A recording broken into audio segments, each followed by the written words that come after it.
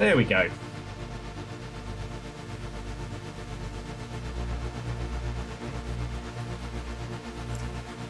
Motherfucker.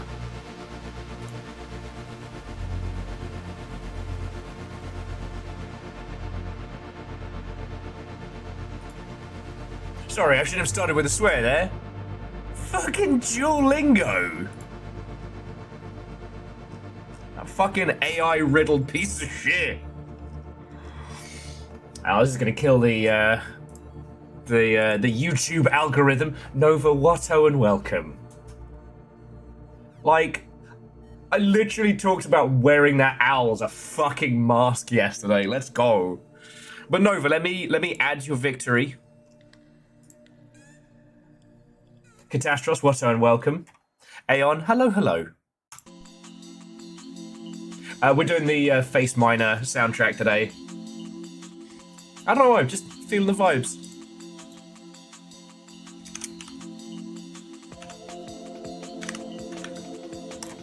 So you and Verton are currently tied for 1.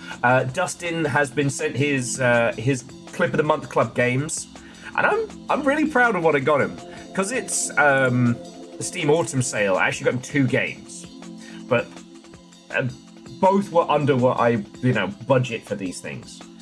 I got him the Typing of the Dead multiplayer survival game because I know it's going to be funny. So Blood Typers, but I also got him 49 keys. Hang on, I'll just show you all while we're chilling. I should probably buy for myself. And like, look at this glorious weirdness. I might have shown you this before, but it's like a mystery within a hidden tome. Because like, I look at what people play, and I do pay attention to what you lot tell me about. And I know Dustin's been on a Warframe kicker, but has like a really good grasp of like, languages and anagrams and the ilk. And I was like, I didn't want to just get this game because mileage may vary, but it's a puzzle and a mystery hidden within this esoteric occult horror book that unfurls as an adventure.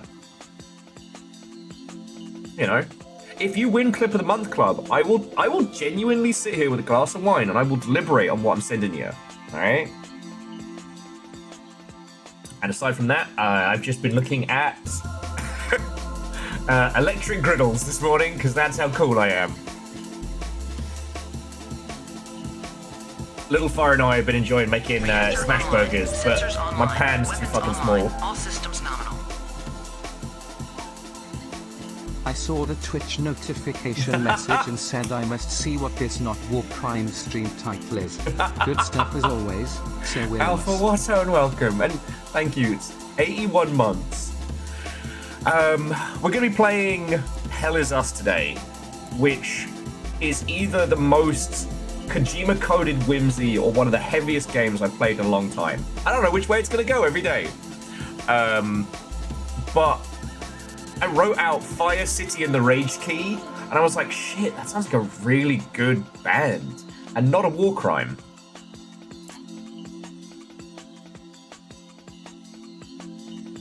Yeah, Alpha, that is not a small number. That is a big number. How you been?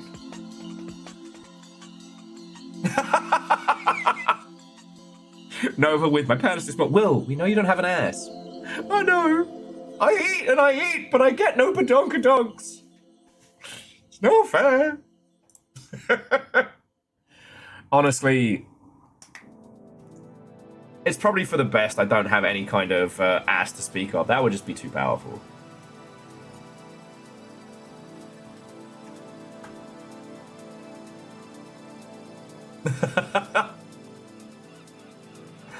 Hey, Catastros, if you're inspired, I know DJ's been doing archipelago runs, which has been real cool.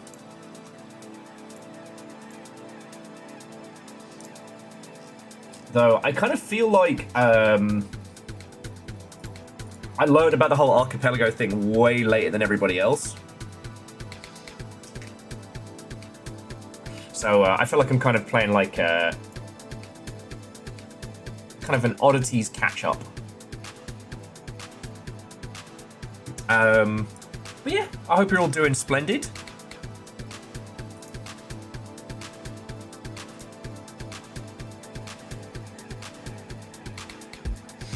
I'll let Blue Sky know what we're up to and then go from there.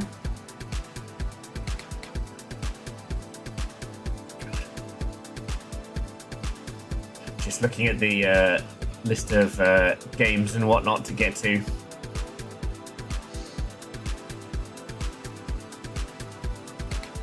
Damn, I actually got to search for it.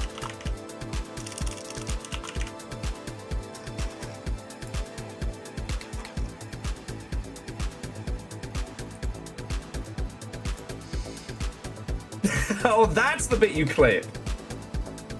And Alpha, I mean, this year is a challenge for everybody, but we're trucking. I had one of my teeth rebuilt by science, and yeah.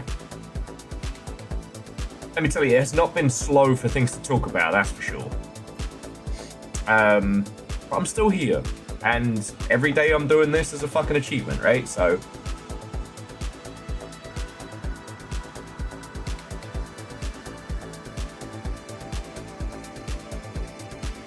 And yet I mean, that's fine.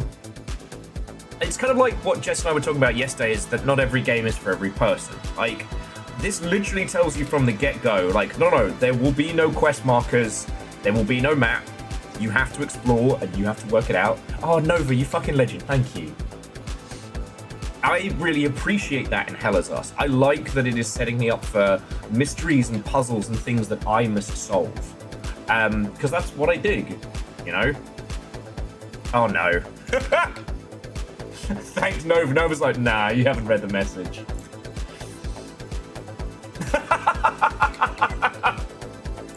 So however many people in the longship have alerts turned on, they just got another day passes of Will having no ass to speak of. We should get those pants that have like faux booty padding. Pretend. Evil Gigwater and welcome. Hello, hello. It is true, this man has no ass. That's a fancy way of saying you went to the dentist. For how much it cost, that's not fancy enough. The only reason that I am not in a nightmarish cycle of financial hell is thanks to one incredible member of the Longship who went, all right, I got you.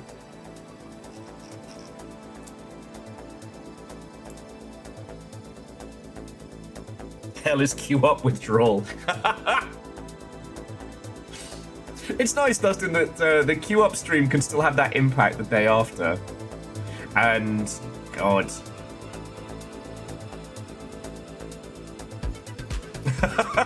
Look, Alpha, I'm happy you're doing good, friend, alright? Like, I understand my role in this whole thing. I am people's second screen while they work. I am people's company while job hunting. You know, I'm the nonsense noise to snooze on, or a sensible place you can talk about games industry stuff without someone screeching in your ear. But when I do screech, it's specific reasons. Like, I know what it's about. And that's that thing of, like, when people stop coming around, it's not because they hate my guards, right? It's because, like, people have gotten a good job or things are going well, you know? But I'll still be here, and for as long as I can, you know? And Kimble, what and welcome. Hello, hello. And there's quite a few folks in the Longship who, you know, we were there during lockdown, and I'm really proud that I was that. And, you know, now they're out doing stuff and living their lives and whatnot, and that makes me happy.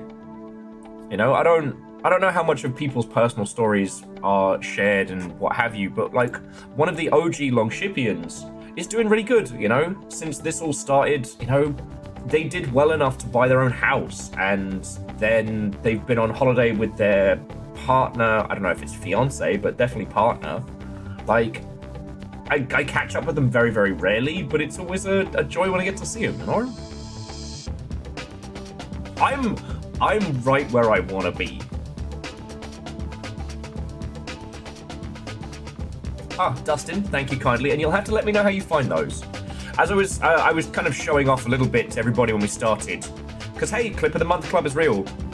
Whoever has the most viewed clip at the end of the month will get personally chosen games from me. And so long as it doesn't break Twitch T's and C's, you can use whatever methods you want. But yeah, for those who got in just now, Dustin won last month, and I picked out Blood Typers because I knew that was going to be, one, very funny and something that Dustin would enjoy, but also 49 Keys, a wildly esoteric kind of unfurling story told within the tomes of this occult book. So yeah, like I said, I know Blood Type is the thing you're going to like. 49 Keys will be something that makes you go, huh? Or it'll be something that you end up telling people about at parties for 1,000 years, you know?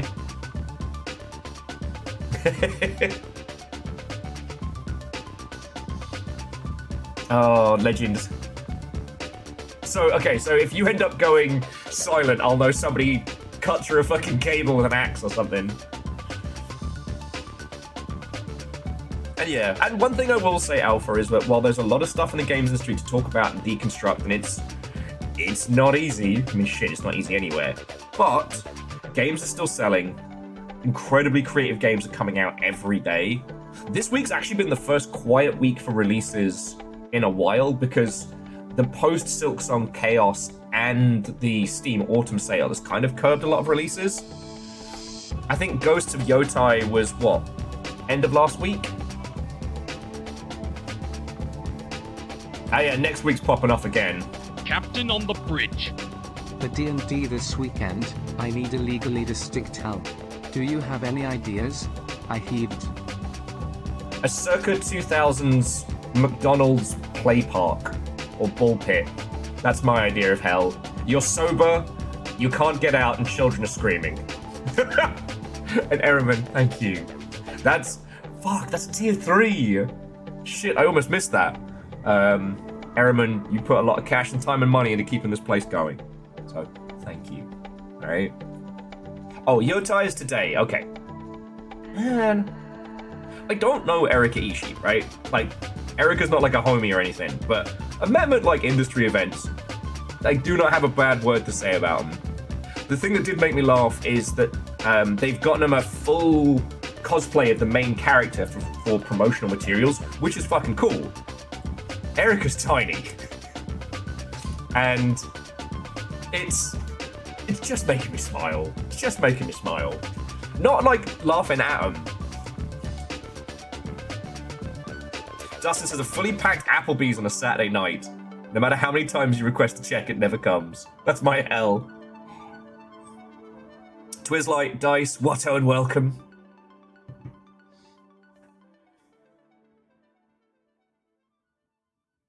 Oh shit, so Ehrman, I thought you were actually asking a question and we're all into like fucking brainstorming mode. The Welsh guy killed the joke. I haven't. I did actually watch the season 2 Has Been Hotel trailer before starting.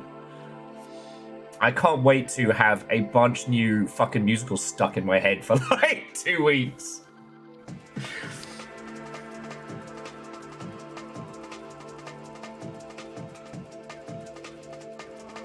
Kind of the last train home full of disappointed football fans who just lost. At least that kind of quietens them down.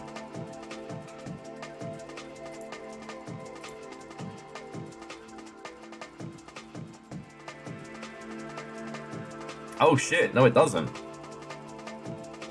That does sound like hell.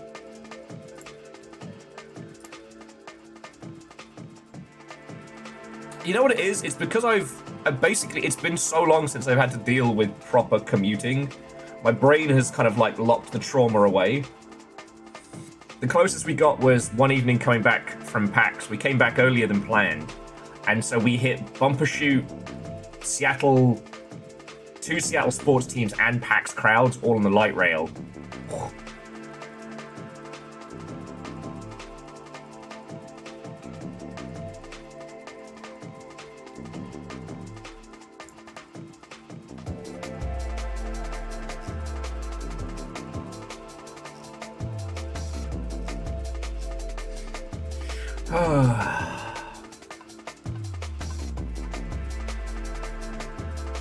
And Favor 6, what's and welcome. Hey, not all reboots suck.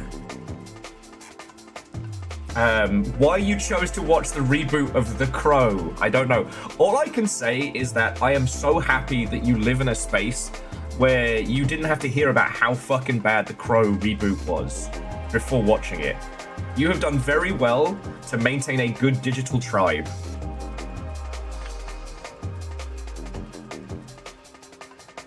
Guys, what if we just watch Reboot? What if we just do that? I wanted to rewatch some of the episodes because I remember some of them being really good horror.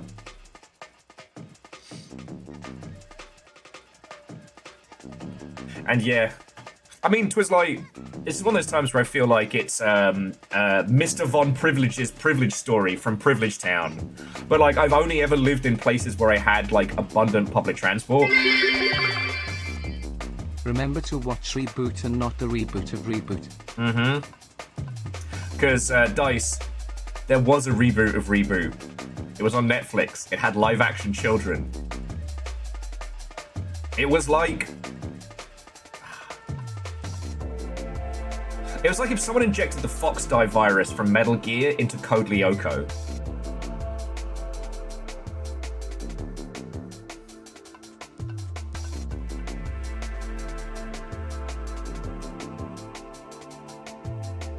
It doesn't exist. Okay, okay. Sorry, and Akari Zero, thank you for the 200.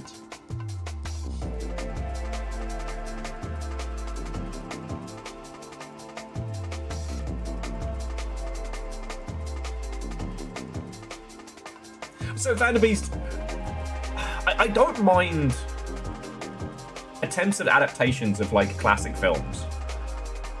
Culture changes, people changes, and you can reevaluate the same concept through an original lens.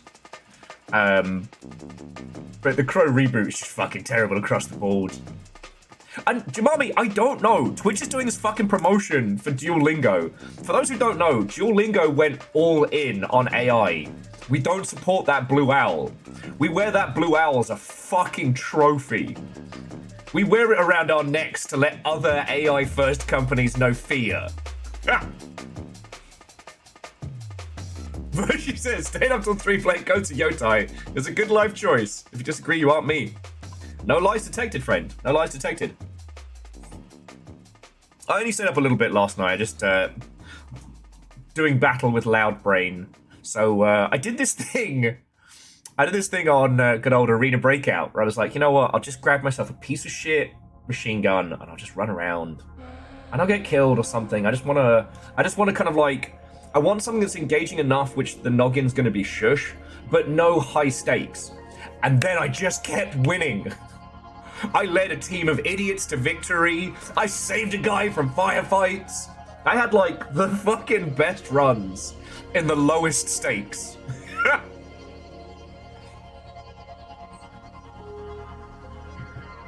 Ah. Oh, and Vanderbeest, thank you for filling the pint glass. It's just, sorry, just jumping back, it's like, Duolingo's whole AI first thing is so fucking funny to me because the nature of language is so organic, right? One of the things that I got taught when I was learning French as a kid is like, all right, this is all fine and good, but what you're learning is basically kind of an old-styley quasi-formal French. You speak this shit in Paris, everyone's basically going to look down on you and spit in your face. You speak this out in like the south of France or in more rural areas, people will laugh a little bit, but they'll be a lot more pleasant. You know, the very nature of language is as it unfurls, you know? And we're not talking about like accents, we're talking about like cultural elements and idioms and things like that, you know? Japanese is always such a fascinating language that once you start learning it, you learn how much the idea of multi-meaning words plays into day-to-day speech and how those words can be used. In English, you know, we have here, here, and here, you know, air and things like that. But we tend to use the words in different ways for expression. We love puns. In Japanese, you have multi-use words depending on their romantic and, I mean, you all know this. You can't give that shit to a large language learning model because it's not learn, it's spongy, it's organic. It goes against the very nature of those kind of like big data sets. Anyway. It doesn't take a genius to know that. So, rest in piss, Duolingo. Rest in piss. If you have to speak French, I fulfill you. Bravo, bravo. Oh. On the subject of bad films, we watched The Tall Grass last night, and maybe it's just because we watched Sleep the night before. Sleep being a South Korean horror film that was just brilliant. Very evocative of our playthrough of Devotion, in terms of like cultural superstition versus perception. And then I watched The Tall Grass, and I mean, Little Fire fell asleep on me, so I couldn't really go anywhere. So I got my chalice of wine, and I'm just suffering through the fucking movie. Akari Zero, thank you for the bits again. If you missed it yesterday, I lost my shit at some translation stuff we did in Tunic. It was funny, and like Vanderbeest, again, thank you so much. But there were a bunch of times where the way in which words were translated caused me to go, I can't believe you've done this. Yeah, Jimami, I wish. She's been buzzing rocks around like the Safari Zone.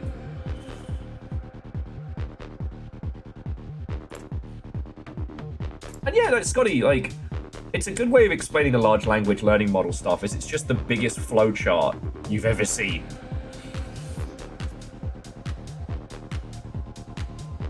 Ehrman has a friend who speaks impeccable French, and when they go to Paris, they intentionally speak. I'm not even going to try and pronounce that, but I assume it's is it? Does Quebec have a dialect, or is it just like an accent?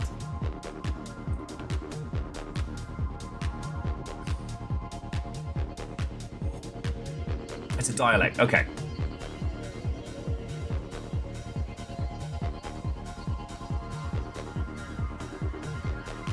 Look, Avenger, if there's not a Muzi tape about it, I don't give a fuck. If you can get me Muzi teaches Quebecian, then we'll go from there, alright?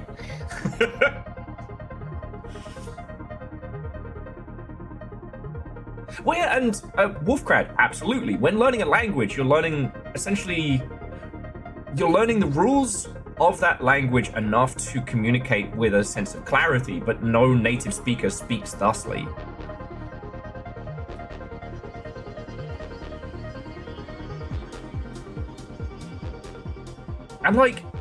And that's fine. It's extremely funny to me because Duolingo had such a strong presence. Their social media game was top of the game. Like, if you wanted to study how to do good social media, you could have just pointed to Duolingo, and you could still. But they fucking nuked their shit from orbit by going all in on AI, and that's very funny to me. Which is why you're seeing ads for free Duolingo, you know, on Twitch, because they're now desperately trying to re-establish users they lost. But, nah. Like I said, I'm going back with Muzi. I'm doing this shit old school. And by the lack of laughter, I'm going to guess that no one else knows what the fuck I'm talking about. It's cool. It's cool. Uncultured swine, but fine. Why do you not put up with me? Oh. And Sauron, what and welcome. Coming in. Oh, Sauron. Your stream's happening tomorrow, isn't it? You put up with us. Wolfcrad, you lot keep me alive.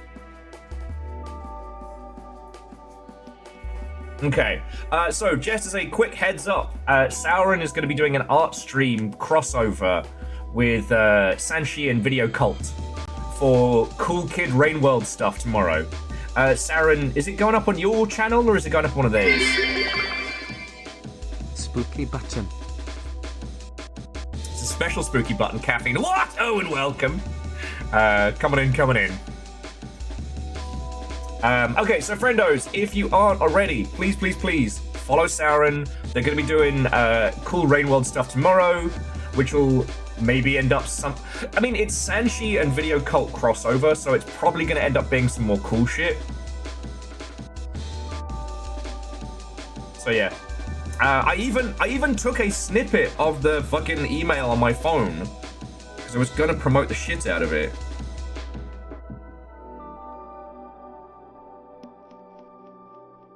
See? See, I have it ready to go. And this is mainly, I mean, Sarah, this is mainly very selfish of me because there are achievements that no one has gotten yet on the new Watch DLC. Since they added the new endings and new content. So, I'm gonna need my rain mode, folks. So Wolfcrat, it's like a series of tubes. Wait, no, that's the internet.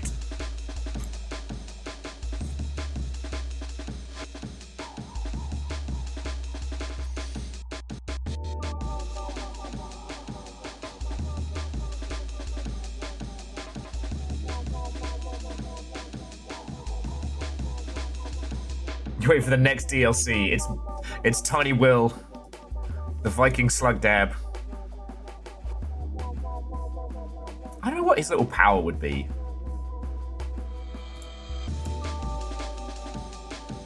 I guess Rainworld is technically a series of tubes.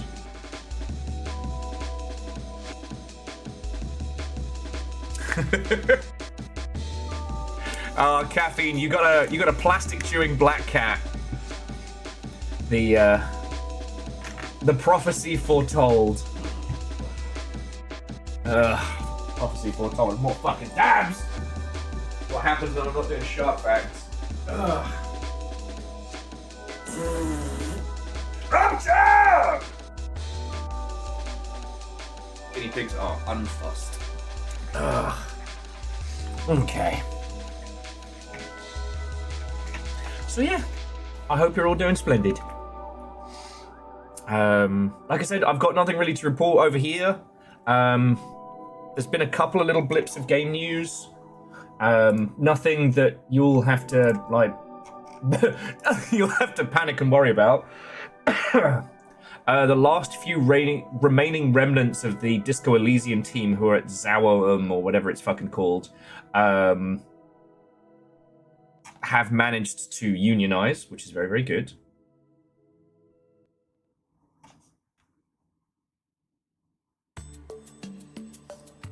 And apparently Starbreeze were working on a D&D project that's gotten killed. Unfortunately, that's the hangover from Payday 3 like stacking it.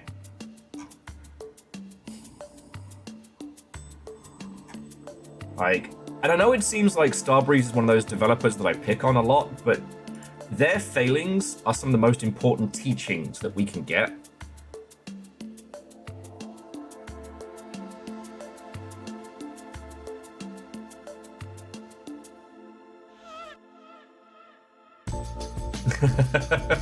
Well, see, the thing is, Jamami, they've had their good salad, which is why they don't give a fuck.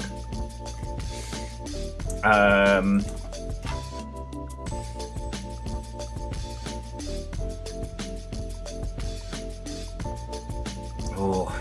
Well, DJ Coyle, if it makes you feel any better, and I guess in solidarity, like, Little Fire's been allergy suffering as well. I was kind of hoping that once the rain hit, it was going to be... it was going to be a little better.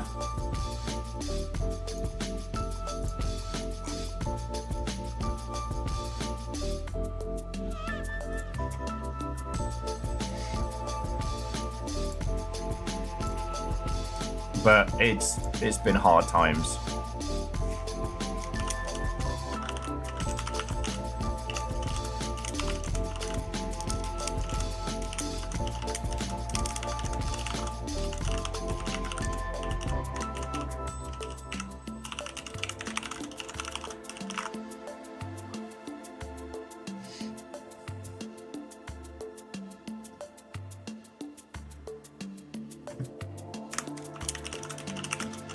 Sorry, forgive me for just a second. I'm just letting Blue Sky know that we're live.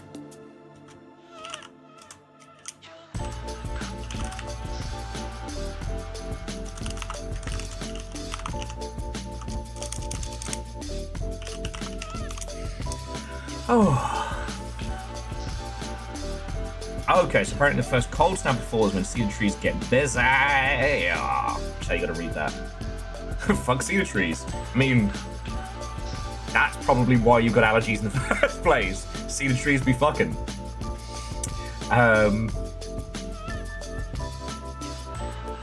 Oh, I had a thought, it dropped out of my head. Caffeine says, FYI's Crit Roll Season 4 start tonight. Okay. So we'll basically be like the critters who can't make it lifeboat. I'm alright with that. Thursdays are always like that with Crit Roll kicking off. I'm okay.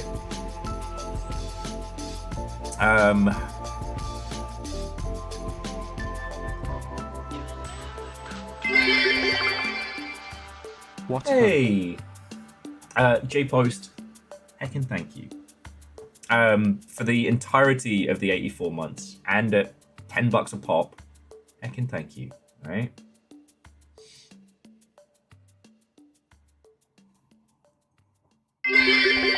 Oh shit! And to you, and Merry Thursday bits to you.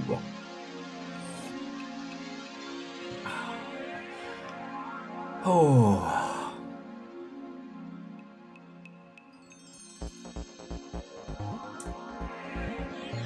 Oh, just as a quick FYI, if you tried yesterday and got 404'd, the Xbox Game Pass subscription cancellation page is back up and working. I killed mine, and you know me. I'm not one that feeds into kind of reactionary nonsense. I'm not somebody that's running around ready to burn the whole town down at the slightest provocation. Anything that is critical of Microsoft, Nintendo, or Sony is usually kind of like fire bait, but Chet put it best in that if, like me, you had the expensive version of Game Pass, that's $30 a month, right? So that's $60 every 2 months. Think how many AAA games that is a month that you would need to play to get your money's worth. Right?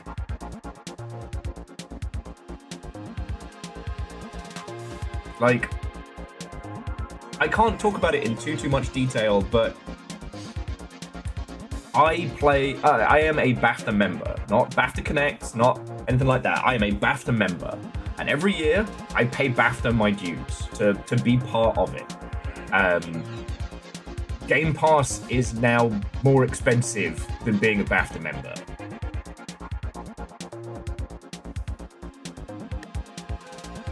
And there was a time when Game Pass was a good, smart play. I talked about it a lot over the years, because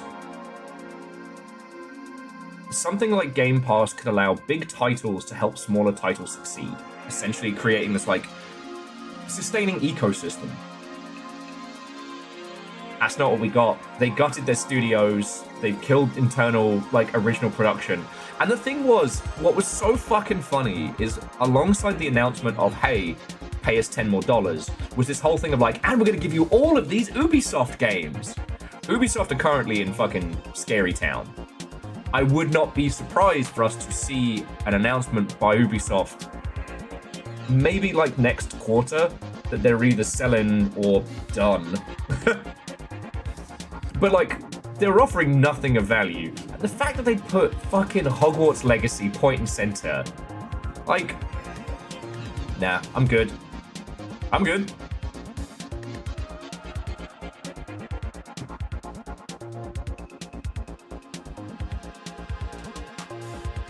Yeah, Scotty Doggy, there's also that. They killed what was essentially the season pass loop, that getting reward points to buy subscription cards, or at least cut down on the cost of them, keeping people in the ecosystem.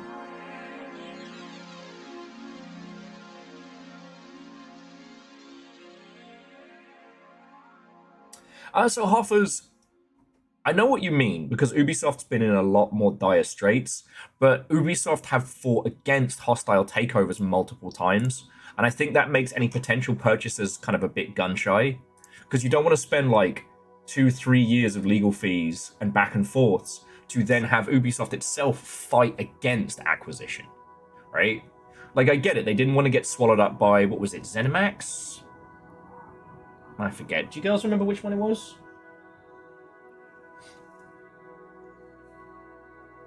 You remember which one it was, babies?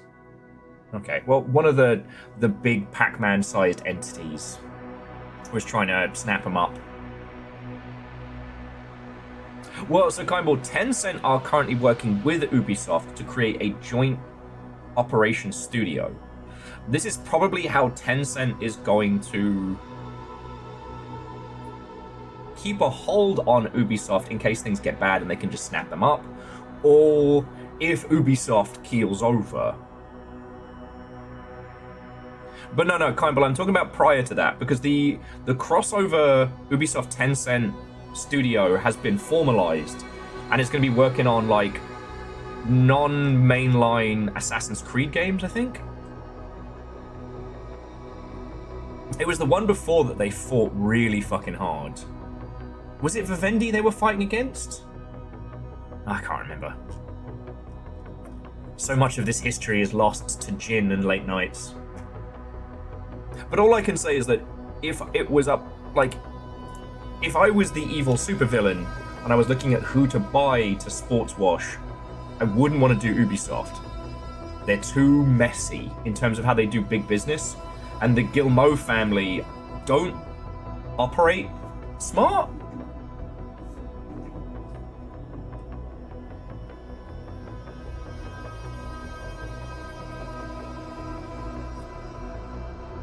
So yeah, I still think it's wild that EA are selling, but we've talked about that so much this week. We don't need to go back into that paint pot.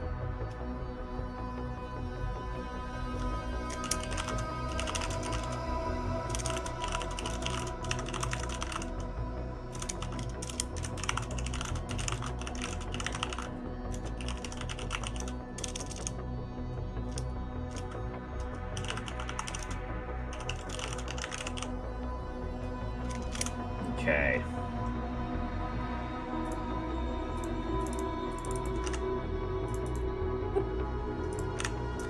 Anyway.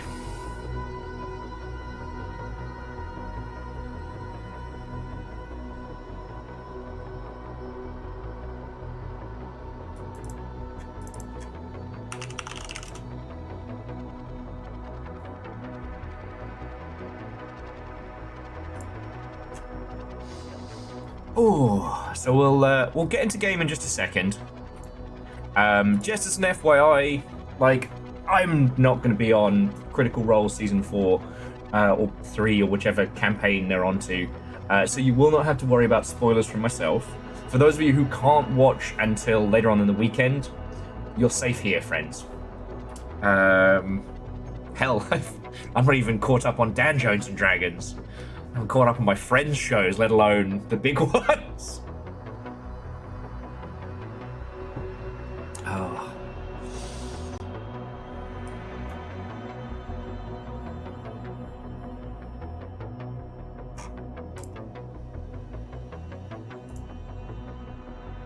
And I don't mean to make that sound dismissive. Like, for those of you who are excited for it, I'm super happy. If I remember correctly, this is good old, what's his face? Not BG.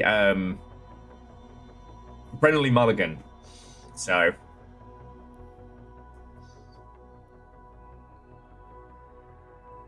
Oh. I kind of just saying they like working at Ubisoft, made some lovely friends. Yeah, I try and make sure that whenever we're having these kind of talks and these discussions that we don't just shit on big studios. We don't just shit on, the company wholesale, because even within some of these larger companies, there are lovely people doing exceptional work and creating exceptional things. And I think it's an important one to focus on. I'm not saying let people off their bullshit. What I'm saying is, I'm not saying. Okay, let me rephrase that one. To the super professor, how well timed. Watto and welcome. Yep, still working on Hell Is Us. I was sick last week, so I didn't get a chance to jump into it. And you know the place you warned us about? That's where we at, baby! So everything's on fire. How are you? Yeah. And yeah, Caffeine, ire to the C-suite. Like, death to the corp, not to the creative. And the thing is, like, the people working in some of the especially shitey studios, the few that are left, like, they're having a fucking hard time of it. And at this point, where they might have been able to speak out prior, now they're under, you know, there's no safety net if shit goes south. So they're probably in a state of like Thursday pub camaraderie, the likes of which none have seen.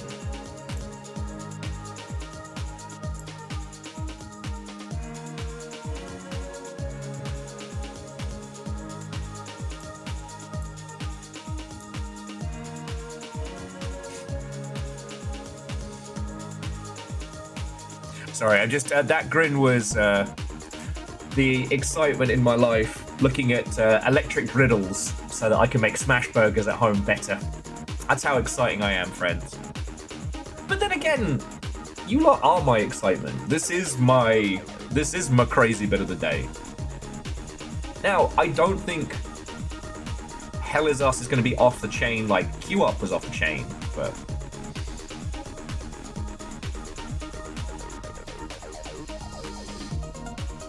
if there's one thing we can say about Hell Is Us is that this game has teeth. This game does not feck around.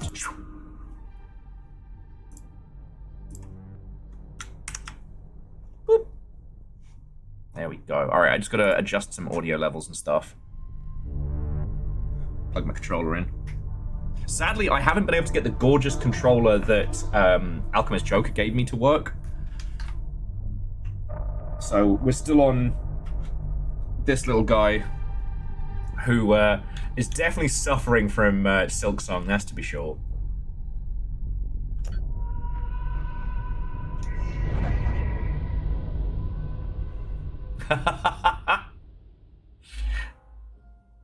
No, so Scotty. Oh. Okay. I forget where we came out here. Oh, okay, so we just saved the couple who were trapped in the starting area. And now we're working on the puzzles round, I was gonna say Tinelu, but that's from fucking Memno. We did get the key to the pharmacy, and we found the community center with everybody in it. Okay, now, does anyone need a primer? Does anyone need a primer on the game so far? Oh, to almost a hamburger. What time? Welcome. Sorry, and jumping back to Scotty. No, not a George Foreman grill. A griddle. Like it's basically like a flat hot plate. Because all I've got is some hand-me-down frying pans, and they're okay, but I'm working off an electric cooker as well, which is fine, but to make smash burgers, you need to be able to do the smashing part, and the last time we made smash burgers, it was delicious, but we basically ended up making accidental sliders on how small the burgers were. Because the thing was, like, you know, homemade burgers can be really cool, but up until very, very recently, I hadn't had homemade hamburgers that made me go, all right, this is the thing I actually want to eat. And then I stumbled upon a smash burger recipe online, and that just fucking changed my life.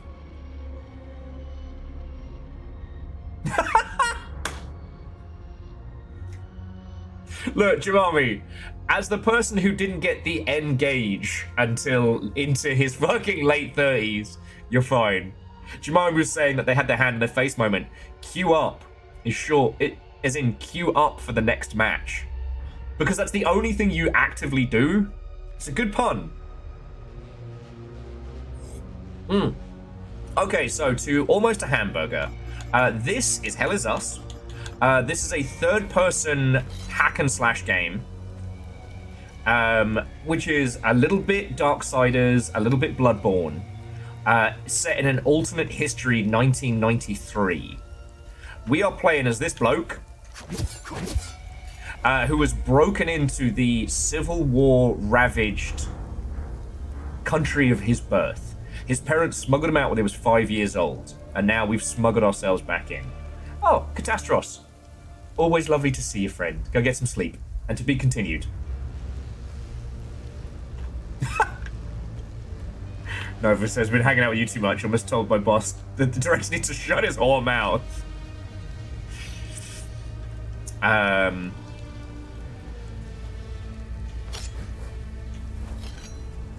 This is a hell of a game. So it is very Kojima coded. It has that Death Stranding vibe. It has that like context without information kind of setup. We still don't really know the mystery of our character, but we've come to this faux Eastern European country, and it is in a very bloody and very generationally charged civil war. We've seen proper war crimes. It's brutal. I try to get out, but I keep smuggling myself back in. Me to Jin.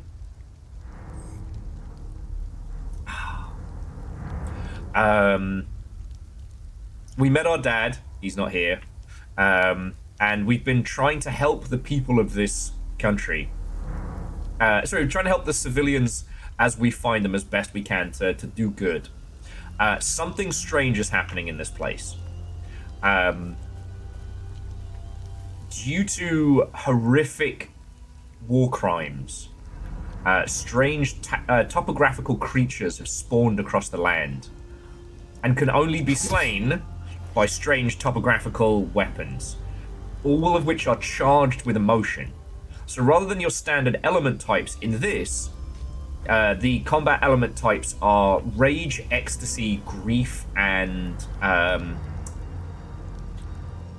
fear. So I got these rage axes, and I've also got my fear polearm. I also have this little guy on my shoulder, who we named Lord Calcium Dronio. Yeah, but again, Almost a Hamburger, I cannot state how Kojima this game is. It is also probably one of the realest conversations about modern conflict, and I'm trying to choose my words very, very carefully, but this is definitely saying a lot where other games based on war would go, don't look over there. And yeah, and Nova, I'm sorry you've been going through the fucking ringer today, friend. I saw your post and I'm just like, I mean, my boss is an asshole and I deal with him every fucking day.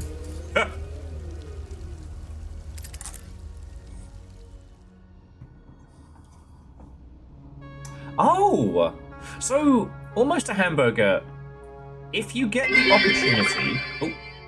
I guess that's better than typographical creatures. Helvetica is us. That's the typing of the Dead remake! Helvetica is us. Bravo, Vanderbeest, bravo. So Almost a Hamburger, the Hideo Kojima style is an interesting one because it popped about through heavy focus on cinematic or use of cinematography in a video gaming space with some kind of high concept, high ridiculousness. What I would say is, are you familiar with Death Stranding? Because I think if you want to get the full breadth and depth of his style of game. And I shouldn't say just him. He has a lot of people he works with. I try to make sure I refer to it as Kojima Productions, not just him. It's not all him. But I would say that Death Stranding is the best encapsulation of his... the kind of unique games he tries to put together. Obviously, Metal Gear is the franchise he's most known for, but Metal Gear's kind of had its growing pains over the years. Metal Gear Solid on the original PlayStation was the point at which he became a named creative of his own accord. And that series is... It's a hard one to pin down. Metal Gear Solid 3 is probably the best one if you wanted to play one, and I've been told that Metal Gear Delta, the up-resi remake recently, is a very good way.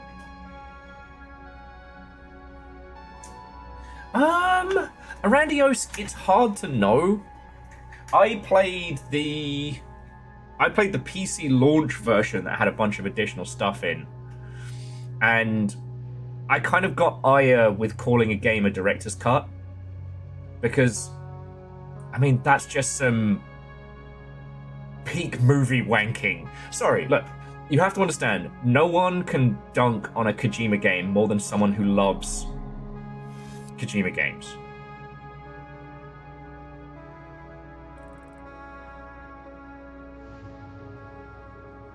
Like, it's a special skill.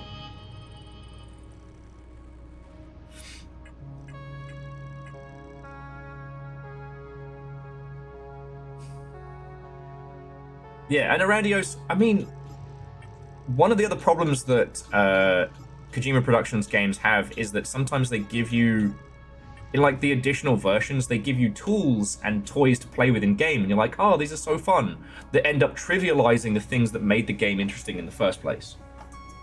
Like, one of my recommendations is when you're playing Death Stranding, don't use the zip lines.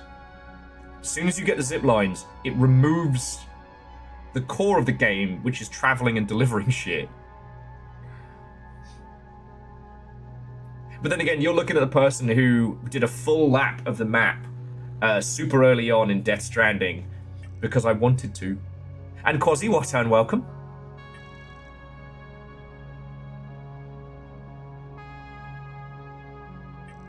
And to Almost a Hamburger, one of the interesting things about... So, it's hard to talk about the Kojima style without talking about the history of Metal Gear. So, million squillion years ago, Konami needed some side titles, and they gave it to Sketchlord and quasi dingus Hideo Kojima, a fresh-faced movie nerd working at Konami. And so he made Metal Gear for the NES. A rip of about 50 different 80s action movies in a game that was so drastically different than anything else on the NES. It's a stealth espionage game. You avoid conflict. You can get your ass handed to you by a dog.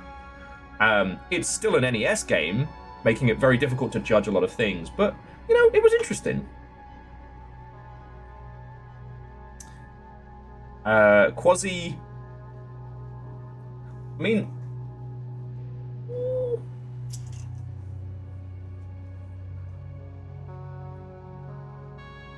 I mean, of the three, I would say go local option, but failing that,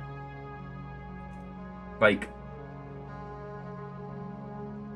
as a friend would say, the one thing you can't get back is time, and so if someone bringing you shawarma today is going to bring you joy, maybe do that. The local is like fast food.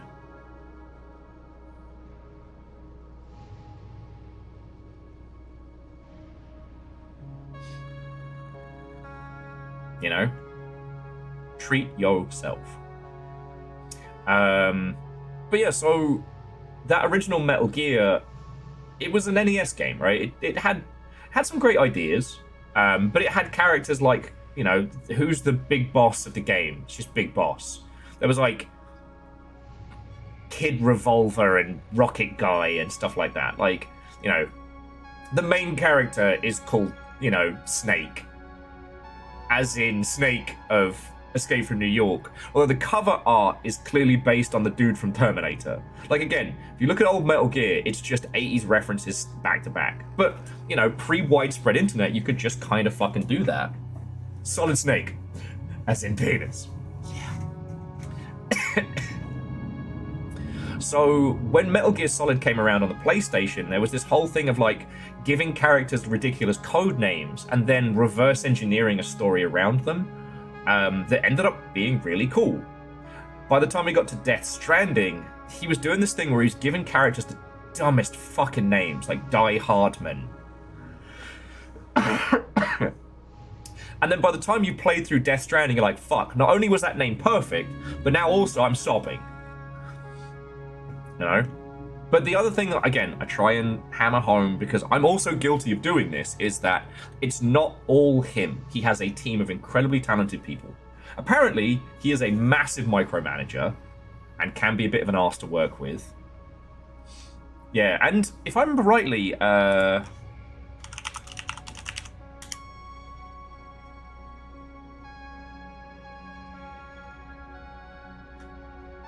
yeah, the gentleman, Tommy Earl Jenkins, who played Die Hardman, even popped into chat while we were playing through it. And he does an incredible job. He means like Hideo Kojima and 1,500 of his best friends. Yup.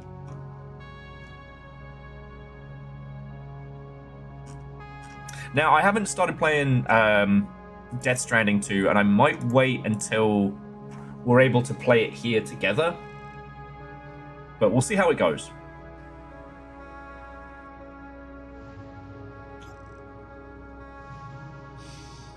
So yeah, to talk about Kojima games is always an interesting one, because it's where we fall into that, like, is the person an alter, or did they just get lucky? Does it matter?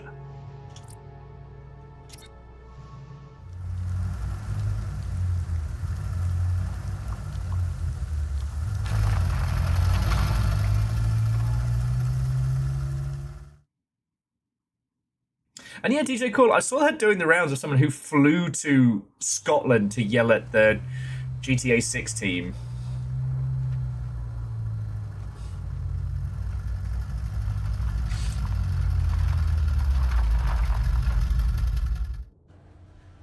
Now, I will say, as someone who has worked social media campaigns and community in the ilk, you can't rile up a fan base that hard and then be surprised. Okay, yeah. When they start doing weird shit.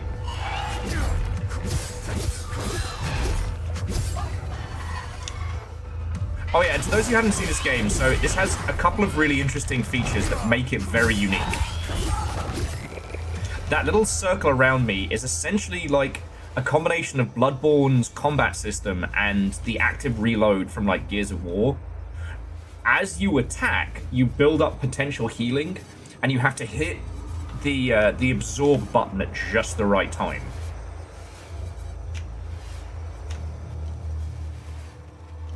DJ Core says it happened at Irrational during Bioshock Infinite developer. A guy showed up pretending to be pizza delivery. Fuck. We never had too many crazies at CA.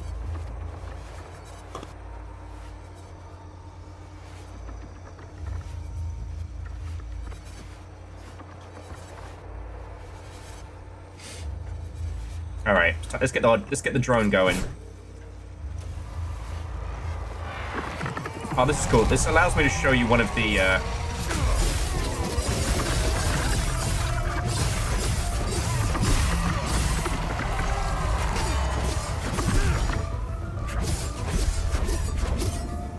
Okay, so that's one of the other hooks on this one, is that these creatures, which appear to be born of awful emotions personified, can have these like Evangelion style crystal creatures that spawn from them. They are like pure distilled emotion. And now that we're getting into like the second tier of enemies, we're also dealing with either creatures that have two kinds of emotion or complex emotions, which have different like types and abilities. This game is no joke.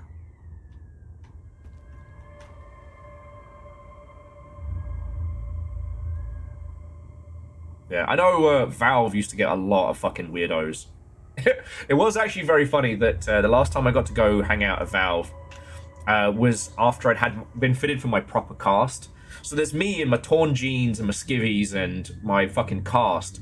And I'm like, oh, I'm here to see so-and-so. And the security guys looking at each other like, ah, oh, fuck, have we got another one? It was very funny. When my friend came and grabbed me, they looked at her and looked at me and then looked at her again like, are you under duress? Are you okay? So yeah. Now before we continue, I don't know, content warning is even going to really cut it with this. This is a game about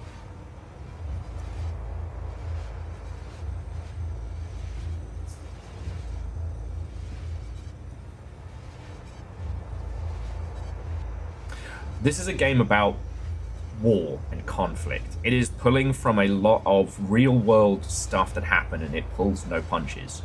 Much like Metal Gear with its discussion of all sorts. This is using an unrealistic situation to talk about real things. We're in this little city that was burnt.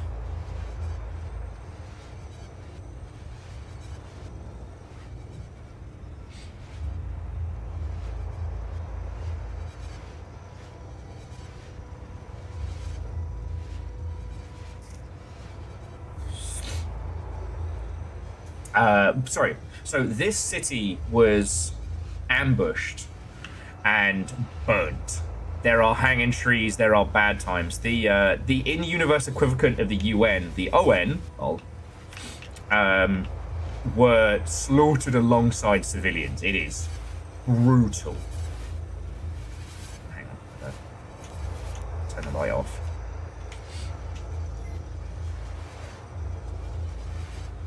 Now, we did save the dog. So far, the dog is fine. I don't know to what extent this area is going to start talking about real shit.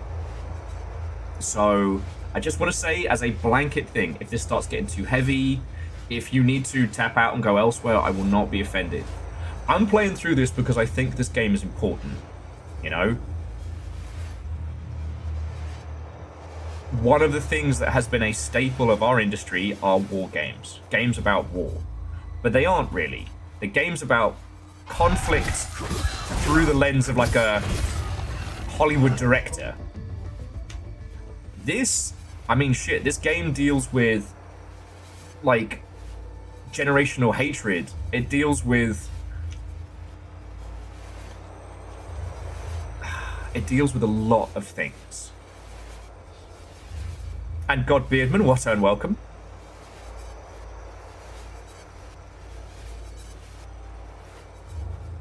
Yeah, games about war versus games about uncritical violence. And I'm not against them. I mean, shit, I'm playing fucking Arena Breakout, a free-to-play Tarkov clone. I shouldn't even call it a Tarkov clone because it's actually doing a better job. It's kind of out-Tarkov the Tarkov. But, like, something like Arena Breakout is fine to play. You know? Have fun. Get into some crazy shit, you know? Ow.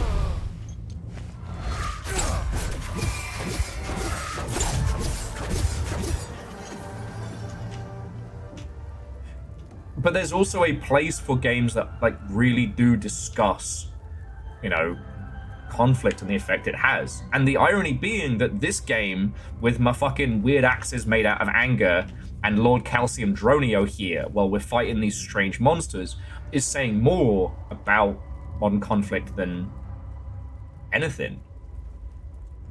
Games have this ability to put us in a position that other media doesn't.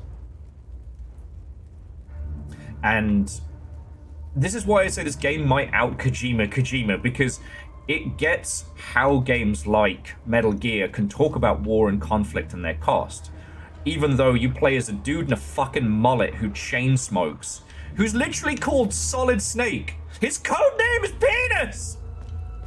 His code name is Penis!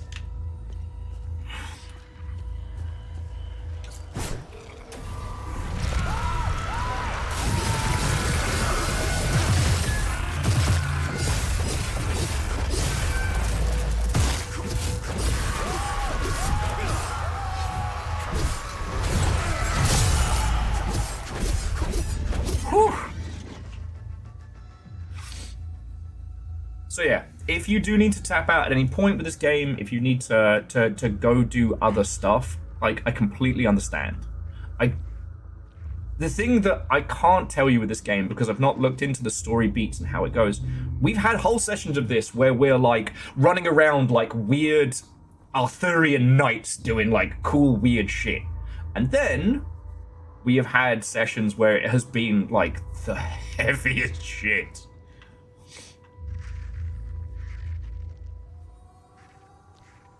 Yeah.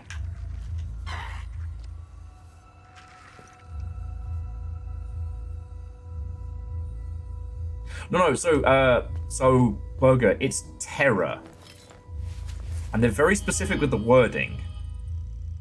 I might have, yeah, so it's a limbic sphere of terror.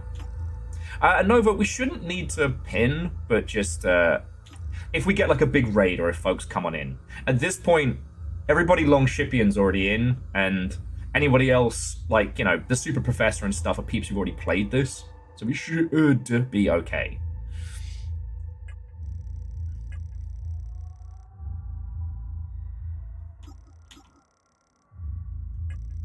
Okay. Now, the other thing about this game to bear in mind, which I really like about this, is that there is no map, right? And all of these different puzzles are ones that you have to investigate yourself. So, like, right now, we have 3 keystones. Because we got the keystone of grief, we have the keystones of rage, terror, and ecstasy, and we have different hooks on each one as to where to go. We're currently exploring this town, which isn't Tynelu, but I keep wanting to call it Tynelu.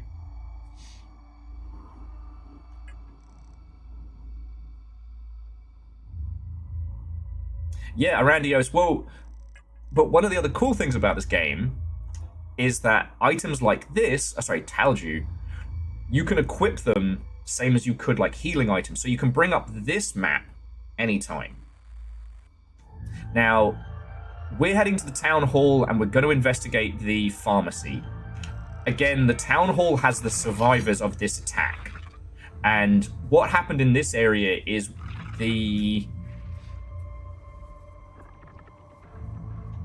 I want to say it was the Sabidian troops waited until the forces retreated to here, encircled it, burnt it, murdered everybody. The game has been very careful as to show us both sides of this generational hatred. Although we've only been really seeing this side of the conflict. The two sides in this fictional Eastern European country is you have kind of like the religious traditionalists, and then you have the Sabidian, what do they call themselves? Reformists? I forget. And these two groups have been killing and hurting each other for generations. What's happened in this game, what has happened in the story so far, before we get in the history of this faux country, is that there was a dictator, and as much as he was awful, he kind of kept these two sides from killing each other, and then, well, he jobbed himself.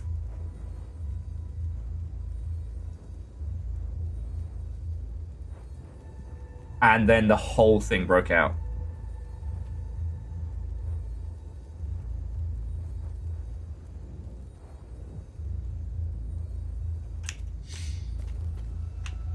So yeah, it's the interesting thing about this game, is much like the Kojima style, is we get all of the history of this country and everything that's happened prior and all the different pieces that are going on, but we still don't know really who we are. Like, apparently we were a soldier for a while, and apparently we grew up here until we were 5, and then our mother smuggled us out the country, and we smuggled ourselves back in. Technically, this whole game is actually an interrogation that is happening between someone we've named, was it Neck Chinman, sorry, who is interrogating us to find out why we're here and why we... Alright, hang on a sec. Fucking wee!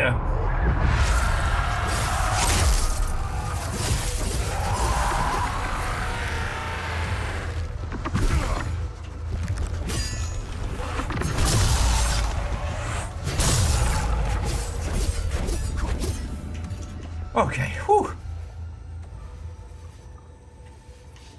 Yeah, around EOS, there have been a few games that have used that narrative conceit to tell the story, and I like them. As much as Breathage kind of gives me the ick, I do like the whole, like, you're being interrogated by robot mafia, and so whenever you die in-game, they slap you and go, no, that's not how it happened, tell it better.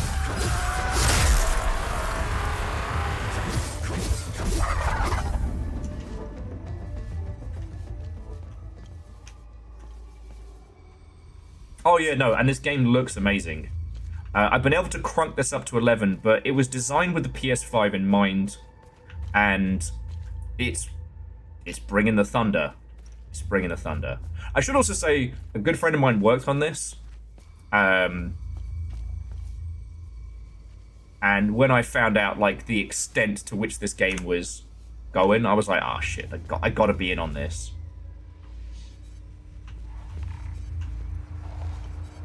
Okay, I just got the key for this. Oh, other side.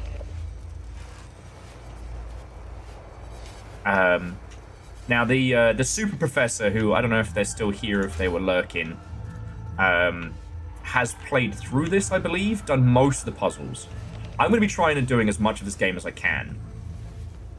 Though we're going to come to we're going to hit the town hall in a bit. I don't think we're quite ready for.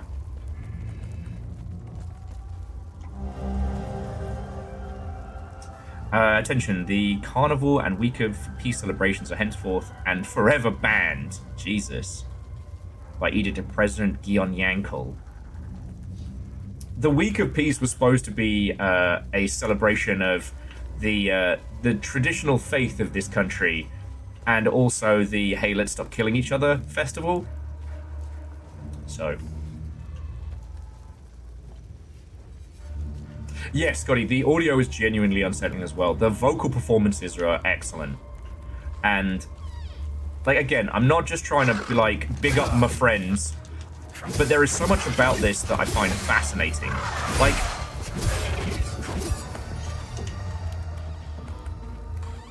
So I said that this kind of out-Kojima's Kojima, and there are a lot of reasons why I actually, like, I stand by that. And one of them is that in the early Metal Gears, before it was a huge phenomenon, you know, before it was this massive squillion-dollar franchise, it was just a plucky, weird game, right? And there are loads of things that Metal Gear does, the early ones, that... Oh, some basic meals. That allow them to tell a lot of story with a very limited budget. No one talks about the codecs anymore. The codec calls. Because it's just such a ubiquitous part of gaming. But when you stop and think about it, a codec call requires fuck all animation. But two voice actors can natter back and forth at each other for a long time. And especially when you think about how the PlayStation introduced... The OG PlayStation introduced both... video and audio CD-ROM style, allowing them to make longer, like, pre-rendered cutscenes and things like that. Like, it's all pretty fucking smart.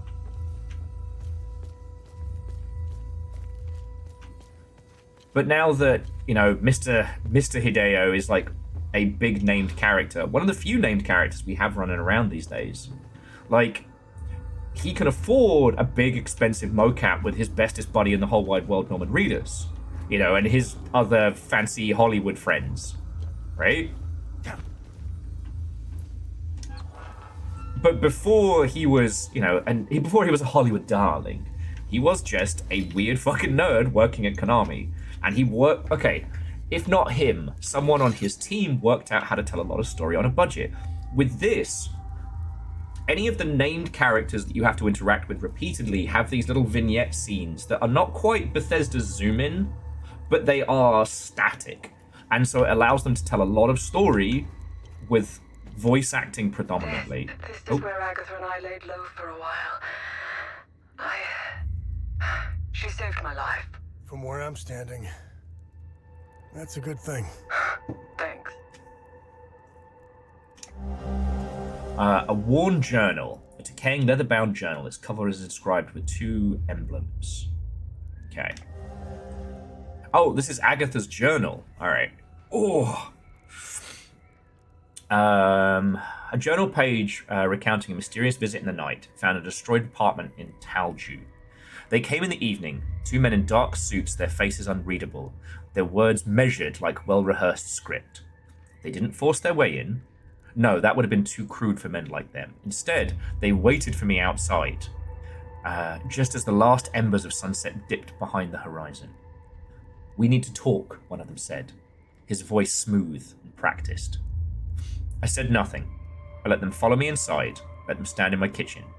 They did not touch the tea I offered. They didn't sit. They just watched me, like wolves in expensive wool coats.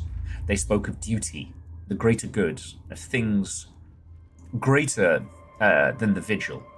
They insisted that my cause was a relic and that it wouldn't survive what was coming. The other placed a thick envelope. Inside were money, passports, and something else I didn't dare touch. A promise or a warning. They insisted I think about it before leaving. I didn't sleep that night, wondering whether I should inform Vitalis. The envelope stood on the table, untouched. Just, I guess, for almost a hamburger. So the vigil we learned a lot about last stream. Ooh. Got ourselves a little puzzle in here. The vigil have basically been like a secret order of knights who have fought against the weird monsters that have been popping up. Apparently our dad was a big part of it, and we've... Oh, no. We've definitely... accidentally signed up. Oh, hey, hello. I'm sorry, do you live... Is this your place? I needed somewhere to hide, and this apartment was empty, so... Do you know if anyone else is alive out there? Oscar Tithilus. Can I offer you some booze? Thank you, but I... Oh, do you know... Okay.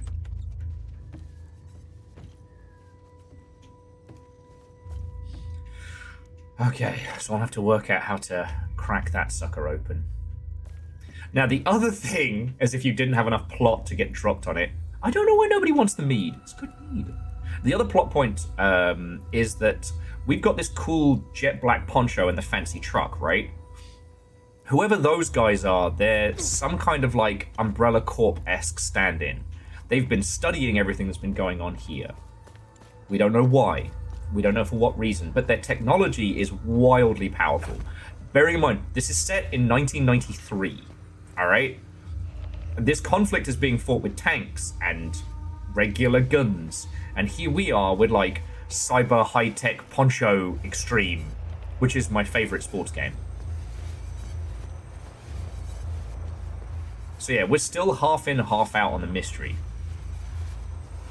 I mean, Hamburger, it could be. It doesn't bear the same resemblance to...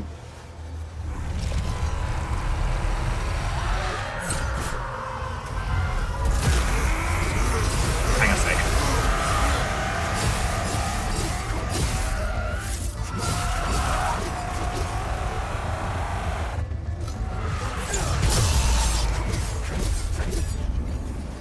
It doesn't bear the same resemblance to the SCP Foundation that, say, Control does.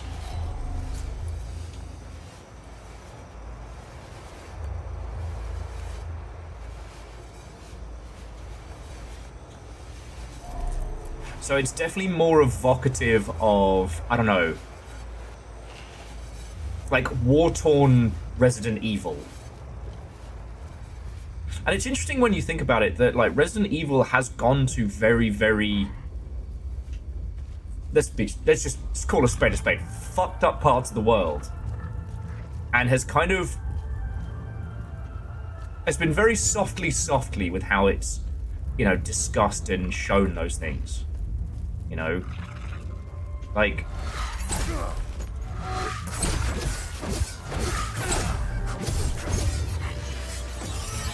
Alright. Leveling up my axes. Oh, that guy's pissed at me.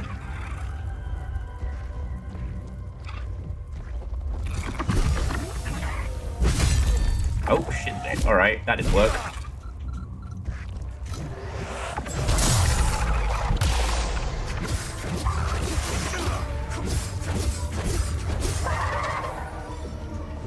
Oh, we alright?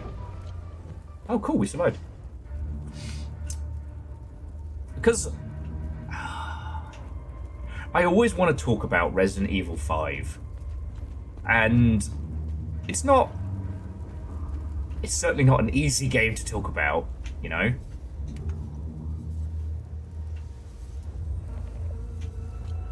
But one of the reasons why I want to talk about it so much is because, like, it goes to a part of the world that is very seldom actually discussed in video games.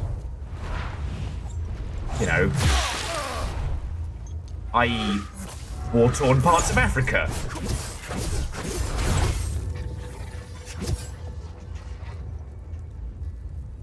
And the way in which I feel that Resi 5 handles it is very much like, you know, we're going to treat a very messed up part of the world as a, I don't know, in the same way they treated their, you know, Eastern European places in Resi 4.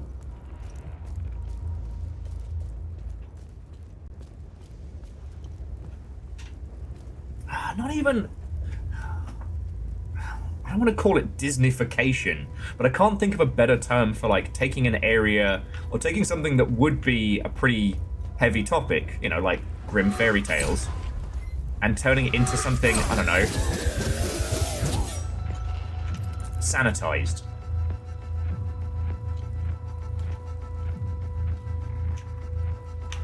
So that's why with something like this, and again, I'm trying not to speak for the devs in terms of like what this game is trying to say and what it's about.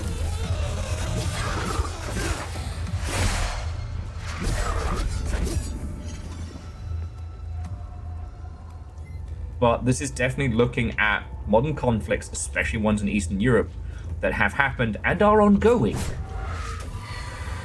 And it does not treat them like a playground with which to just put, you know, the newest looter shooter.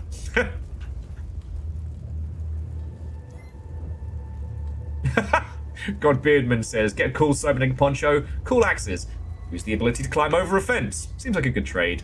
Yup. Resident Evil says, what? Damn, this gate is locked. What are we gonna do?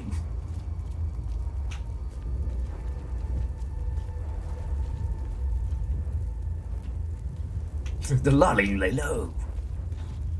Where's everybody gone? Bingo? I don't think I can put off going to the town centre anymore. We're going to find out what terrible things happened. Although, so to God Beardman, what was really interesting is I was trying to explain to people what the immersive sim movement was, and it was interesting because there were a lot of younglings who kind of only really been into games since like the expansion of the open world shooter. And I was trying to explain that, like, yes, those games are open in that they let you go places, but they're actually very constrained in what you can do in them. Like, in this game, I can't go over that fence. Now, me, in my completely out of shape state, could roll over that fence if we needed to. But in the rules of this game, that's not a thing we're allowed to do, and that's fine. In an immersive sim, what I'd be able to do is take these tires, stack them up, and then use those to get over the fence. I would be able to use the systems in the world to do stuff as if I were treating it like a simulation of life. An immersive sim, if you will. Now, obviously, that concept came from Thief and Deus Ex and a bunch of others, but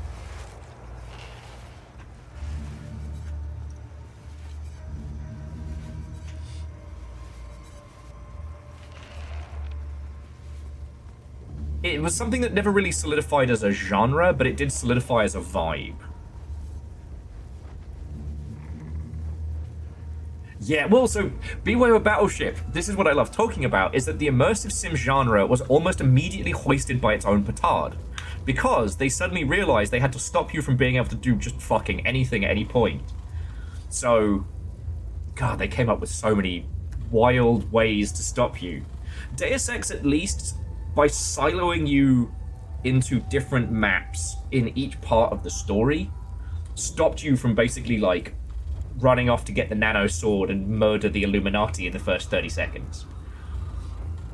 But like, you could go so off script. You know, so Jackie Foxbot, who's one of our regulars, has been playing through Deus Ex Human Revolution, and that one's interesting because it's the least immersive sim of the franchise, but it has these like, basically like ability key doors.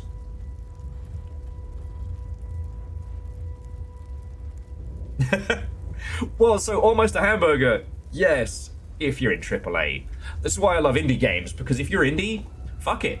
Make it so that people can murder the boss in the first 30 seconds. Make it so they can get out of bounds. Put it on them. If you make an immersive sim, let them be immersed and simulate. You just have to let them be wrong. And there's nothing scarier. Because users will be wrong and then blame you. Oh, this game is dumb and stupid and easy. I murdered the boss in 10 seconds by dropping a box on his head. Good. Glad you did that. You could have fought him in a sword duel. You crushed his noggin in with some fucking construction materials. That's on you, homie. Getting lost in it. Putting all your points to swimming in Deus Ex. God. It's so funny, because if you play through the original Deus Ex, there is one thing in the beginning that gets you some goodies from swimming. Then nothing else.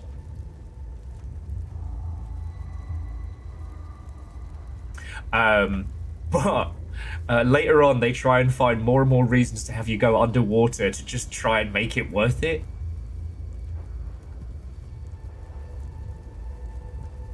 Ah, yes, that was Red Faction Guerrilla.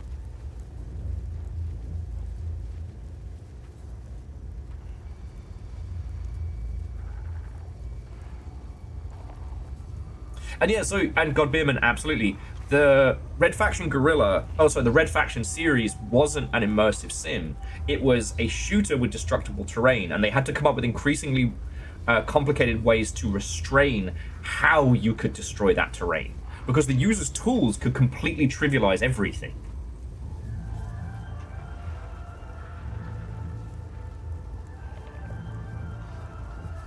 And this is where, like, me as an indie game fanatic, and I know that's bizarre with me playing a AAA game right in front of you, but as an indie game fanatic, that's why I like those titles, because something like Red Faction needs to sell a shitload of copies to make back what it cost to make, which means that the experience has to be palatable.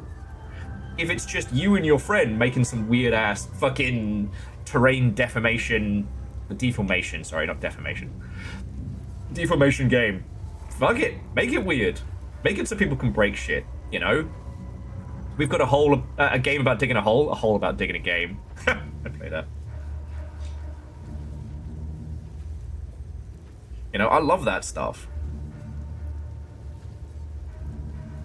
Okay, so, friends, I'm gonna make myself another coffee. Just very, very quickly. I'm not going on proper break, because I've finished my... Just this. I finished my main coffee, and we're probably gonna need it because we're going into the town hall, and this seems to be where all the survivors are held up.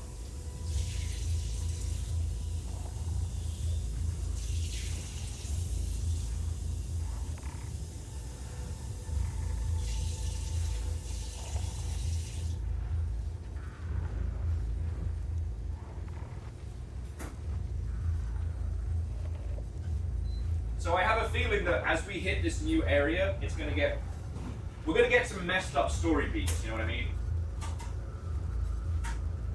So I want to do that with more coffee in my system. I'll see you later.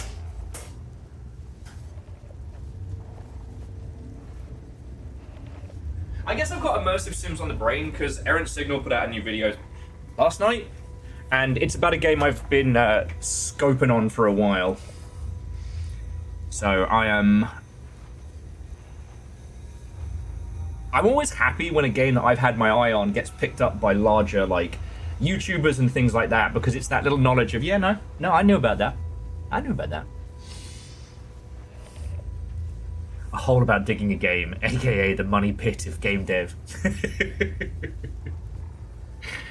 Oh, there is actually one bloke who has been using sandcastles at the beach to do his level design for his title, and I'm like, that's so fucking cool. Just using like photogrammetry and then scaling it to fit the title. I'm like, fuck, that's cool.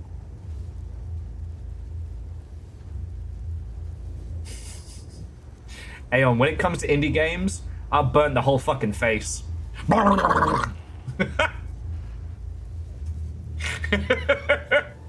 I knew you meant.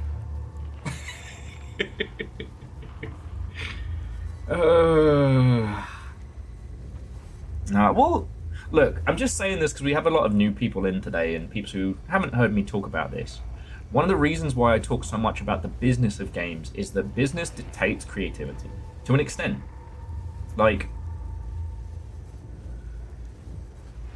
we talk about, you know, Kojima Productions, but the only reason that Kojima Productions can be as fucking weird as it is because the Metal Gear franchise was so financially lucrative and so iconic that, and his name was attached to it the whole fucking time. Like, Sony will now pour buckets of money on him to be like, hey, make this a PlayStation exclusive for a year, make it for our hardware, here is a whole heap of money. He can do that. His weirdness is not only encouraged, but courted. When you are making a big game like this, it's risky to be interesting, right?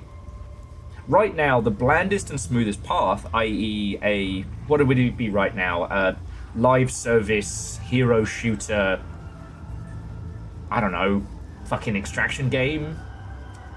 Thematically, that is the smoothest point with no rough edges. Users know exactly what they're getting. Business people know exactly what they're getting. That's how it be. You know, that is something that can appeal to a wide audience, and especially if the themes around it are either heavily sanitized, you know, so take Valorant and Fragpunk, which is basically sanitized Counter-Strike. Because Counter-Strike, you know, coming out of the 90s, being a terrorists versus counter-terrorists. That can be a hard sell in certain parts of the world. But Valorant is alternate dimension shooty gun bang, where you're not battling for any ideology, you're trying to stop alternate time versions of yourself breaking time more. I know. Oh shit. Hang on, friends, I need a second. I'm not stalling, I promise. I am so sorry, babies.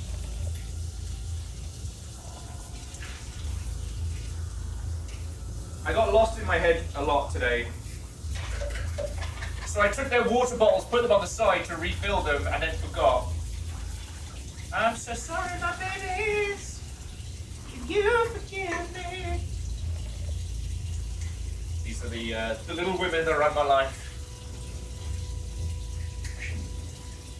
Distinguished ladies that own this household.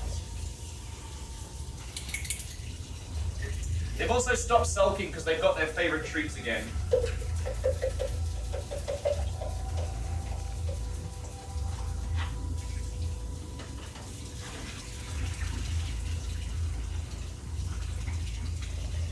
But they did not speak to me for like a whole day because I ran out of their favorite treats. Not even joking.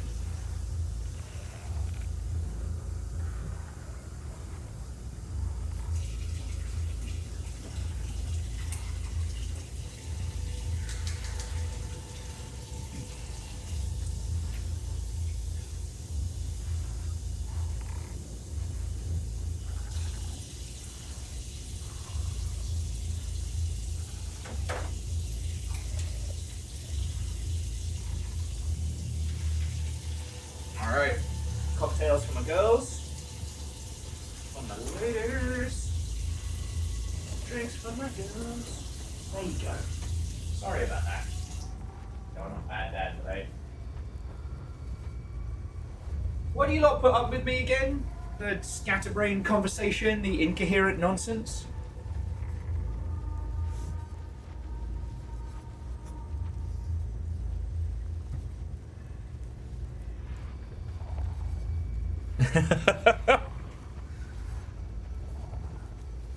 Oh no, so Godbeardman, this game, you're being interrogated by a bloke. And Nova, I had a little breakfast thing. I'm gonna make a nice sarnie in an hour or two. I've still got leftover of the slow-cooked pulled pork that I made. But yeah, like, sanitization of thematics is something that I find fascinating in terms of video games, because the more you have to sell, the more likely the game is to be sanitized. Nick, what and welcome. Like, we just mentioned Red Faction Guerrilla. That was fucking wild at the time. It seems pretty tame now, but it was a post 9/11 game where you played an insurgent freedom fighter using homemade explosives and vehicles to fight against a tyrannical regime.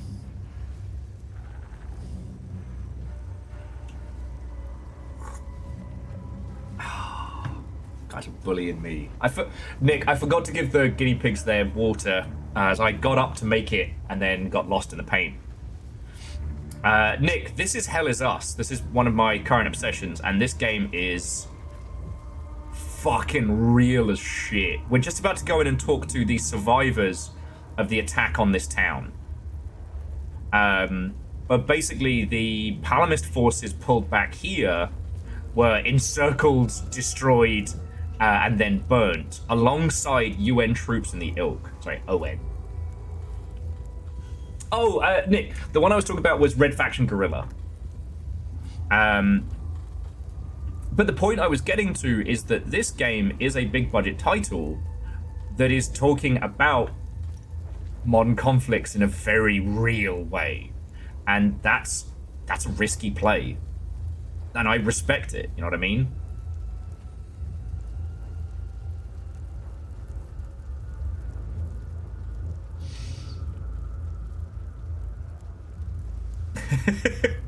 Hamburger says, there's two things I love. It's scatterbrain conversation and incoherent nonsense. Well, welcome to your new fucking landing page then.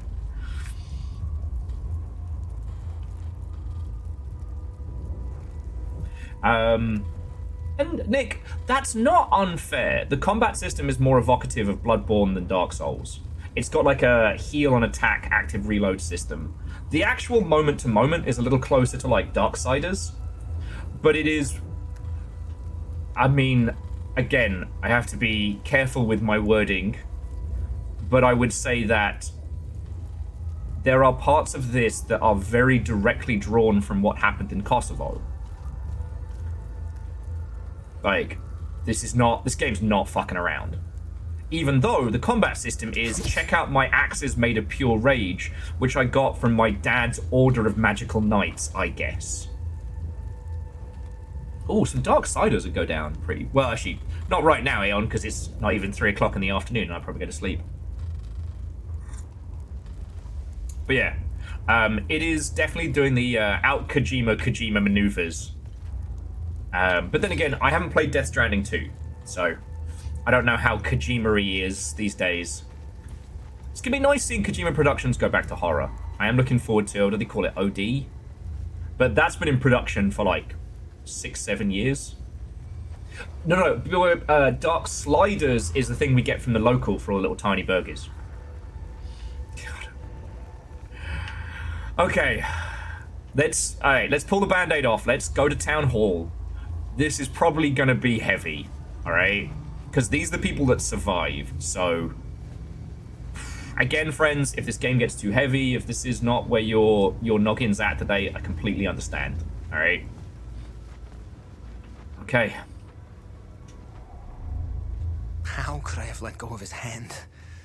I know he's out there somewhere. Okay, who are you? Who are you? I'm Caspian. I taught history at the school here in town. My son, Lucan, is out there somewhere, alone and terrified. I'm not leaving this hellhole without him. Whatever those demons are, they don't seem to give a rat's ass if you're a Sab or a Palamist. They are making it impossible to search for Lucan.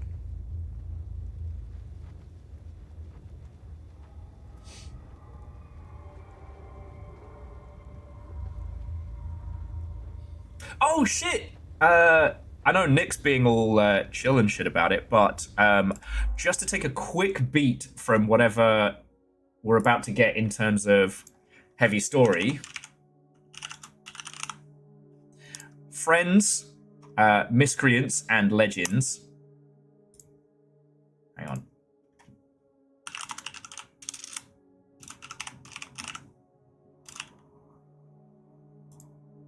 Here we go. I'm gonna specifically link to the demo.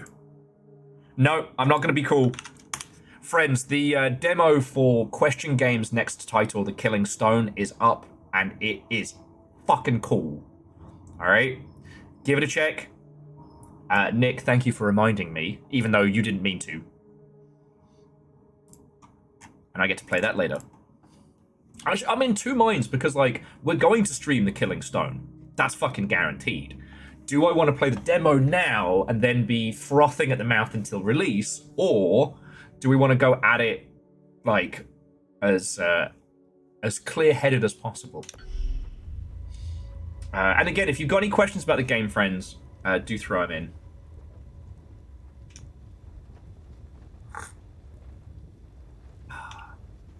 Okay, do you know where Lucan might have been? Do you have any idea where Lucan might be? Lucan and I got separated. During the chaos, we heard Sam barking.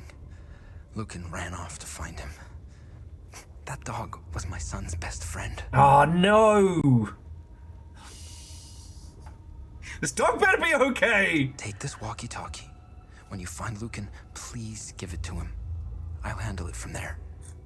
It would be best if you tried the playground or the school. Sam and Lucan played there all the time. Authorized personnel only.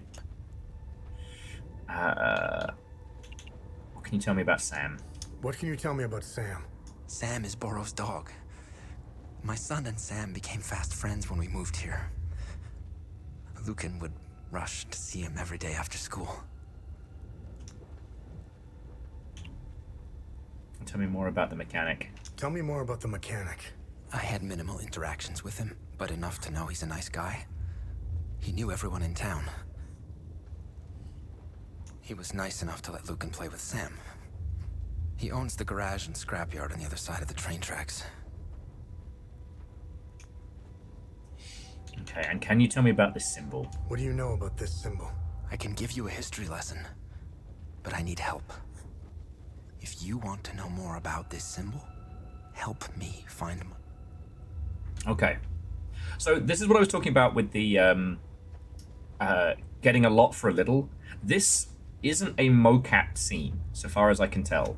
I don't think it's hand animated, but I think it's just, or if it is, it's just some stock animation of somebody sitting and chatting. But this is a great way to convey a lot of info. You get to ask on these investigation questions, and in some, you get to ask people their feelings on the current situation, the different sides. I guess the Sabs, the Palamists, the two sides of this conflict. Okay. And now he's given us some more information. Let's get through it. Zethris, grant us mercy. Deliver us from our sins, that we may walk under your gaze. Deliver us from the fire and brimstone cast upon us. Yeah. And so, Nick, what they do with this is they basically, this is their equivalent of like the Codex talks. Plus, we zoom in so we don't see our character interacting. And they got Elias, never asked for this, whose surname I always butcher, who's doing an incredible job as the protagonist. And here, like, BDG did a whole video about how to do your Kojima name. And your, like, and, what was it? Patrick Gill did a thing about the Metal Gear style. About how you, if you want someone to be cool, they have to be a bit of a fucking dork. Our guy has this weird, like, little tight fro of a look. And as someone who had a fro at one point due to hyper curly hair, it's not a good look. Yeah. And see, Almost a Hamburger, the Kojima name test and the and Brian Gill's and Patrick Gill's video on like Kojima production storytelling styles is really interesting, because this game, it feels like they studied those and then went, okay, how can we replicate that in a way that and make it our own, as opposed to other games that came out around the time of like the big success of Metal Gear and Metal Gear 2 that were just bad, but with lots of cinema cutscene dog shit nonsense. Vernon, what and welcome. Zethros grant us strength as demons walk. Okay. So much fire. They chased me. I got cut bad. What happened? To go close up the bakery. Bakery's toast, man. Okay, so here we have. Talk to these folks first. My husband volunteered to stay behind when his Demos division got called away to the south. He wanted to protect me. I'd suffered these burns 1,000 times to bring him back. Okay. I am doing all I can here. I can't work miracles. I am not equipped to deal with all of these burns. What a mess. This poor boy. His entire family died in an instant. Artillery shell. And I was lucky enough to find him when I did. We're trying to organize an evac soon, but I need to know that we aren't leaving anyone behind. There has to be more survivors out there. The problem is we have no idea where they are. And if we could spot their locations, we could plan a route to pick them up before leaving. I am doing all this. We're trying to. The problem is this. Okay. So we have found some people, and I wonder if we're supposed to give them the flares. I don't know. Why did Zethros... Hey kid, you want some mead? How can I bring a child into a place like this? What do I tell them? How do I protect them against this much hatred? I can't do this without Solemn. Fia said his injuries are quite serious, and I fear for the worst. Just a couple flesh wounds. I'll be fine. If anything happens... Sorry, just to verse you with greetings, pregnant stranger. Mead? Mead? Mead? Alright, we can't seem to get out from here. Screaming faces on a lot of iconography. Some of these pictures and paintings, I think, are also clues. And just another quick little note to Nick and folks who've just gotten in here. One of the other things that this game does, which is, you know, power to them, there is no map, there are no quest markers. You've got to just find shit yourself.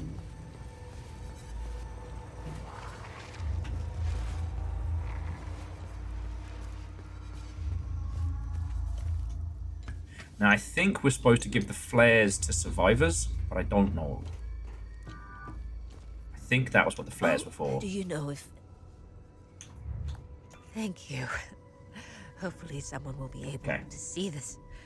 I can't stay here forever.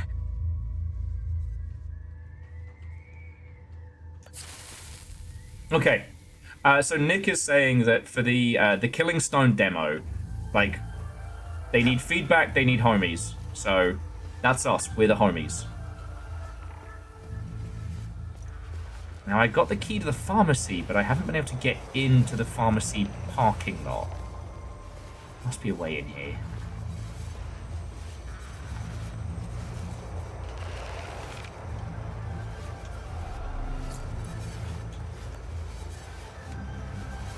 The key doesn't fit. Alright. And yeah, Super Professor has played through this and was informing me that this is probably one of the hardest or most frustrating parts of the game. And like, I'm okay with that. I don't mind. You know, nothing worth doing is ever easy. What was really funny is the last time we played this, because again, I was... Guys.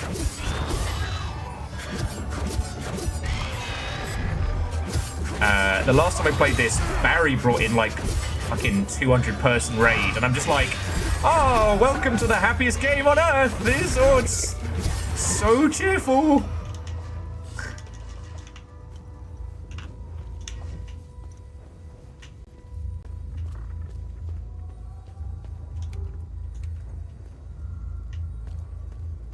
Such a happy game.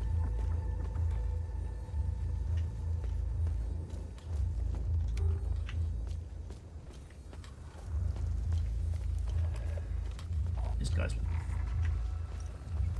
Here's the school. Oh, you're gonna be a problem.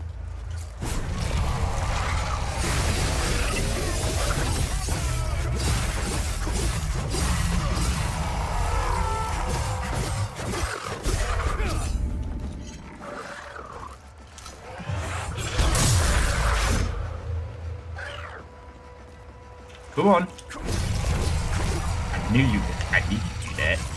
Up! I get fucked!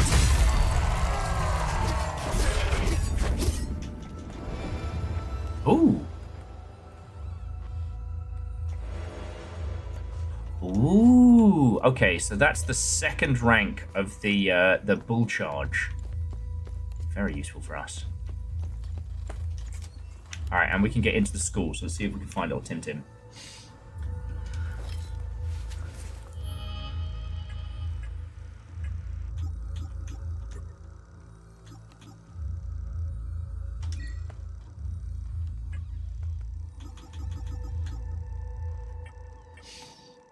Oh, I did think we were going to be seeing a lot more nightmarish stuff in the town center. So again, going to show, I don't know how this game's gonna go. And apparently the Keystone of Terror is what's in this area. So maybe we're not doing the Keystone of Rage. Maybe we should fix the buses. Fix public transport. I mean, Wolf, if only this was the apocalypse. This is worse. This is war.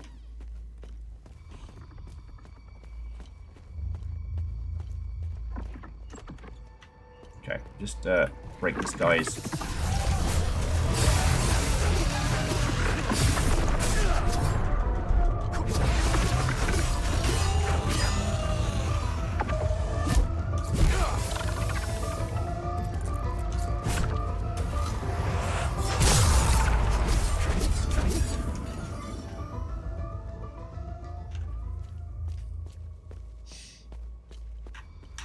You can call them battle buses or something.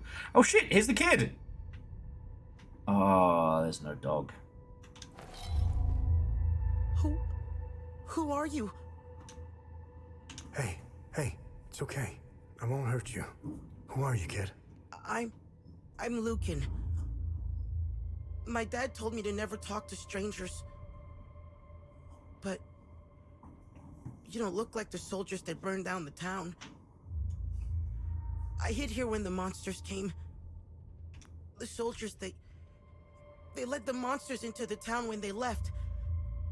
I lost Sam when I ran here. He attacked one of the monsters. He saved me. I hope he's okay. I wish I had held on to my dad's hand. I hope he's safe. I want him to come get me. Okay, well, we'll ask him who Sam is. We know, but, like, good news, found your dad. Sam is my best friend. He saved me from the monsters. I hope he is okay. If you find him, can you bring him here? I feel safer when he's with me. Is Caspian your dad? Yes, my dad's name is Caspian.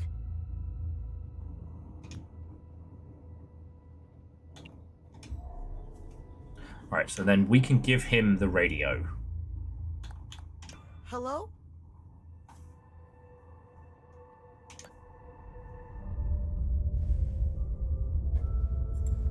Cutscene time. Lucan, thanks, Cethris. Are you hurt? Dad! No, but I think Sam is. I'm sure he's okay. Where are you? I'm at the school in In the maintenance room. Okay, listen to me. Stay right where you are. I'm coming to get you. I'm sorry I ran away, Dad. It's okay, Lucan.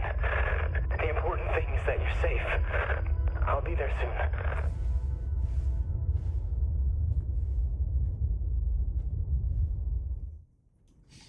Okay. So we saved the day a little.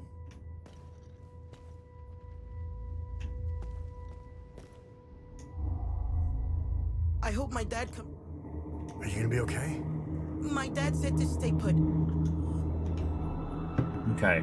Probably be a good idea if we can fucking pop the time loop. But we don't have anything with which we can use to unfuck it, so. Also, I'm not sure I want to know what atrocity made this one. So, okay, the monsters in these areas come from atrocities. We got to work that one out earlier. So much fun. Now, it is possible for us to go into one of these, like, time loops.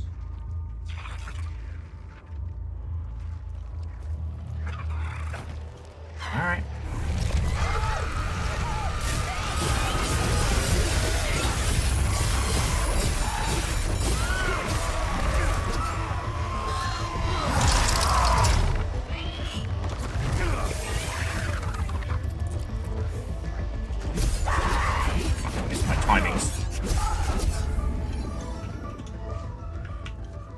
It's possible to go into the time loops and basically undo the damage that has been done. But it's not easy and it's not quick.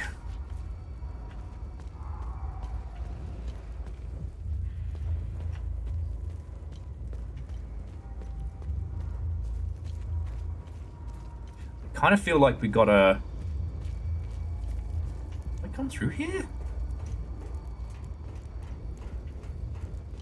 Ah, yes. All right. So I must have gotten lost between this session and last session.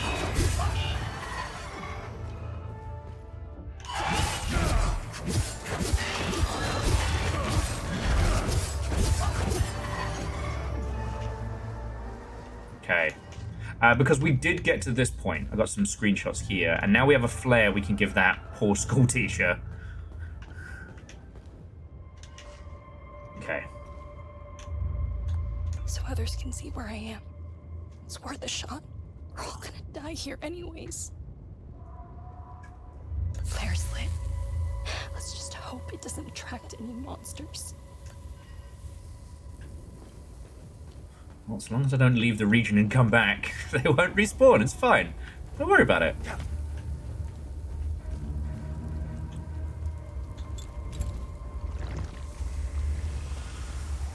And they're up that way. All right. But you do have to kill all of the time loop guardians. Once they're all toast, then you can start. Oh, okay, no, we were here earlier. Once they're all toast, then you can start throwing yourself into a nightmarish loop bubble, and you know maybe save some folks. Oh, excuse me. Time Loop Guardian's new album was really bad. It was. I had such high hopes. Such high hopes. Demios order reinforcements. Anlo's Demios division reinforced the Ingrid Valley. Found a soldier's corpse. Ooh. Charlie Company remained in Taiju as garrison. Fuck.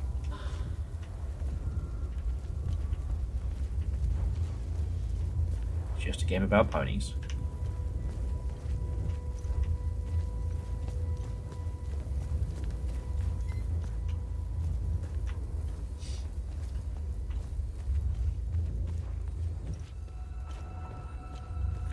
This happy chappy.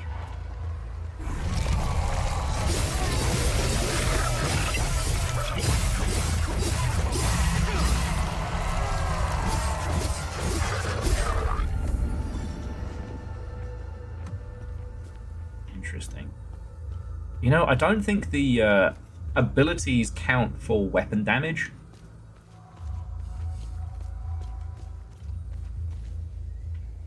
I'm sure this is not going to be bad at all. Oh. But yeah, so, Nick, aside from demo nonsense, I hope you and Mel are doing good. With there not being as many folks about for this Friday, I figure we'll hit Abiotic again proper soon. But also, like, it's your anniversary, it's your party time Friday. Like, you shouldn't be fucking around with my dumb ass. And who's this guy? She's gone. They're all gone. How did this happen? How can I go on? Setharus, save their souls. Alright, you get a flare. My goodness. I lit the flare. Parkour!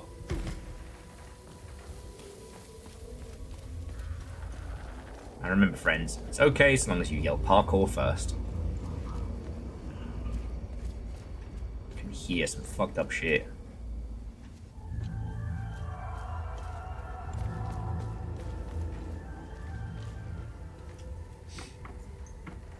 Would giving a child a flare be a good idea? So I guess God Beardman, it's that question of, is it smart or is it funny? Alright, I've got a polyamist hat. And that's it! Okay. Fucking...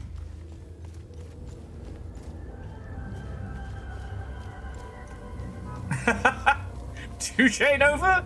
Touche! Oh shit, it's a party out here. And everyone's getting weird.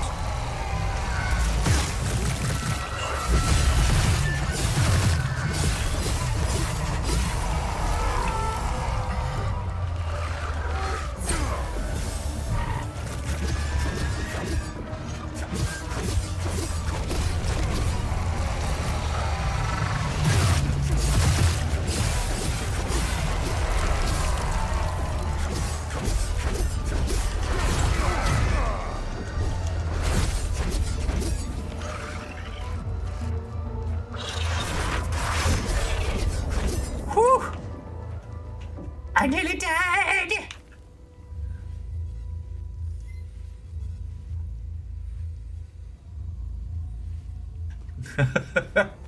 So, DJ Coil, I guess that's the thing, right? Like, could you rinse Netflix of enough cash just between now and the AI bubble popping to make it worth...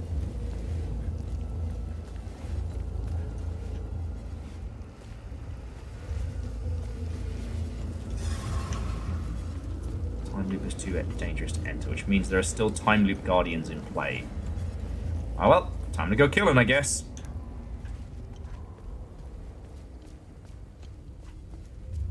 Psh.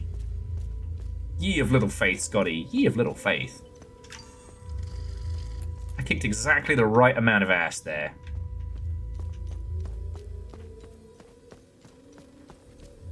Okay. Stop that incessant clicking. And Jackie Watto, and welcome. I was talking about you earlier.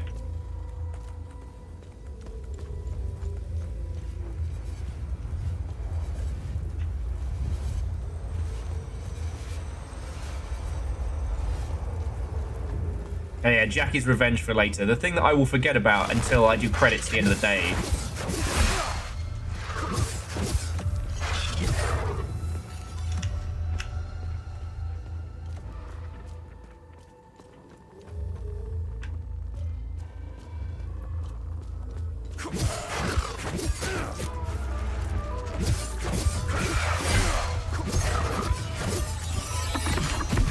Oi! You're not part of this, mate.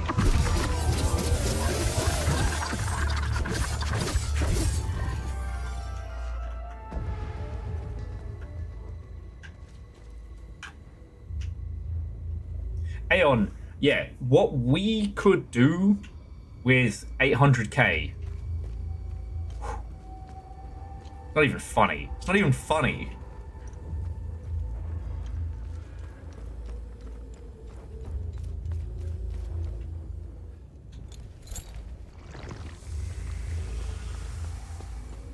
But that's another story.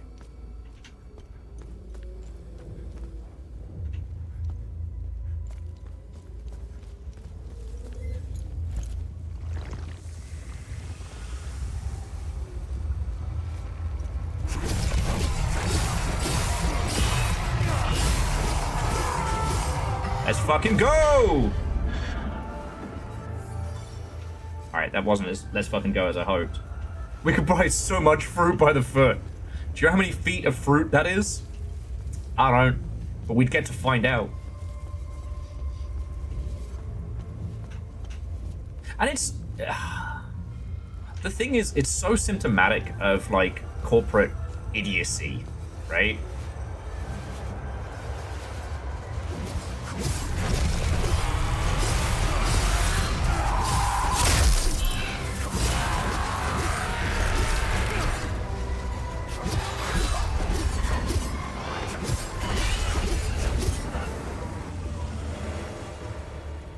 Bypass double.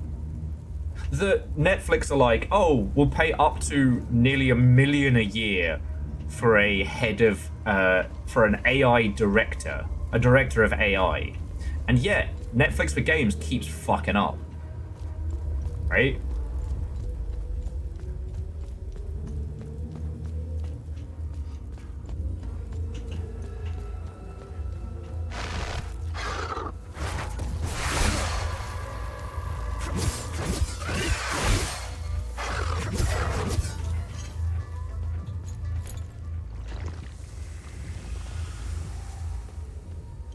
Sorry, I'm just heading towards Time Loop Guardians to murder.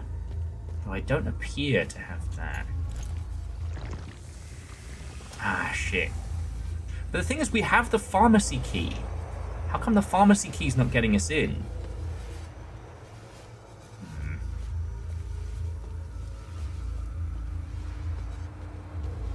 The door is locked from the other side, but I have... Okay. We can't use the jump to get over stuff.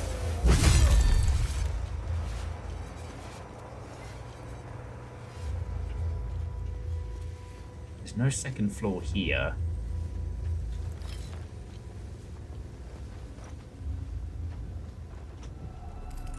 Okay. Thank you for finding my son. It pains me to ask you for another favor. Okay. What's up? I found your son. What do you want me to do? We need to take this key. It unlocks the parking lot's security booth, right next to where the Sabs hung our brave soldiers. Thank you for finding my son. Okay. Alright. Cheeky save. Job's good. And this was the key we needed.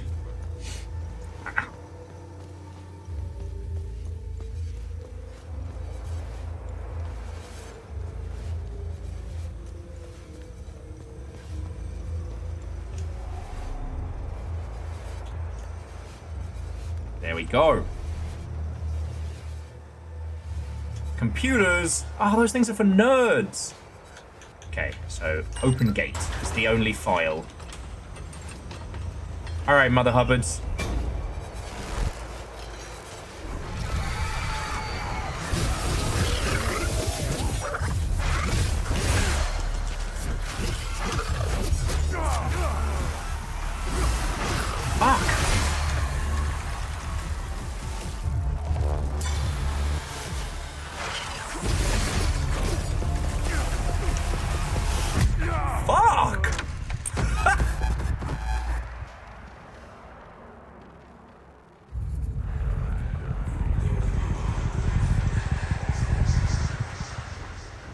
So I guess if you haven't seen it, that's the air quotes game over screen. When you first get it, it's a fucking jump scare, and Neck Chinman slams the table and goes, that's not how it happened, because you're clearly standing here. Start again. It's for you, mother.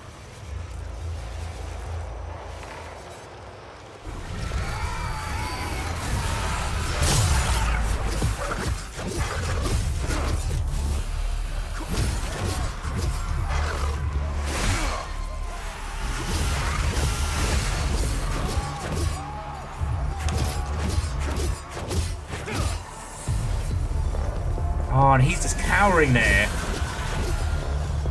That's fucked up. Whew.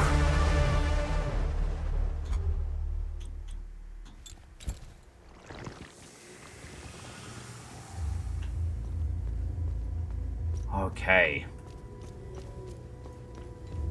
So we can open up this middle section.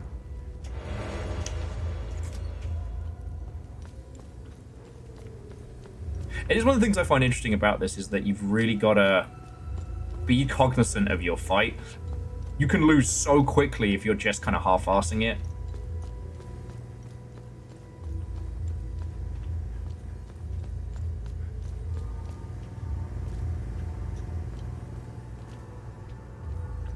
Oh. Okay.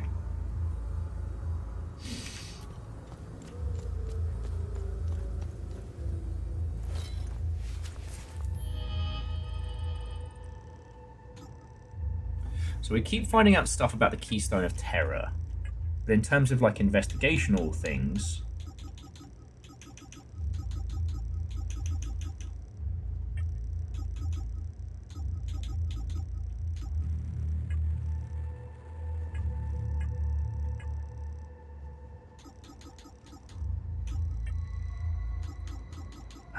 the mysteries around here, we haven't solved any of those.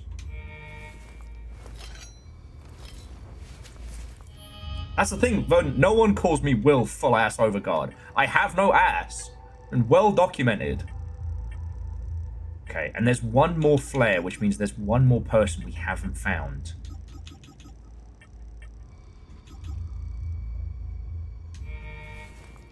I know, I'm in two minds as about, like, how much I want to research and know. I eat, and I eat, and I don't get any more ass. Because we've given one to the teacher, one to the old guy, one to the guy in the building, and one to the old lady hiding in the house. So there's one more person around here somewhere. Now, it has been a couple of weeks since we played this. For those who don't know, I don't know if I actually got sick last week. Stop that incessant clicking. Jackie, thank you for full Asso. That's my favorite Ted Lasso fanfic.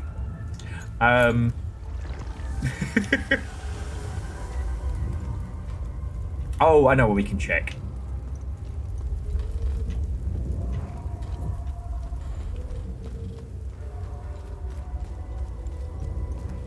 But I definitely ran myself into the ground. So, like, last week, I lost most of Wednesday and all of Thursday. Alright, yeah, we already spoke to that person. They already have a thing. Yeah, no, so Scott, we found Sam, and his dad wanted us to clear out the monster, I guess, so he could use the truck to go get his kid.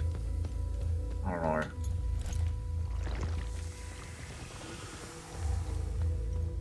But I want to try and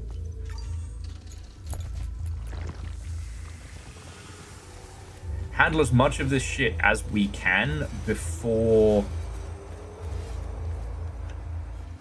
I've got this feeling that if he hops in the truck and just runs off...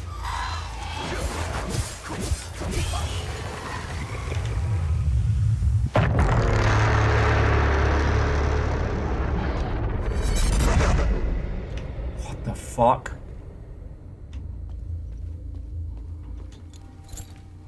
Oh, okay, that was the last time loop guardian. Alright, I nearly freaked the fuck out there.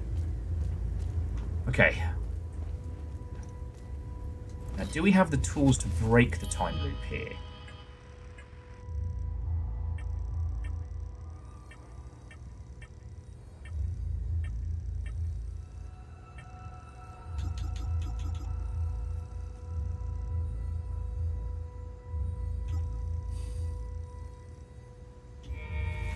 Yeah, we can break the time loop here. Not with that attitude, we don't! Alright, let's go break time before we continue. There are other regions we can use later for, like, getting strong or farming or what have you. No, Jamami, I was like, did the PC just fucking die? Am I in trouble? No, that's the, you beat time. Or you're ready to beat time to death. And I guess a heads up, because so far, anytime we've broken one of these we've broken 2 of these time loops, and they've both been... The first one was like a Knights of the Round dying one after another trying to stop it. Like a self-perpetuating loop. And the other was a group of people opening fire on, like, UN troops and unarmed civilians as they were trying to get, like, women and children out. This won't be good, whatever it is.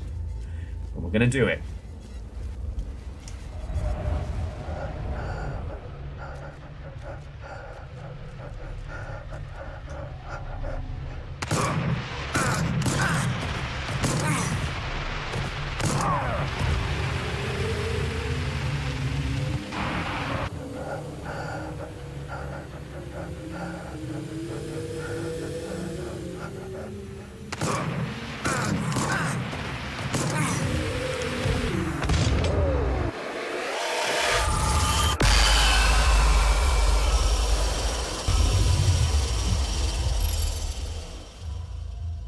Okay. The time loop in Talju is now closed. And it was just a mass fucking grave. They were just lining up civilians and shooting them in the back. I shouldn't say it was just.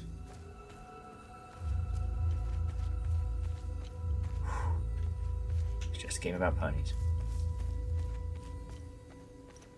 Now, what that means mechanically, for those who haven't seen a lot of it, is that the monsters won't be spawning. So, God Beardman, that's the thing. This is a civil war, and this is messy. They look like just people. Now, there's one more civilian around here somewhere. Because we've got one more flare.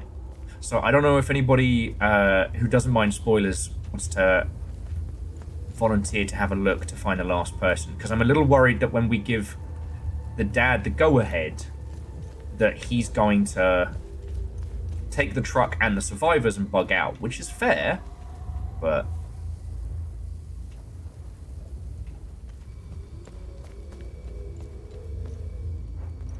Both personally and mechanically, I want to do as much good as we can in this, you know?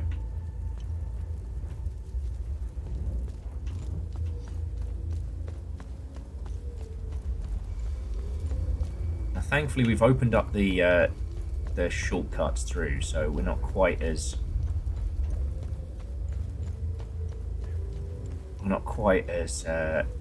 loopingly trapped as we were prior. And again, to those of you who might have missed a couple episodes or what have you, we did save the people who were trapped in the starting area.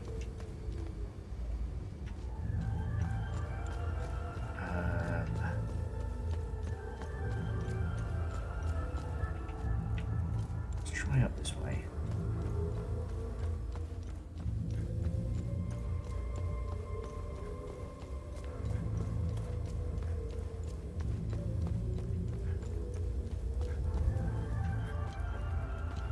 Because this is one of the houses that we need to get into for the... Aha! Oh. Referendum on Jahanian sovereignty. Should Jahania remain a province under the jurisdiction of Hadia, or leave Hadia and become its own sovereign nation? Damn. Well...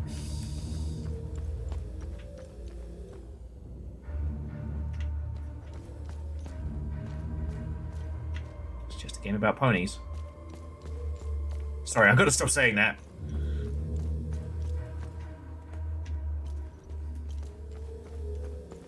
Reactor online. Sensors online. Weapons online. All systems nominal. 9 squared months. As per usual, here's a joke for you. I'm so glad every once in a while our lovely planet gets to blow off some steam through a volcano. It's good for its mental health. Puns, thank you. That was terrible, but thank you. Heckin' thank you. How are you doing, friend? We are still on Hell Is Us. It hasn't... I mean, I shouldn't say it hasn't been brutal. This hasn't been as brutal as some of the previous episodes of this. And we've managed to close the time loop in this area of the city. Let me know if you need to know anything more. Lucan and I are finally settling in.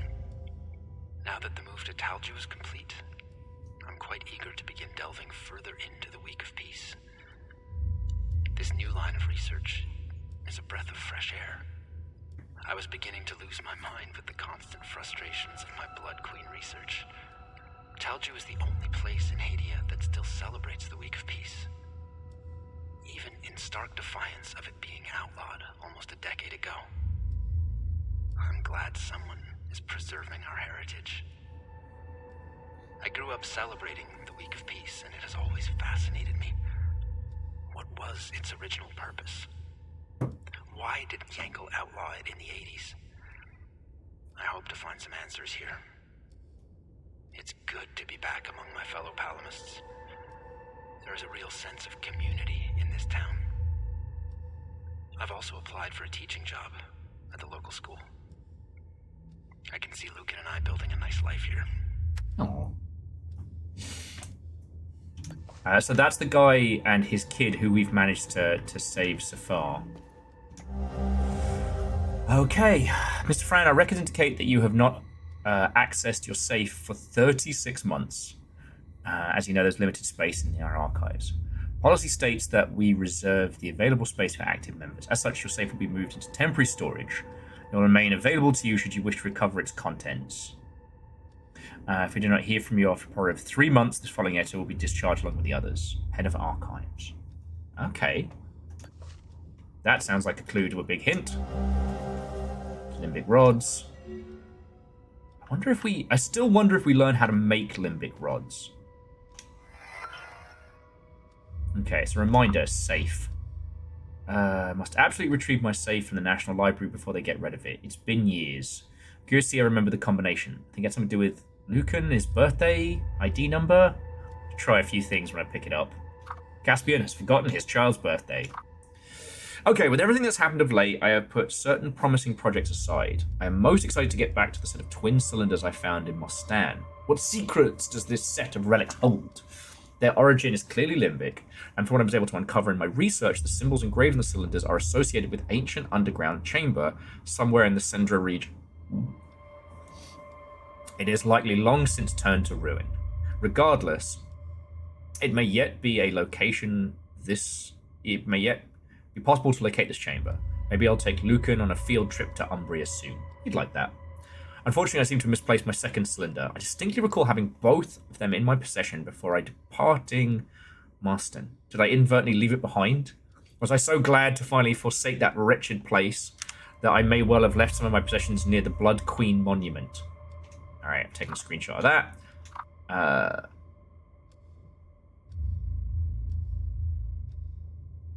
Okay, and that's just him really loving the Week of Peace. Now, one thing that's been interesting is that we entered this country kind of from the south, right? So we've mostly been in Palamist territory. You know, the Sabinians seem to hold the north, and the Palamists are starkly religious.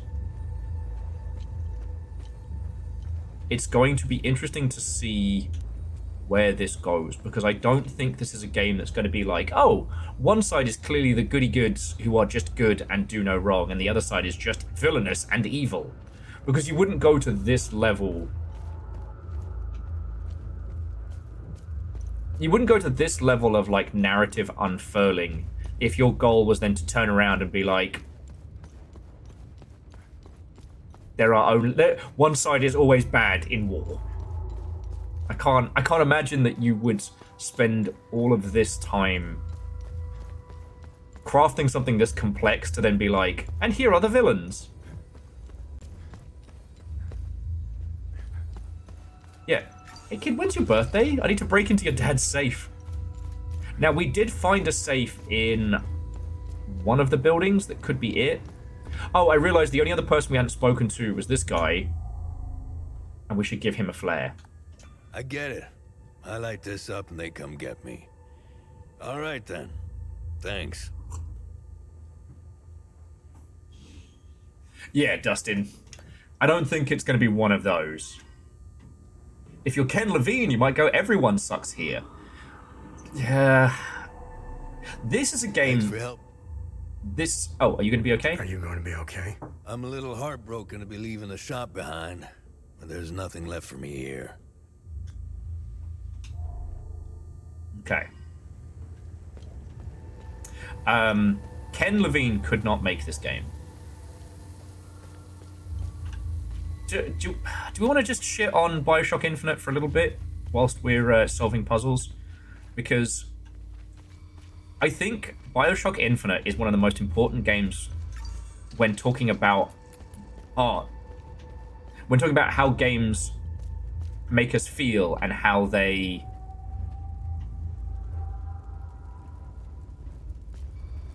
what they say, what they evoke. Yeah, Aeon, they should be okay, which is why I'm now, like, fine to continue the story, because if they all pile in the truck and then fuck off, they're not going to get jumped by monsters. So, yeah. So the TLDR, if you haven't heard my thoughts on it, is that Bioshock Infinite is an incredibly well-made game. Great gameplay. It has... And this is just Bioshock Infinite the standard, not the arcing narrative as it folds into, like, Death at Sea and stuff like that. It is one of the most repugnant games because it ultimately says that the only difference between, you know, racists and the people that they subjugate is just, you know, which shoe is on which foot. Like, racists wouldn't be racist if they were on the bottom and the other people, you know, if the roles were reversed. And that might be one of the most pasty white spineless fucking things I think you can say with your art. DJ Call, I'm actually looking at the oh yeah, no, Jafred's in. It's so purple. Neon Jafredesis Evangelion. I interrupt this rant to show you this Gundam. It's really fucking cool. I don't need any more Gundams. I am set, but doesn't mean it's not awesome. Anyway. Bioshock Infinite goes to such a strong point to show us, like, how awful institutionalized racism is. And then says two things. One, you can't make a difference. And that, nah, honestly, they'd be just as bad if it was flipped. Well, no, and DJ Coyle, that's the thing is, when it comes to art, we do have to talk about the difference between, like, intent and delivery. I was rewatching Dan Olsen's video on Bakshi's Lord of the Rings, and there's some really interesting discussions about Bakshi's work, which I have no place to comment on, you know.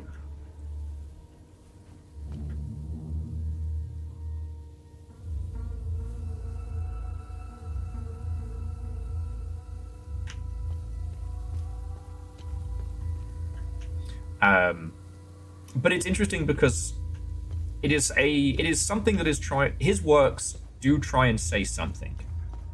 With Bioshock Infinite, regardless of what the intent was at the start of the project, the game that shipped is ultimately what users experience. And so, yeah, as Nick is saying, there is a scene in Bioshock Infinite where an interracial couple are on stage and everyone is given a baseball to throw at them. And you can choose whether or not to do that. Now, almost everybody doesn't throw the baseball, and then the crowd turns on you and you have to make a run for it. You still have that choice, but ultimately, whether or not you choose to or not has no effect.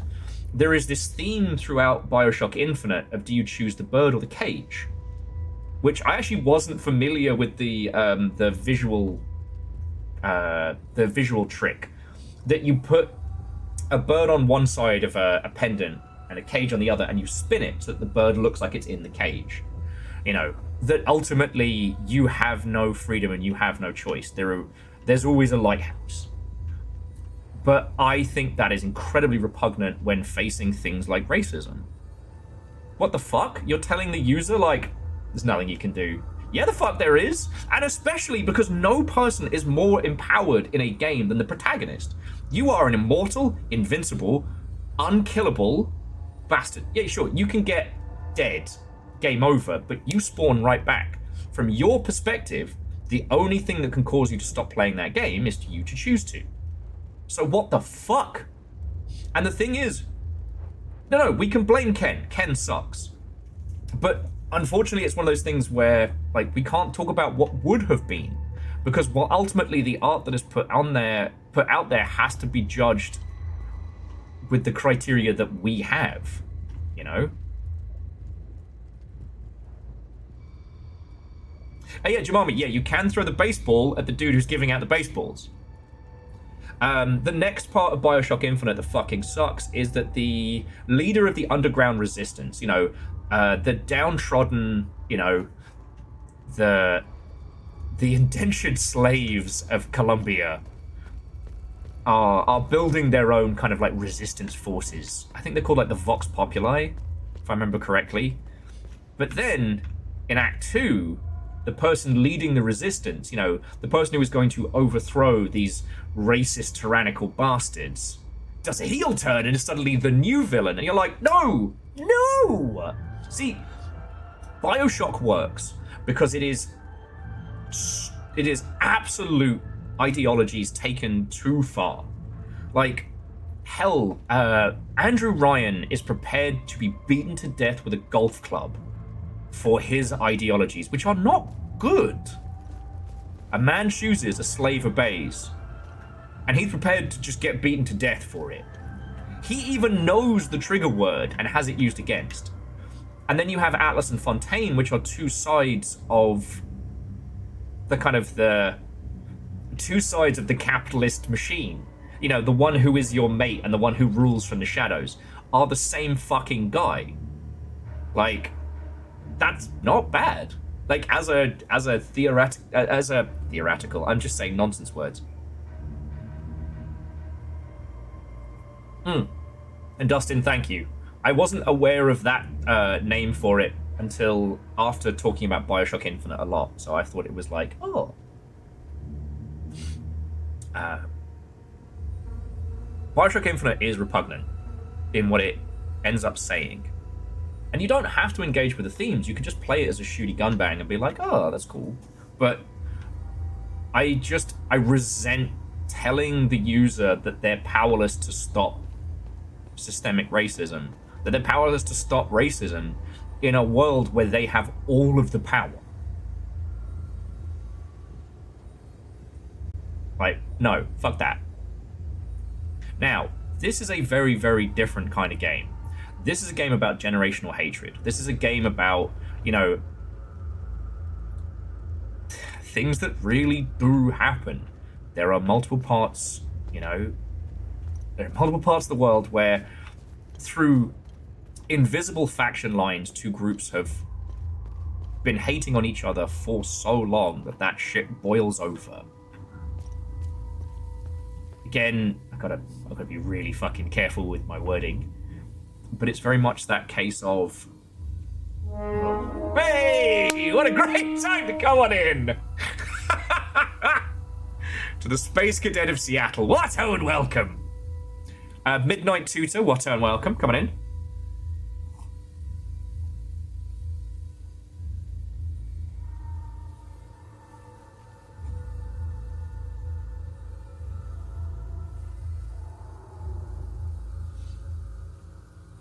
Coming in, friends, coming in. We're playing a pretty heavy game, but it's really fucking good. Have I pitched you this game yet? And we were just shitting on Bioshock Infinite. How are you? Oh, Silent Hill F from this. Heavy to heavy. Yup.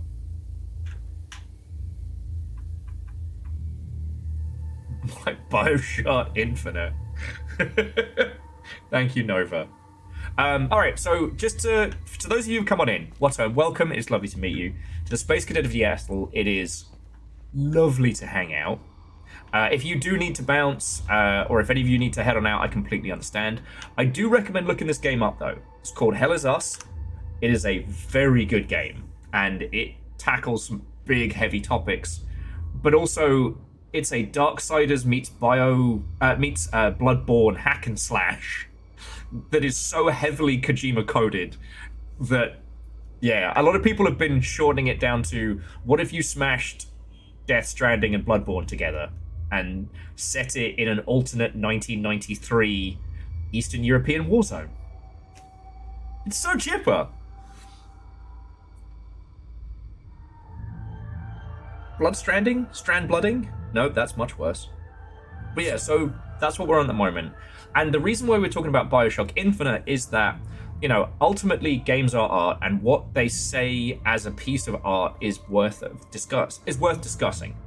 I do not think Bioshock Infinite is a badly made game, and I don't lay the critique of it at anyone's feet except for Ken, because he's a piece of poo-poo garbage monster. But I think that Bioshock Infinite is repugnant as a piece of art. I think that what it tries to say and what it ultimately says artistically is gross. And I hate it. I don't hate the game. I hate what it says. You know what I mean? Gonna need to start some heavy rain to wash it down. Sean! And someone mentioned Detroit Become Human. French white man solves racism. The video game. And look, I'm not saying that you can't make games about these topics. I'm not saying you shouldn't. I love the fact that this game is prepared to tackle actual, like, generational hatred and the real effects of war, and uses a lot of the great shorthands that, you know, Kojima production games have been putting together. You know? One of the reasons why I'm playing this, despite how heavy it is and despite where it's going, is because I think it's got something important to say. Anyway, we're saving people and doing some good for a change. I'm so happy to be with my dad again. Good on you, kid. Now, if we want to, we can talk to these two and ask them their varying feelings on, like, the situation in the country, the different factions and whatnot. So yeah. But it's just that thing of, like, ultimately, what does your game say? And it's okay for your game to just want to say something like, hey, sometimes it's okay to be a fire mage and explode rats with your mind. Hey, sometimes it's okay for you to be a fucking queer-coded fishing robot in a game of Defuse the Bomb. Like, games don't have to all have a heavy message, but when you're going to tackle those topics, you will be judged by what you say. Exactly, Wolfenstein. It's good to punch Nazis. Wolfenstein, the new Colossus. It's better to punch more Nazis. And, Jimi Hendrix would have been really cool to hang out with.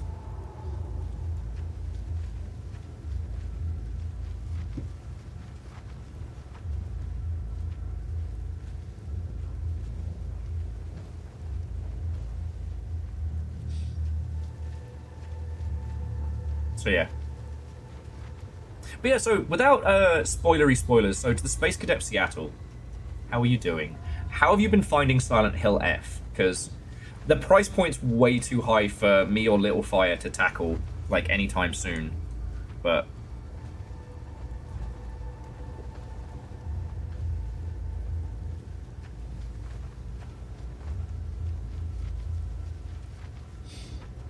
it looks good.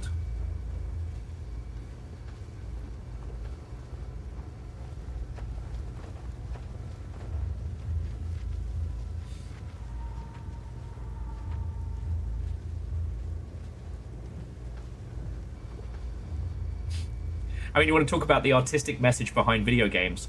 What is Silent Hill 2 if not a fucking advert for therapy?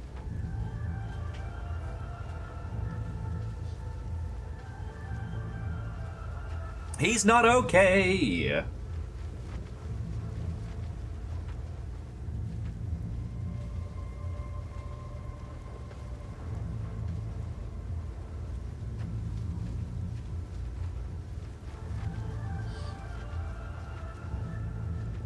Oh, Nick. I mean, I'd rather see games like Final Fantasy Tactics get remakes than them get, like, lost behind, you know, collectors' fortunes. As someone who is a huge fan of Panzer Dragoon Saga, knowing I will never physically own Panzer Dragoon Saga, you know, not... I have a reproduction copy, but I'll never own a legitimate copy. It's not piracy, it's reproduction. Like... And Final Fantasy Tactics has a lot to say. Turns out we were in Silent Hill the entire time. I do keep checking outside, and for some reason the sun is out again. The fuck is up with that? Alright, let's talk to these two. This is going to be a lot of bantermancy. Thank you for clearing the demons. Now we can get out of here. Okay, now tell me about the screaming face. Now, tell me what you know about this symbol. This symbol represents the matron saint of Southern Argola. You may have noticed that some vehicles and flags have the same symbol. They belong to the Deimos division. They worship her. She was initially the subject of my thesis, but I kept hitting dead ends. It was as if someone had erased her from history. She has another name. The Blood Queen. Ah, okay.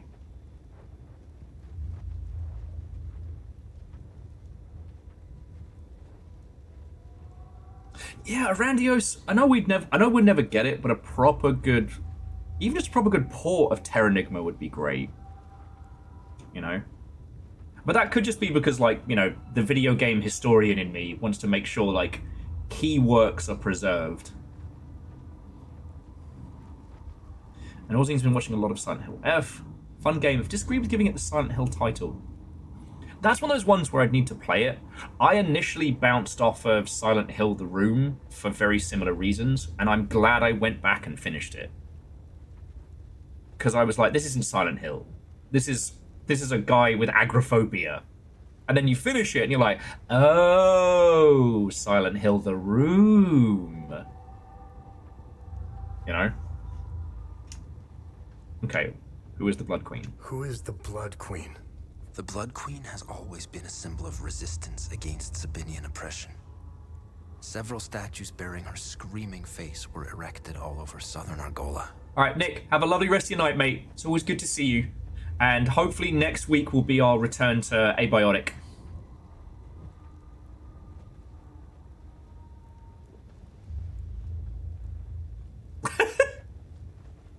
If I were you, I would go to Maristan. The statue is carved directly into the cliffside next to the village. You can go inside her head. It's hollowed out. Metaphor. Strange symbols are etched on the stone walls inside. I never figured out how to translate them. Perhaps you will have better luck uncovering the secrets of this enigmatic monarch. Oh yeah, Jamami, this is setting up for some spice. Erased from history, old authoritarian ruler, actual dictator, mysterious knightly order. And we don't even know who the... Oh.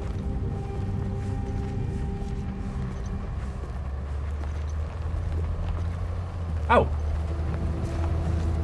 Piss.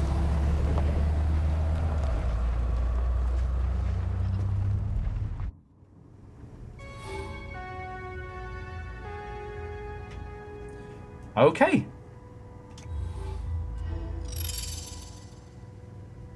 Good deed accomplished. Light in the dark. Now we can use the pharmacy key. Okay. I didn't realise that was going to happen. Hopefully we did everything here we were supposed to. And wolf, yes, no, it does stand for onion. Not a lot of people know that.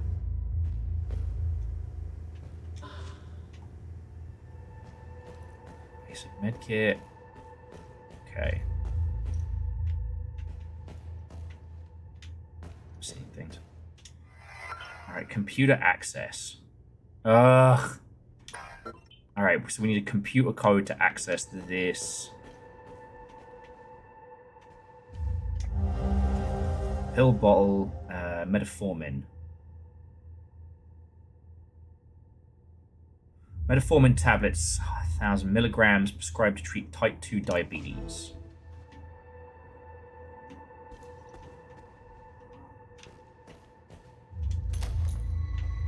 Okay.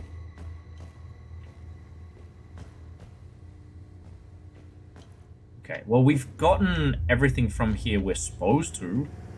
I guess we didn't get to ask the kid and his dad about what was going on. And then there's the safe in the house across the way.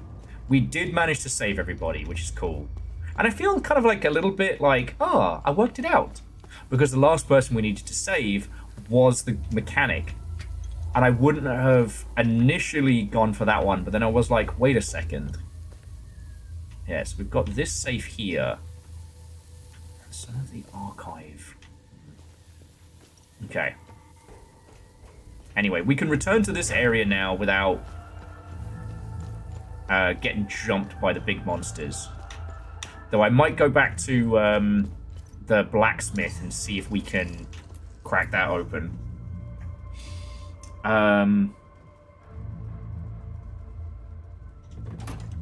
This might not be a bad time to make a Sani and get some snacks, though. As Lord Calcium Dronio comes in for settle for their journey. I know, I'm gonna say this. It's fucking obvious, but I'm gonna say it anyway. I really appreciate how, as a group, we get to talk about stuff like Bioshock Infinite and actually have some grown-up ass fucking conversations about it. Because the thing about video games as a medium is it covers it all. You know, video games are Plants vs. Zombies as much as they are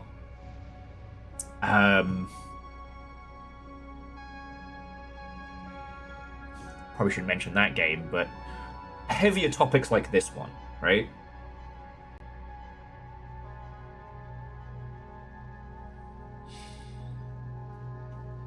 Oh, we've got some stuff to hand on over.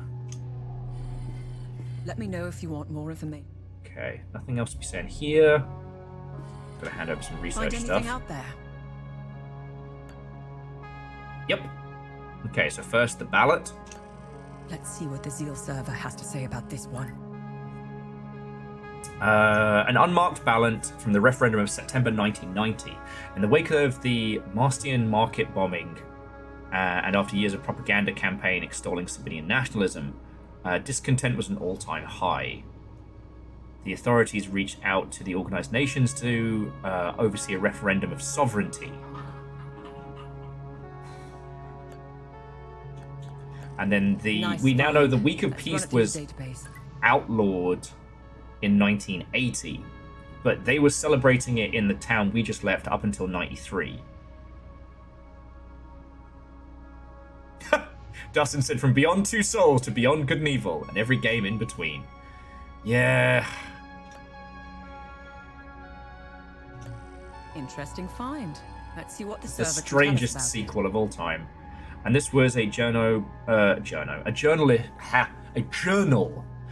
to Oranwe Mateus, member of the Fall Guard, discovered in 1972 when the Vigil managed to open the Vault of Forbidden Knowledge the first time. The journal outlines expeditions into the Yuminal Caves in 1502, led by General Serene, the Warden of Grief.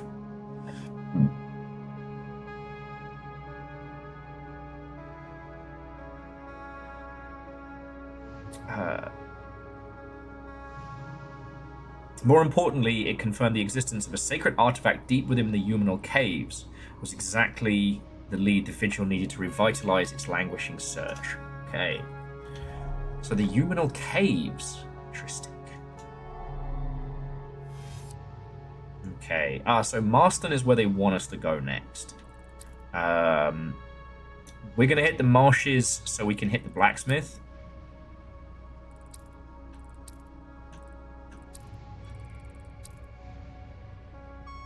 That wouldn't be a bad shout to hit the...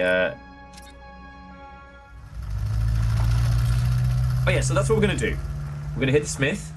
Then we're going to hit the nightly order. Then I'm going to take a monstrous piss and make a sandwich. Maybe at the same time. You'll never know.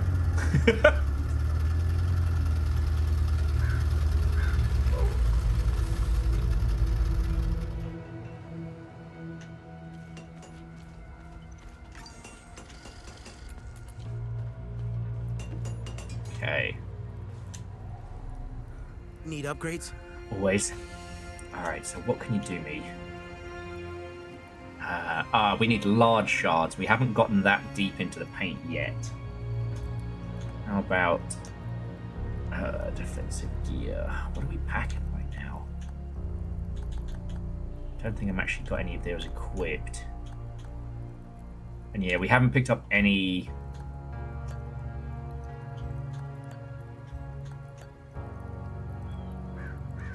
Yeah, I haven't picked up any of those. Okay.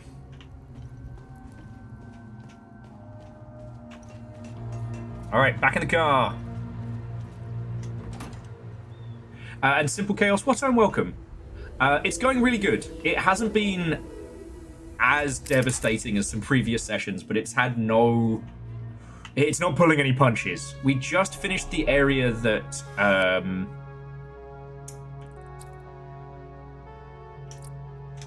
We just finished the area prior, which was the town on fire. We've now got a lead towards the Key of Grief, pertaining to the Blood Queen. I'm not even joking. Oh yeah, Dustin, we're going to have such a good time with that. Sorry, Dustin was saying, speaking of back in the car, Pacific Drive DLC's coming. It's going to be so good. I've wanted an excuse to play more Pacific Drive.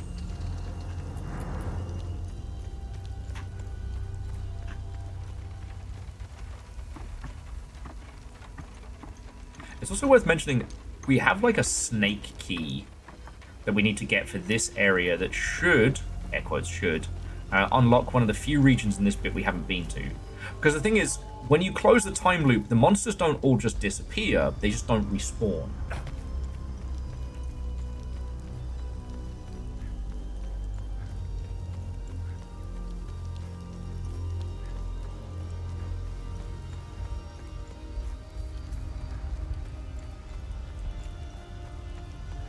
I tell you, friends, I am hungry. So I'm going to make a sandwich similar to yesterday that I'll probably end up wearing more than anything else.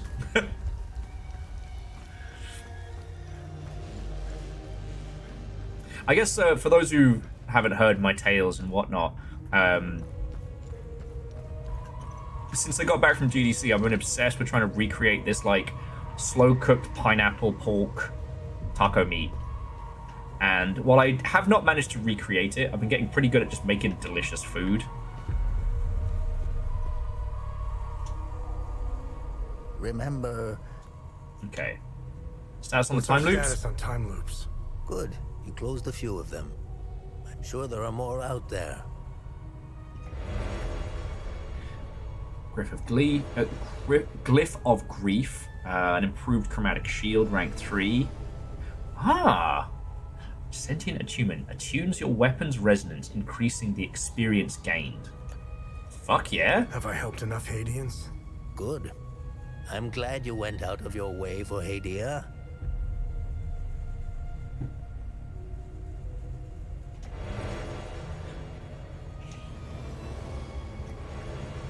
Tuning stone, strong.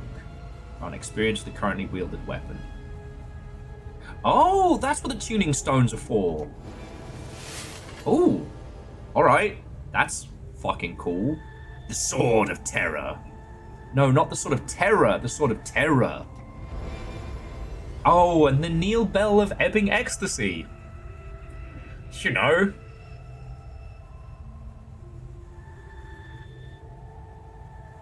Oh shit! So that bell will instantly destroy one of the yellow prismatic demon thingies. That's incredibly fucking powerful.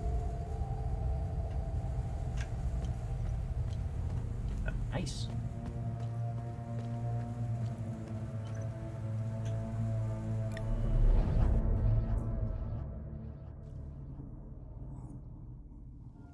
Okay. You know what? Just with the nice rain sounds and the view. So I'm going to leave you all here. I am going to make myself a quick sarnie and then get back to it. And then I guess we head to the new region? I can't really think of anything else we want to be tackling other than just getting into the story. At this point, I don't know enough to know what puzzles I haven't cracked and what I haven't solved. So yeah, it'd take me about like 5 minutes or so. So yeah, stretch your legs, grab some snacks, fix yourself a cup of coffee or tea as your body requires. It's not quite drinking o'clock just yet, but it will be. I'll be back with you all in just a bit.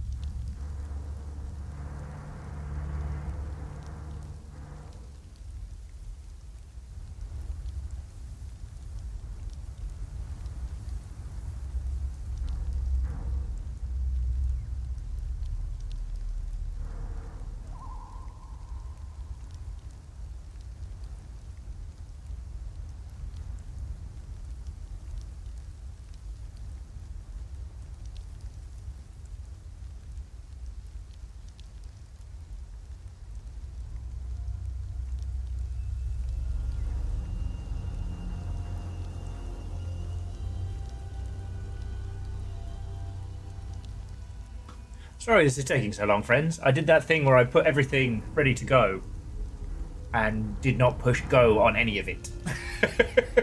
So now my toast is cooking and my meat is reheating. But I was literally standing there waiting for things to go beep and push go. That's the level of brain power apparently I'm rocking today. It's honestly, it's really hard being this smart all the time. And I understand that, like, as a Twitch streamer, this level of intellect must be incredibly, like, intimidating to watch. So I just, I appreciate you all. Appreciate you all being, not so intimidated by my mighty intellect that you watch someone else,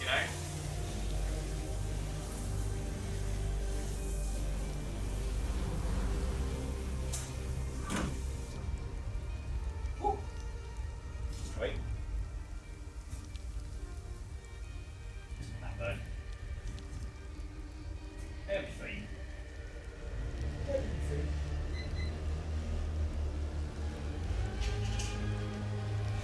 I like to make the kind of sandwiches that you have to wash your face afterwards.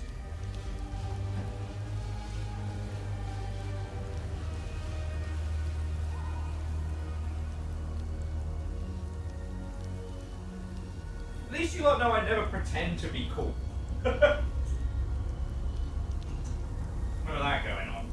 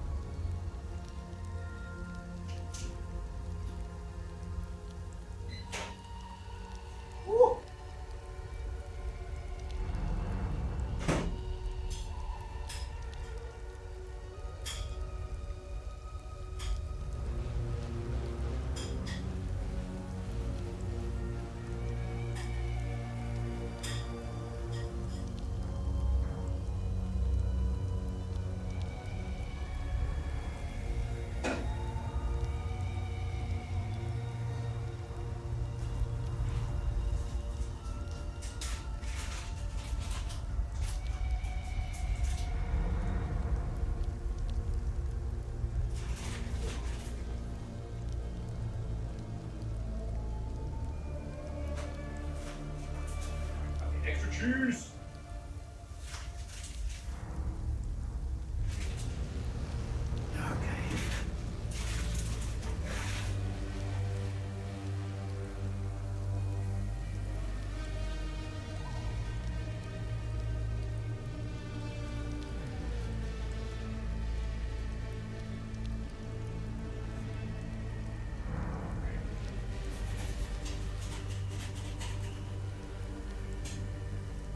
Perfect.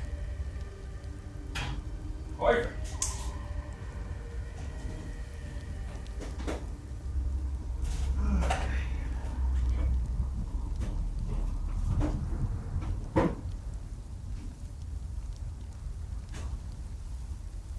All right, Sonny made.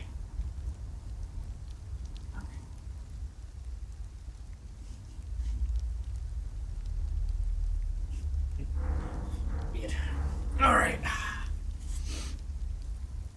And just to show off a little bit, look at this. Look at this. This is what I'm rocking with.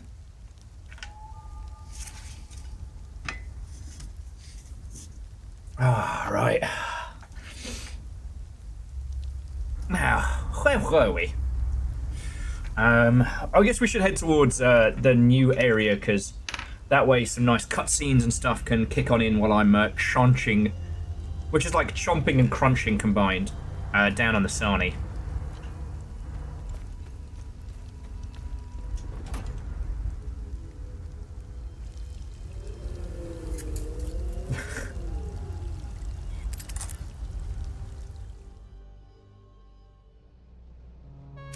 So Jumami, the game doesn't explicitly tell us, but we can work it out from context. So the first time loop we broke was basically either bandits or palamists opening fire on children and ON forces. The last one was the Sabinian forces lining up civilians in a mass grave and just shooting him in the back of the head. Like, he was brutal. So yeah, let's head to Marston. Here's to Marston.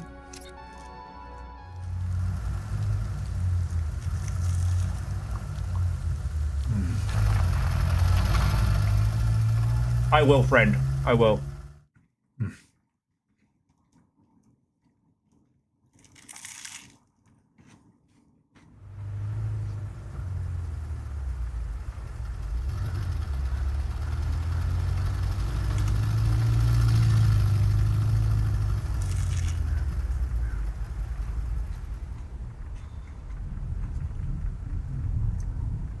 Okay.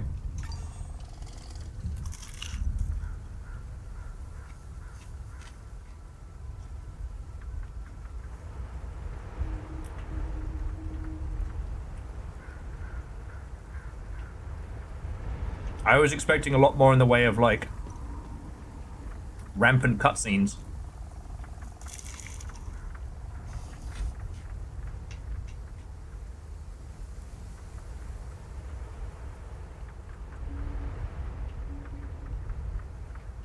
Hanging coffins? It's a tourist site.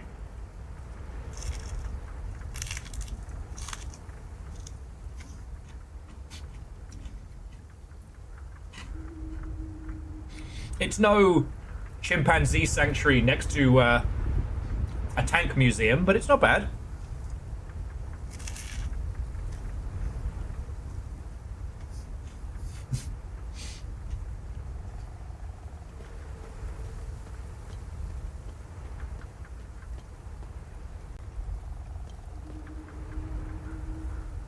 Oh, those guys having a little rave out.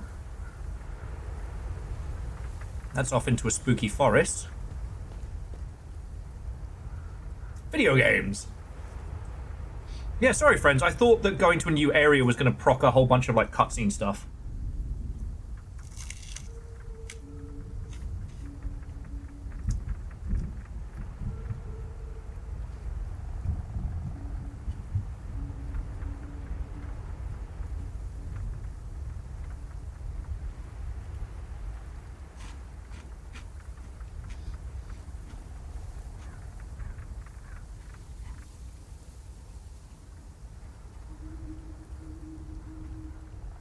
And Scotty, this is why I appreciate you when you're around.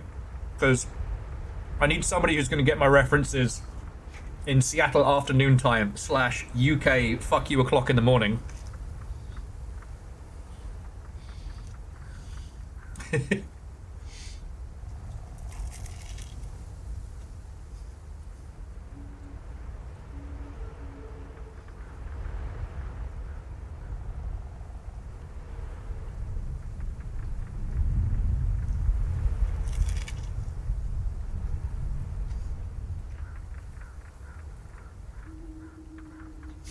Dorset knows.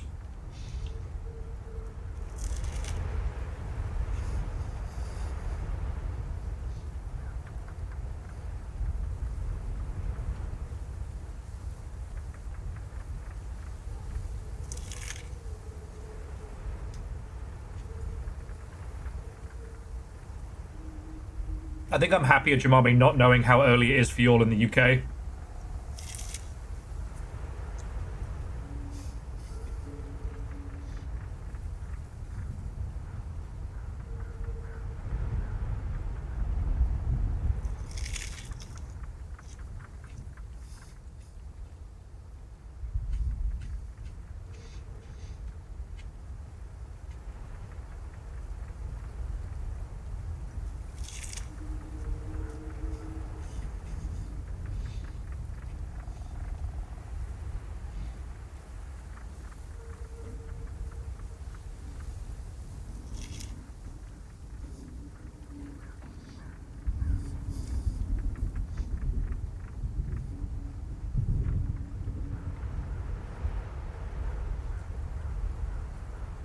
I needed this. Okay, so not too bad. Past 1 AM, but not ridiculous. Okay.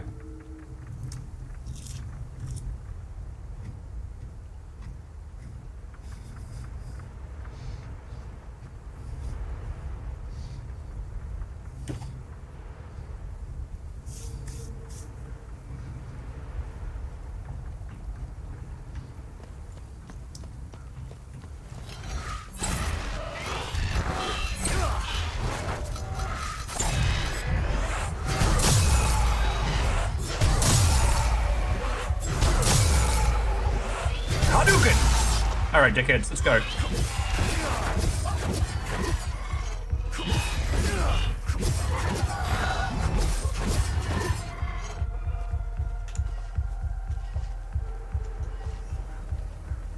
I realize I haven't been using any of the like charge up attacks.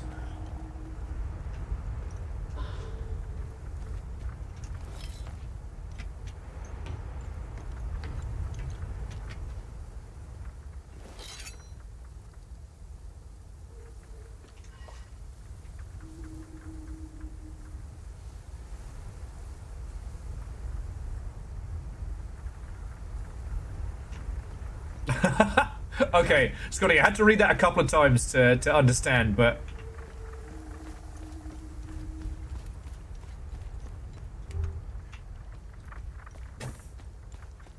Wait, how can both parts of this house be locked from the other side? I guess we'll come back to that later. And I had a ponder about it, and I think what happened earlier, the thing that Super Professor was warning us about, is that the bit when...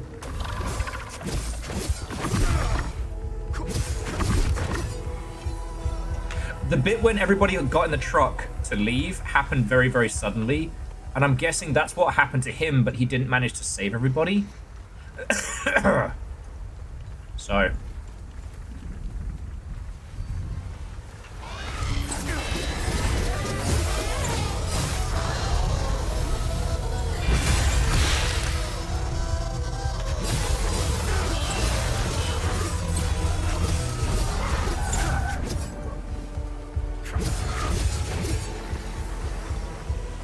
Damn.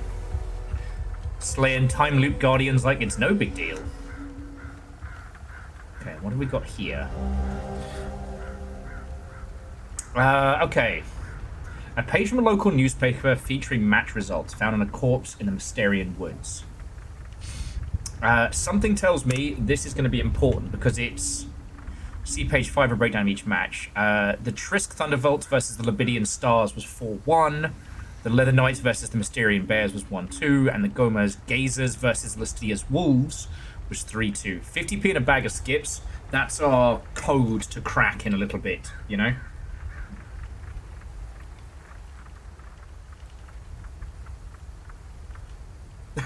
Any wall is a door when you're not trying hard enough.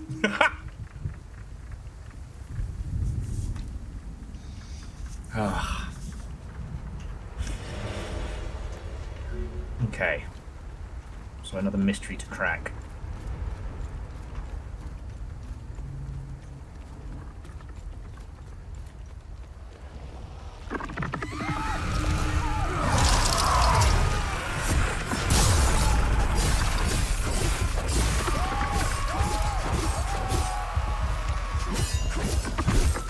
Stop that incessant clicking. And to Simple Chaos, thank you for gifting a sub to People Bees. That's fucking cool of you. Watto and welcome. Currently knee-deep in the paint of Hell Is Us.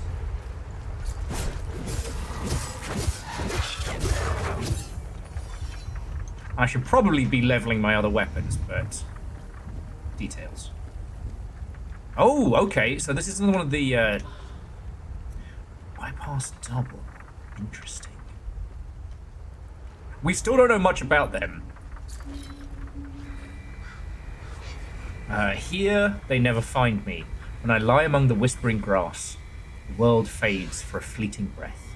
Stop that incessant clicking. No! Civil Chaos making subtlety for cowards the new Jarl. Well played. Well played.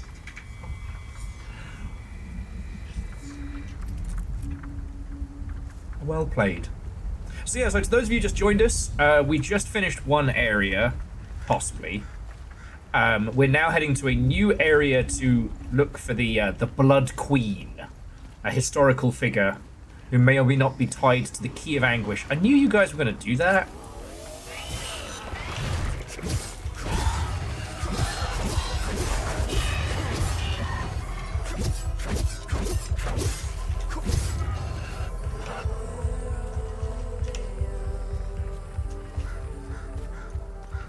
Yeah, it wasn't a shark one.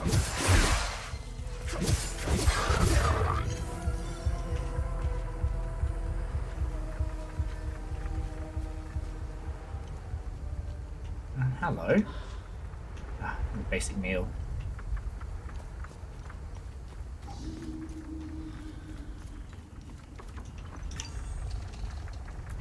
Okay, well the fact that there's a save here and this guy looks hard as nails worries me a little.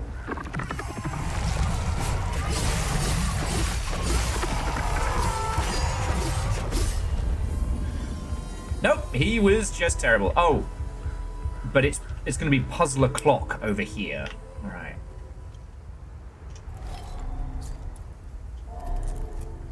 Okay. So yeah, so those of you who've joined us this afternoon, what and welcome. We've had some great banter today. We've had some great coffee. I don't know if I mentioned Aeon, but I actually did a blend of the, or was it the Coffee Nomicon and the Secret What's It for Stovetop Espresso, and it was gorgeous. That's what I had before we got started proper.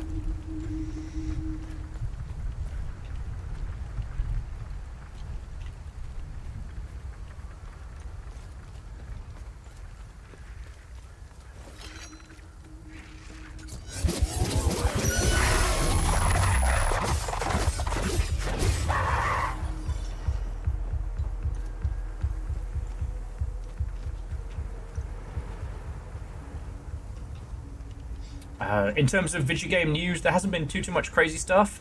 Our good friends over at Question have a demo up for the Killing Stone. So, for those of us who are Blackout Club survivors, we know what to do. Because in this house, we support the homies. I've gotten myself completely lost. I think that's quite obvious at this point, but...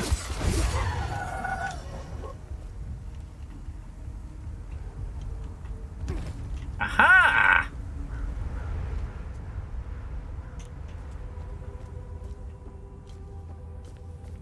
But we are pretty hardy right now, so we can just keep exploring.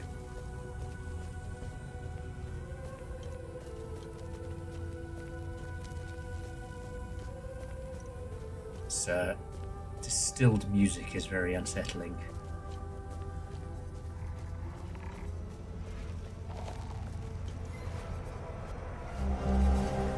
Limbic core. Twisted construct of limbic material with a faintly glowing core. Pole arm of terror. Well, we've already got one of those.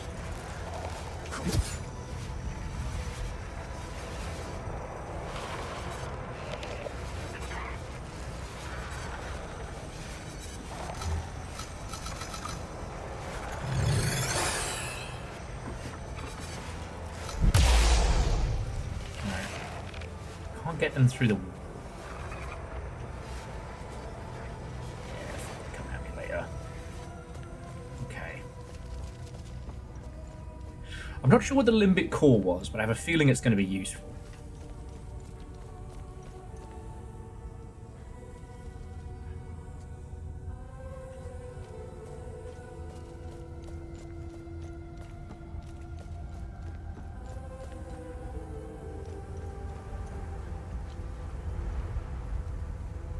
Beeple I would say it is selling very well. I would not say it is the best seller on Steam right now. Because if we just have a quick check.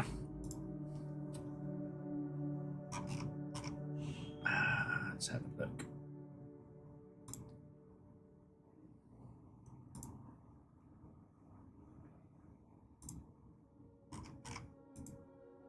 That would still be Counter-Strike 2.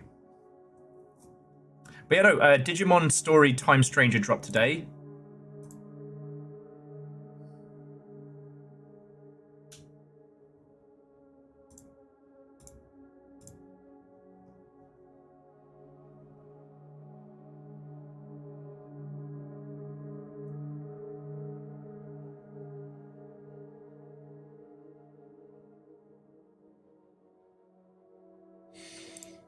Okay, that's something else to be looking at. Sorry, Twitch was just telling me there's some kind of like social media posting award thing going on, which I probably have to look up at some point later.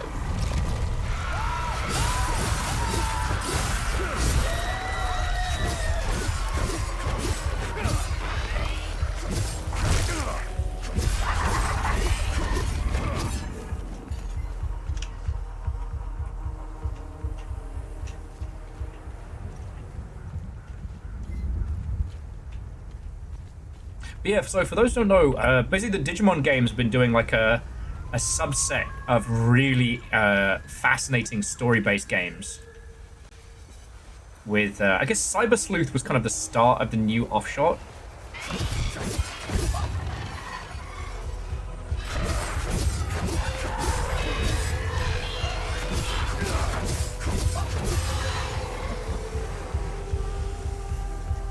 Alright.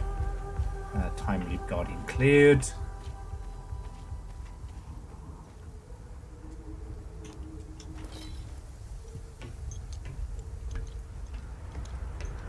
Oh! What's up, Roof Guy? And Roof Child? Well, the creatures don't seem to bother us up here. Stroke of luck that Laura and I were able to grab enough supplies before they mobbed us. Just before they appeared, Sammo dropped off his van for a tune-up. He owns the general store down the road to the southeast. I really hope he's okay. Oh, I'm sure Sammo's okay. Don't even worry about Our it. food isn't gonna last forever. If I had the keys to that van, we'd bail out of here. We'll never make it on foot, and it's the only working vehicle around here. Dad says we can't go down until the creatures leave. I throw rocks at them sometimes, and they don't even notice. It's okay, though. I like staying on the roof. It's like camping. Yeah, roof camping. We're camping. God, and to think about it, they probably have it easier than most of the other people.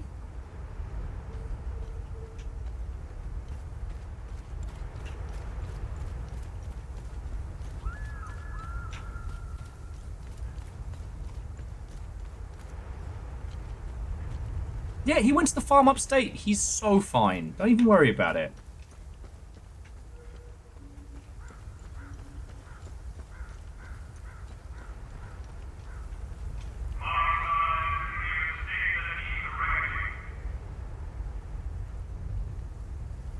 What the fuck?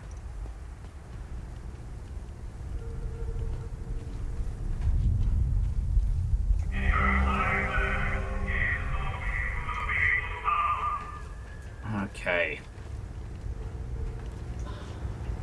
It's just a game about ponies.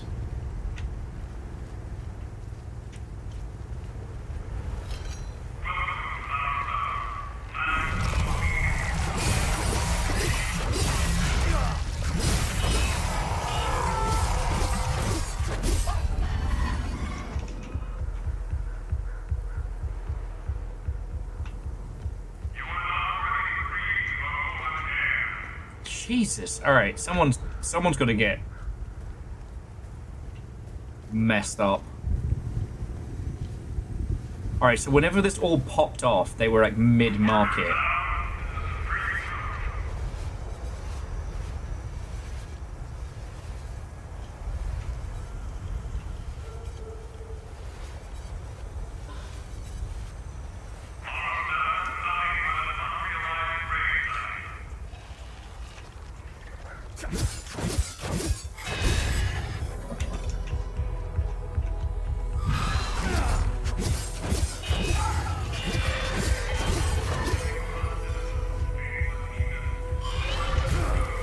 Fucking wee!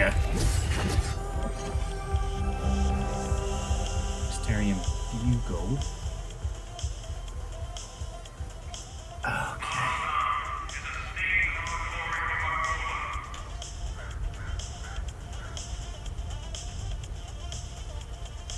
Funky little radio time. Okay. A3, lift the veil and see the light. That's the second of those post-its we found. Hey! Up here! I could use your help! Oh, give us a sec, mate. What shit's do? Hadouken! Hadouken! And Hadouken!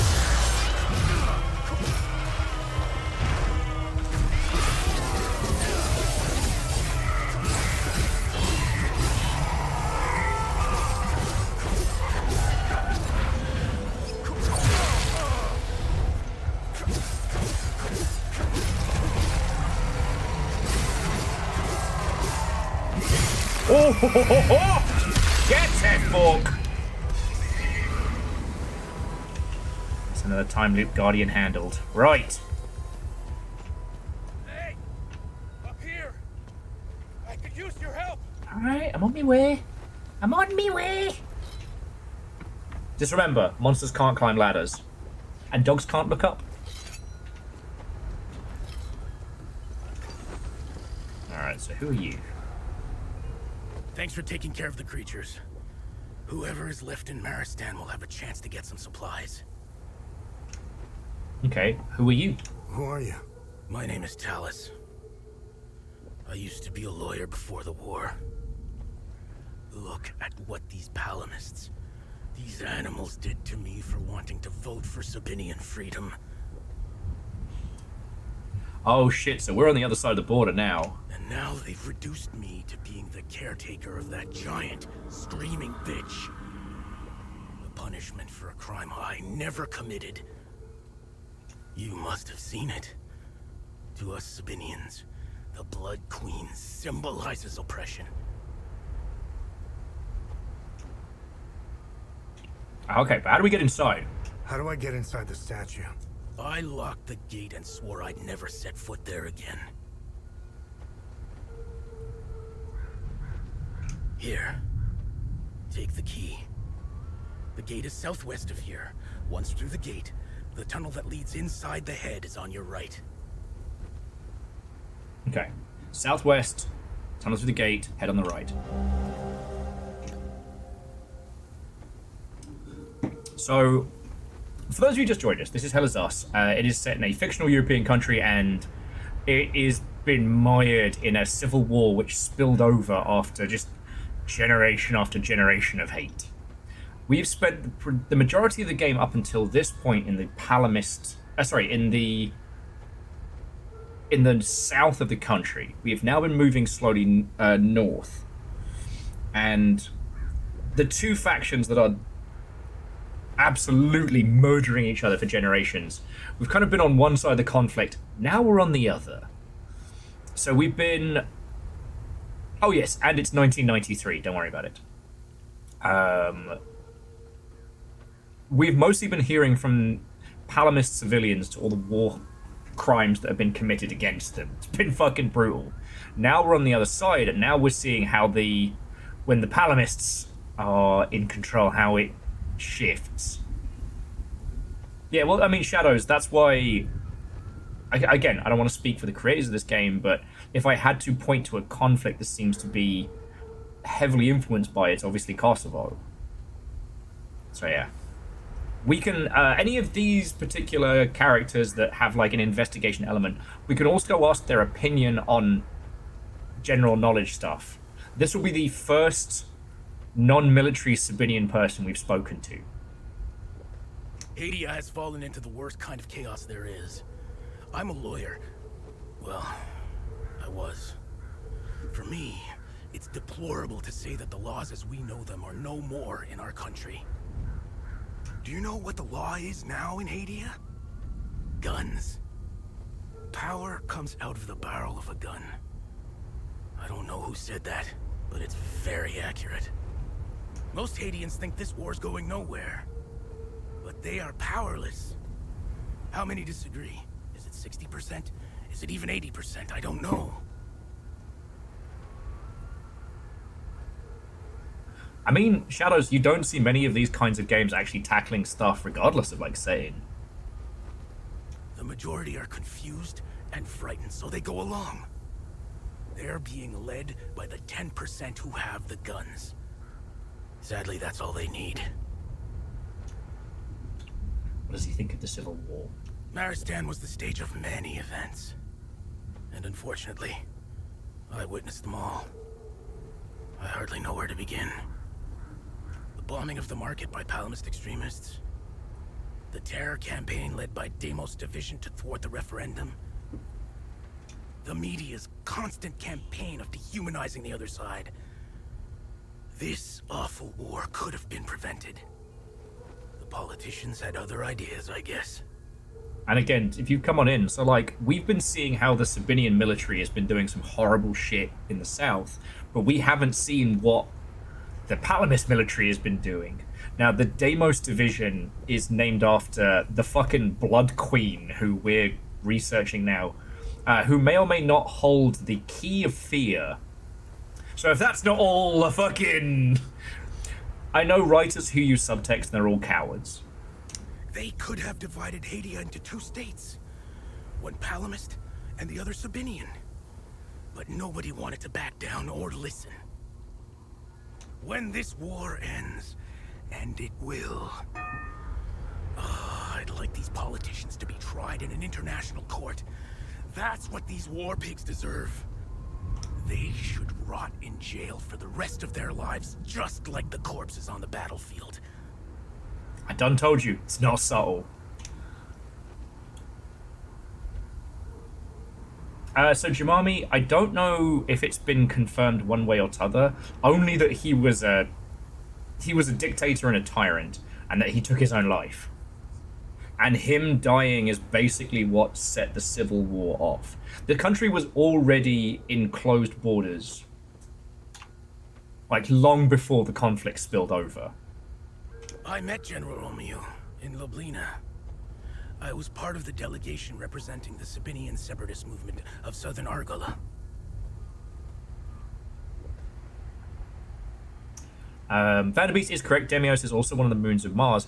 And it's what you ask a fledgling DJ when you want to hear their mixtape. Demios.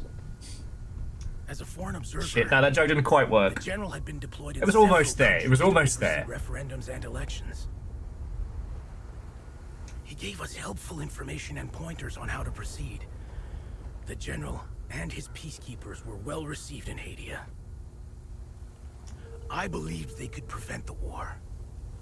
But when things began to get out of hand, the peacekeepers did nothing to stop what was happening. During the referendum campaigns, Palamist thugs were chopping off hands and arms to prevent Sabinians from voting. The peacekeepers did nothing. So this is one of the things where you can tell this is based on actual conflicts that have happened in, especially Eastern Europe. Because the thing we heard earlier was that the Sabinian war camps could be seen by... the peacekeepers are called the ON in this, just... I mean, subtlety be damned. But from one of the people we met earlier, who escaped one of the camps, like, the peacekeepers could literally see the facility from where they were, and they did nothing. They left when we needed them the most. I never understood why. They redeployed to Leith's airport. Nothing was happening in Leith at the time. Look, despite it all, I still believe that General Romeo and his peacekeepers are good people with the right intentions. The man I met in Ljubljana wasn't a coward. Quite the opposite. The reality is that General Romeo has someone above him. And it's that person who is to blame for this fiasco. So what does he think of the Sabinians? We came so close to our independence. Polls showed that we were ahead of the Palamist opposition. Their terror campaign worked. I don't blame my fellow Sabinians for avoiding the voting booths. They were afraid. And rightfully so. Even if you have 1,000 sheep versus one wolf, the wolf will always win. I wanted Sabinians to have a new province of their own. I was shattered when we lost. What does he think of the Palamists, the other side of the conflict? They are the lowest life forms on this planet. Look at their elite soldiers. Their Deimos division was created for one single purpose: to murder, rape, and plunder Sabinian families. They call themselves elite soldiers. There is nothing elite about them. They emptied their prison cells to fill their ranks. They were explicitly recruited to commit the worst atrocities possible. You don't believe me? In 1990, during the Sabinian referendum, units from the Deimos division showed up in our villages with axes and machetes. They indiscriminately began chopping the hands and arms off law-abiding civilians. Their message was clear. No hands. No vote. There you have it. A Palamist in a nutshell.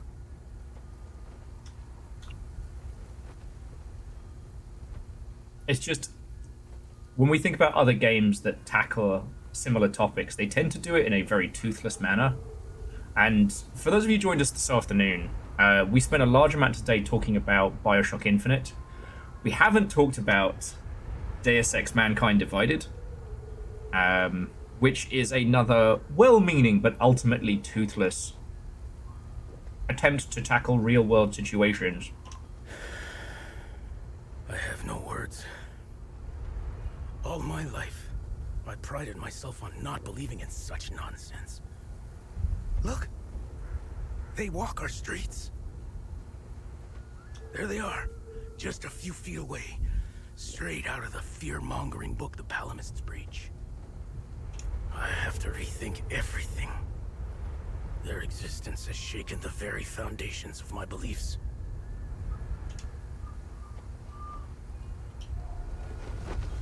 And again, just when we start the game, we come up through kind of like the rural Palamist areas that have their own myriad of war crimes. You know, when we first make it to the first proper village, there is a literal hanging tree.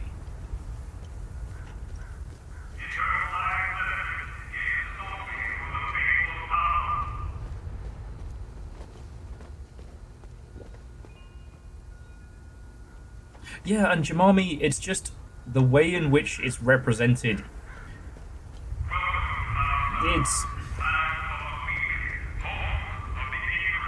It's a lot more real than characters that were shown in, especially in like sci-fi conflicts or the ilk, you know? Sam is now ours, the den of traditionalists decay. Stand reborn in the proud village of a reformist cause. Even this church, once steeped in Palamist rigidity, we have now claimed and painted afresh. That's the other thing about this game. I can never tell when it's going to get heavy. I thought that the center in the town center in the previous area was going to be really heavy. And, I mean, it wasn't a fucking chortle a minute, but, you know, we reunited a father and son. We did some good.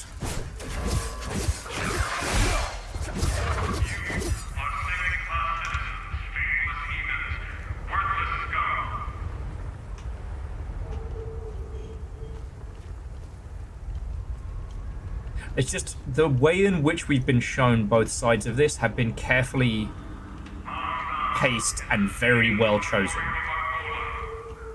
And I'm worried that this is going to be one of those games that some folks play and no one talks about, you know?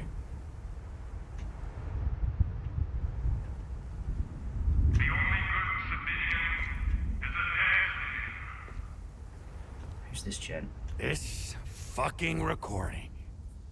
I'd rather go out, suck off one of these creatures, than listen to this shit for another day. Tell us how you really feel. For months now, piping in this drivel. I have no idea where they're transmitting from. Yeah.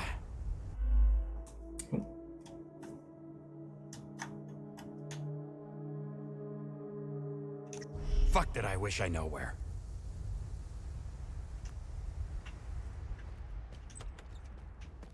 Okay.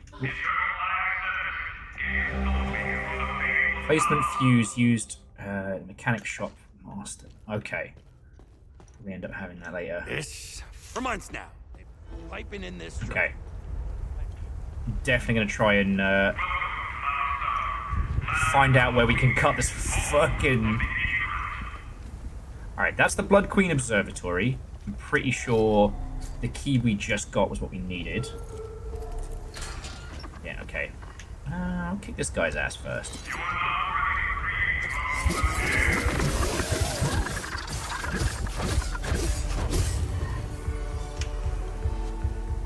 But like,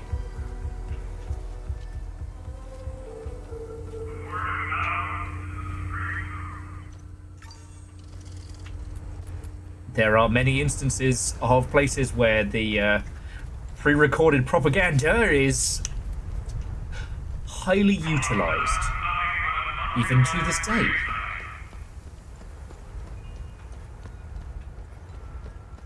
Right. Can I get on that roof? Yes. Gotta get them goodies.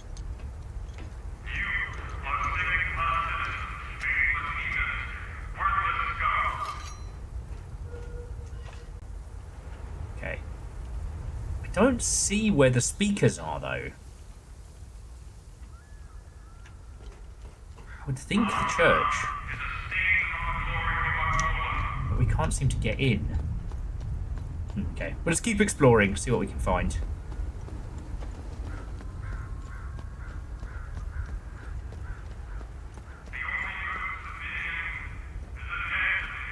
Oh. Underground guy. Our town has a lot of spirit. Even through all the hardships, we stayed in touch with each other with these ham radios. Now that the power is out, well, I'm blind and deaf in here. Totally isolated since they took my wife away. Our town has a... Now that the... Thank you, but I don't... Oh.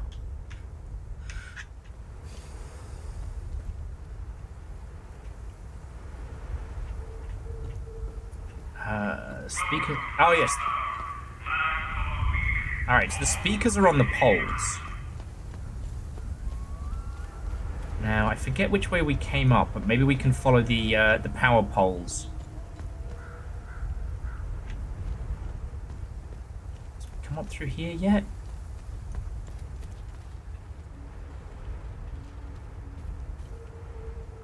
Ah, got ourselves a good old-fashioned graveyard puzzle here.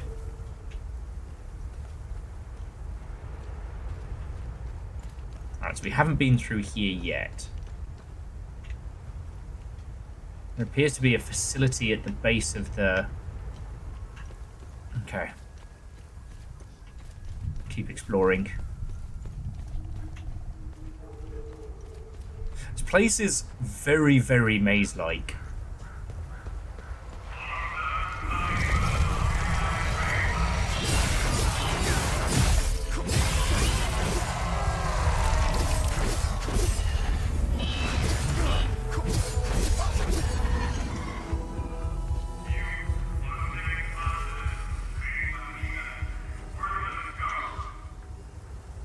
No, we are absolutely going to find out where that broadcast is coming from, and I mean, I got 2 axes and nowhere else to be today, friends.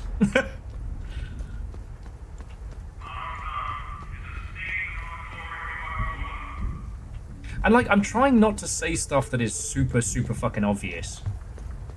You know, in terms of like, I wouldn't say analyzing this game, but talking about it and, you know, what it does and what it's saying. It's just...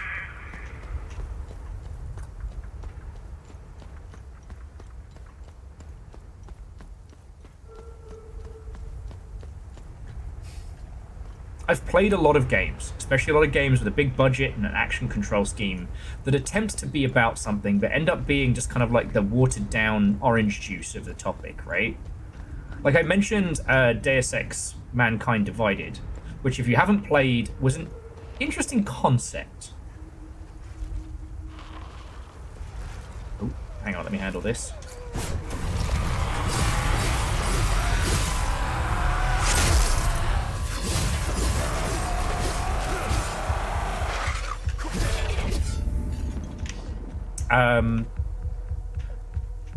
Deus Ex Mankind Divided. Oh. Go help some people. Alright, handle some monsters first.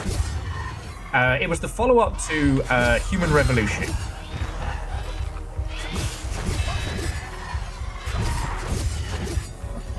Human Revolution was an interesting title in that, you know, you play as a guy who's... Shit, how do we get in? Whose girlfriend is quote-unquote murdered. Alright. And after he is blown up, is given a whole bunch of cybernetic enhancements.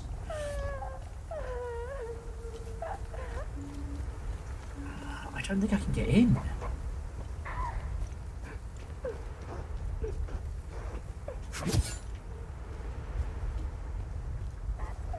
Yeah, and he never asked for it. Human Revolution is a big old prequel to the original Deus Ex.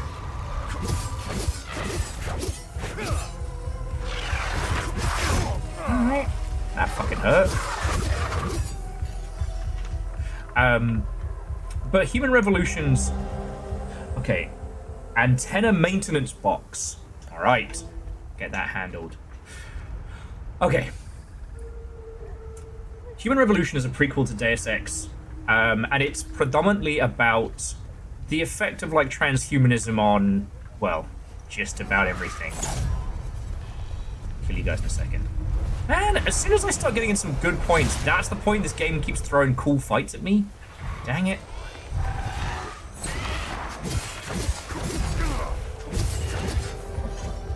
The themes of transhumanism in Human Revolution is very much about this idea of, yeah, the haves and the have-nots. Those who have cybernetic enhancements are just at an all-round advantage over those who do not. You know, it's a shorthand for kind of, you know, wealth and inequality.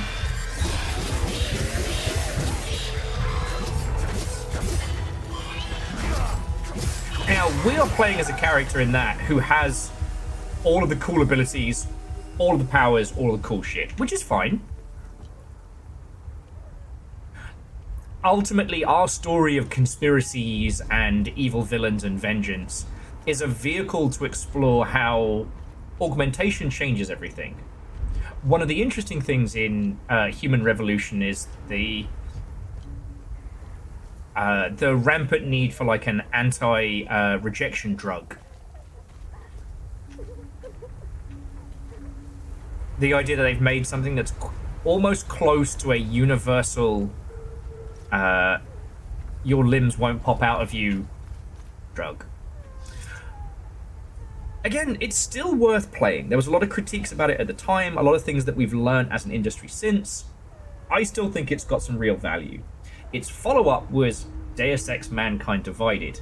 After a mass event causes everyone with augmentations to go berserk and just start fucking killing people, the tide shifts. People with augmentations are turned into a second class. They are put in camps and isolated, you know, walled cities. They are heavily prejudiced against, and they are essentially the new downtrodden. And I think it's an important one to talk about because that idea is very powerful. You know, they basically talk about the idea of this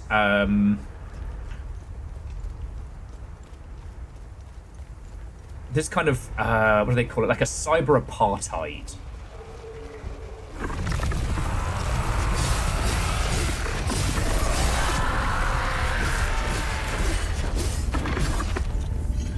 Sorry, an augmented apartheid.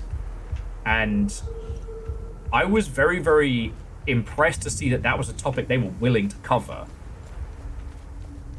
However, they definitely pull so many punches, and as the main character of it, you are very clearly heavily augmented, but you have an Interpol badge, so no one's mean to you directly except for maybe a couple of side characters.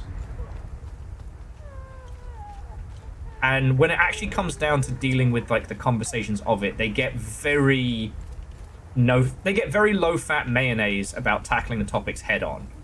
Again, Deus Ex Mankind Divided is worth playing because while it fails ultimately at the message it's trying to say with its full chest, and ends up just kind of like sort of whispering it to you a little bit with no confidence, at least it tries.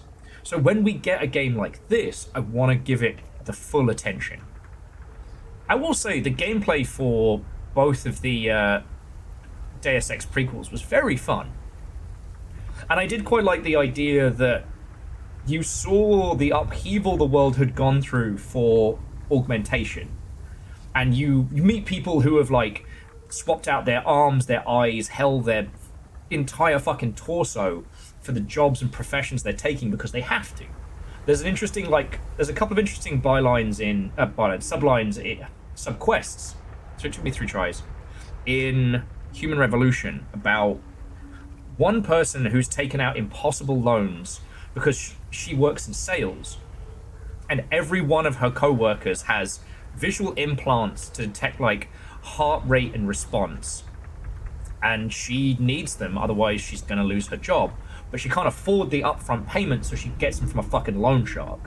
And then there's another thing about a guy who's had like special arms so that he can continue his construction job, but the arms belong to the company. If he quits, if he leaves, they keep the arms. And I found those through lines to be really interesting because at the start of Deus Ex, you play as JC Denton, the first nano-enhanced augmented person. You don't have crazy limbs, you don't have anything else. You have tiny machines rebuilding your body. And you wear sunglasses because your eyes glow. Do you get that? A spear? But yeah, so when talking about horrible things like apartheids in the ilk, I think games can approach them in a way that other topics can't. That other mediums can't.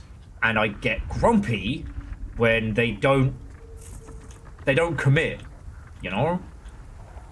Anyway, this is going to be a hell of a fight.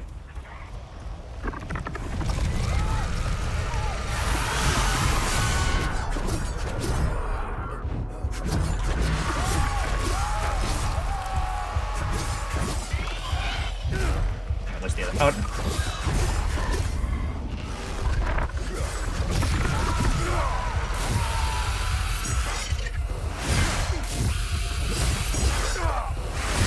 Oh shit, I'm in trouble.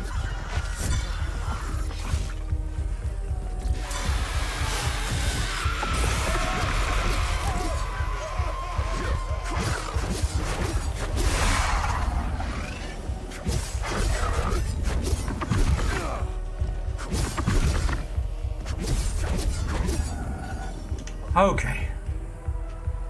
That was not a Guardian? Fuck.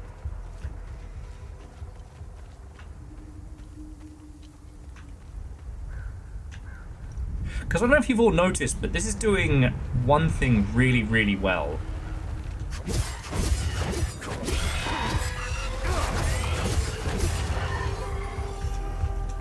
Like, we are a protagonist in this world. We have more power and more ability than anyone else. Oh, a Carta page. Page 1 from the Carta, the Holy Book of Sethurism. Gold. Okay, we'll have to come back to that one later.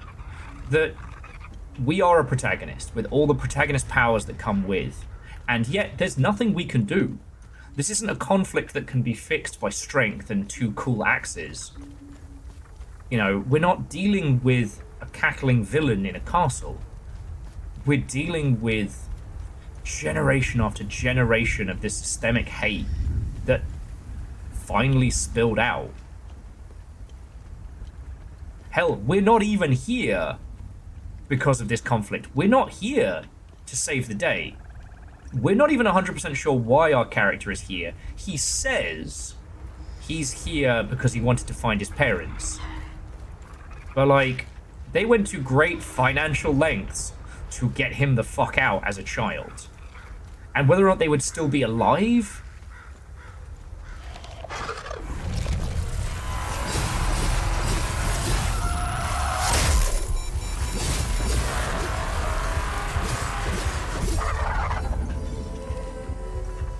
You know? So I still think there's another element to it. I don't want to say, you know, we're looking at a what a twist, but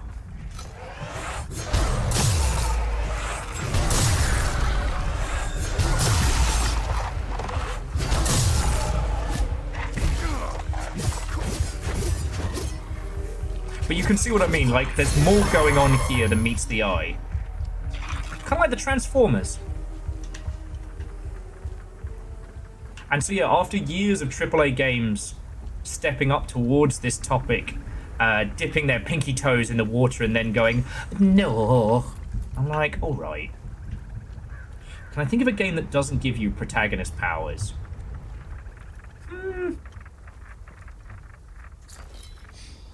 Weirdly, Zombie U springs to mind.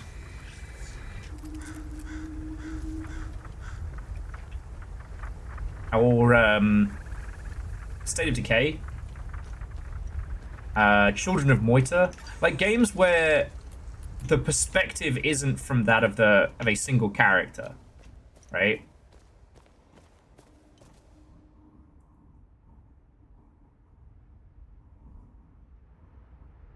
So Angelos, the other kinds that we have access to are grief and ecstasy. I just haven't been using those because we got these rage axes and they've been fucking cool. So I've just been bringing the thunder with those. But in the faith of this world and the different abilities, there are 4 other emotions that also hold power. So I guess we'll be seeing how they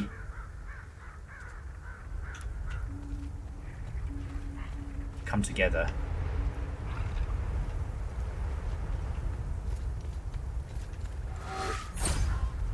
Fuck off.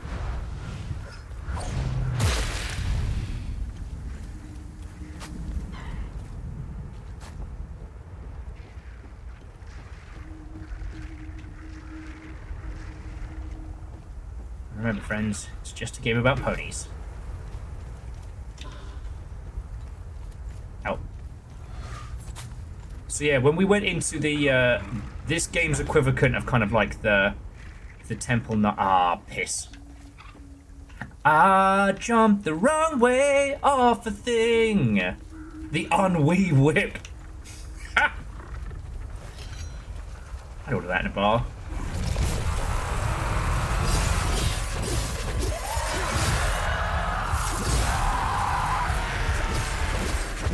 Be like unweep it real good. Do. No, I can do better. Give me yeah. Oi! You, come here. Fine. Hadouken! Hadouken. Yeah, come on. Come on. There we go.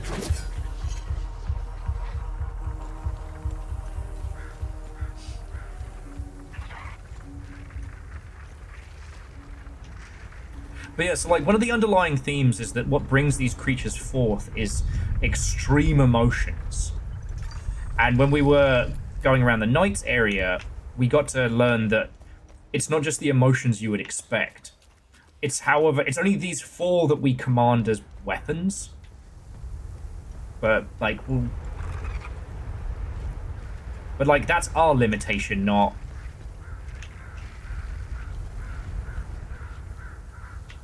Yeah.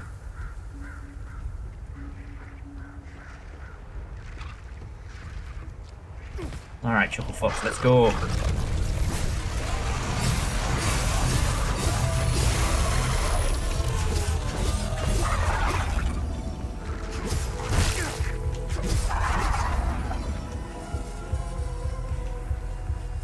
And it's not lost on me, friends, that I'm utilizing rage predominantly, and that the whole thing with these rage axes is that the faster and more aggressive I attack,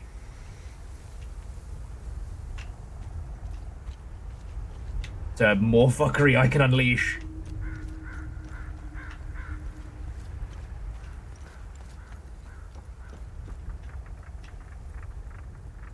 There's also a strong possibility I'm not supposed to be doing this yet, but this game lets me go where I wanna, so I'm doing what I wanna. Okay, Limbic Armory. Oh, okay, this is good.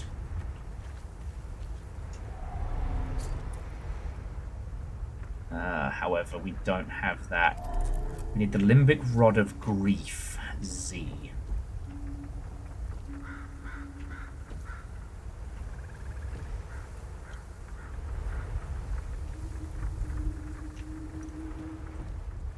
But that does mean that once we know what the code is to open the Limbic Armory beneath, that'll be a lot of goodies. How do I get over there to kick your ass? Go yourself. Fight that man. Okay. God, I will say we've had a lot of discussions about Deus Ex recently, and that is making me think that we do need to do a playthrough of it at some point.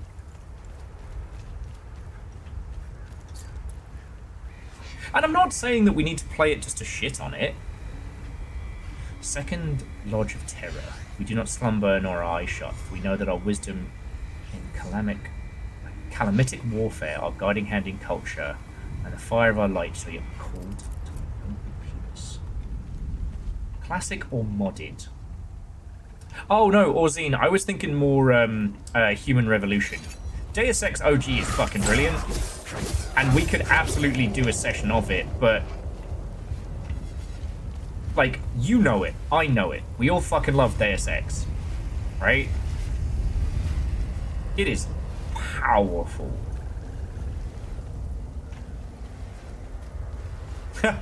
And Simple Chaos, I always love that as a bit.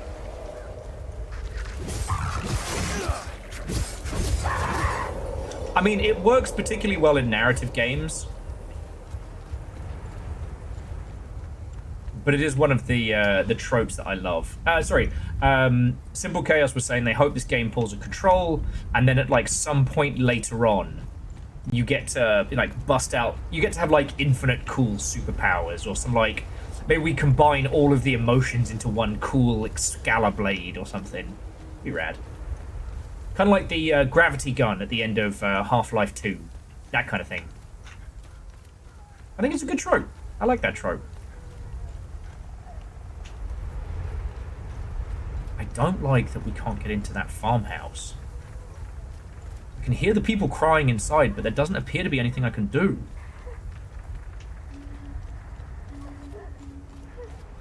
But yeah.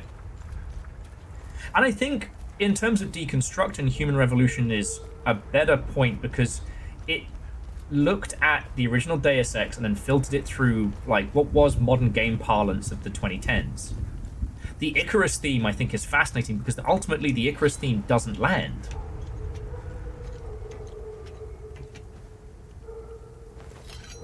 Alright, so this is... Alright. So this is the Deimos unit, right?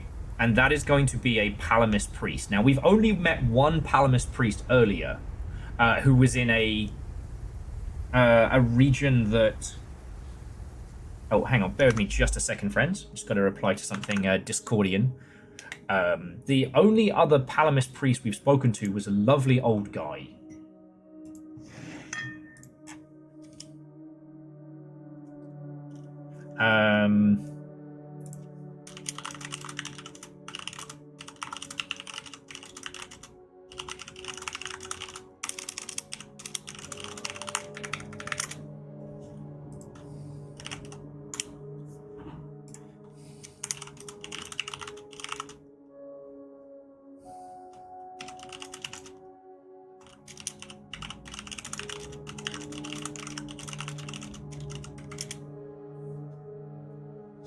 Okay.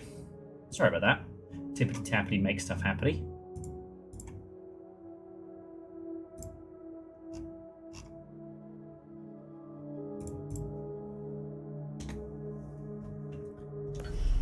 Sorry, I had like 5 different threads all going on in my noggin at once. So, first thread, I think Human Revolution is fascinating because it doesn't succeed entirely at being an immersive sim, but they really wanted it to be. Kind of like the Thief remake we spent a day with. So, the themes of Icarus completely fall by the wayside because you never asked for this. And Icarus is a story of arrogance. Adam Jensen's story is one of luck and coincidence, right? Adam Jensen at no point takes his magical augmentations too high and too far. The other thing being, back onto this game, that priest appears to have like camo or something equivocant, and the priest that we met earlier, the little girl's uncle, who's currently trapped in the abbey with monsters and a lunatic, was devout in the right kind of way. Like, no matter what tortures or indignities were put upon him, he would continue to preach love, peace, and acceptance. We all know that the same text wielded by different individuals can produce drastically different things. And again, this is me being very diplomatic with my words, as I'm sure you can understand. If we ever get a chance to drink together, ask me my real feelings, you know what I'm saying? But I think we're about to encounter the other side of that same concept. We're about to encounter someone who uses doctrine not as a way to teach love and acceptance of others, but as a way to justify horrors. So this might be heavy as shit.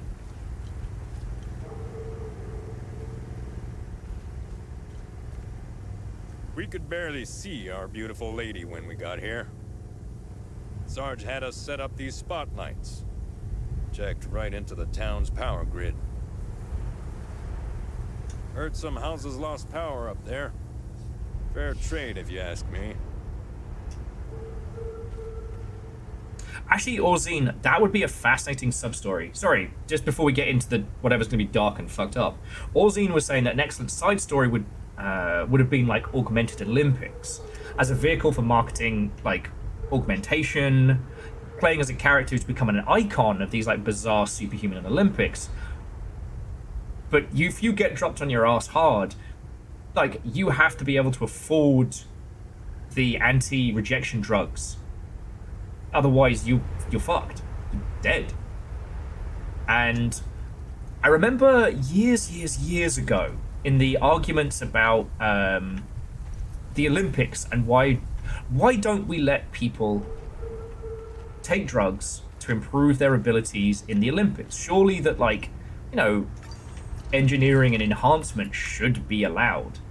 And someone made the great case that if you say that's okay, what will happen to those poor people? Because we can push the human body well past its limits. But these people would die by the time they were like 24. You know? I've never, ever consumed illegal substances, and I would never, ever condone them on this recordable format, twitch.television. But, in theory, one can stay awake for many days more than one can on coffee or energy drinks on illegal substances. And what that does to your body, you're shaving years off your life, right? Like, what kinds of augmentations would affect people? What twisted things would they become? Would be fascinating. I think of weirdly, the Fosbury flop is not an elegant way to jump by any means. It's dumb and stupid. But it does produce high jumping records. It is the meta. If you wanted to sprint faster, would you have reversey-pursey legs? Would you swap out your arms for additional legs and just fucking sprint like a cracked out cheetah? How much of an augmented heart would you need to facilitate blood pumping? Like, what would you need to do to your nervous system to get those neurons firing faster? Like, holy shit. Orzine, that would be a fucking cool sub-story. Alright, let's get the heavy stuff out of the way.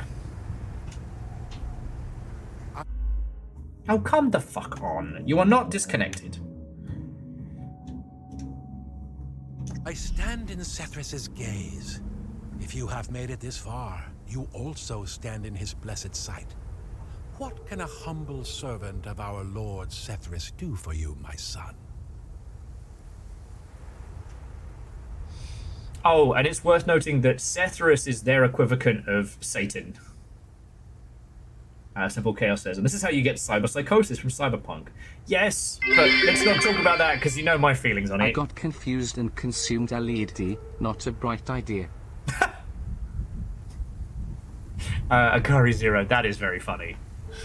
And, okay, Simple Chaos, I don't have anything against it. I just, it's such a basic bitch catch-all.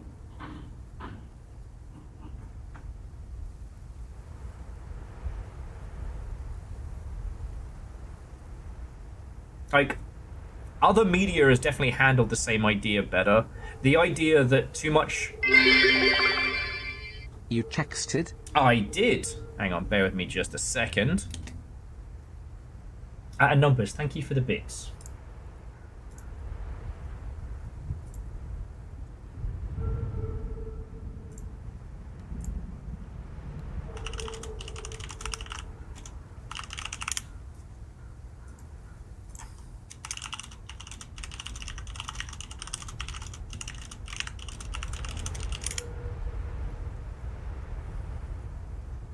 Okay.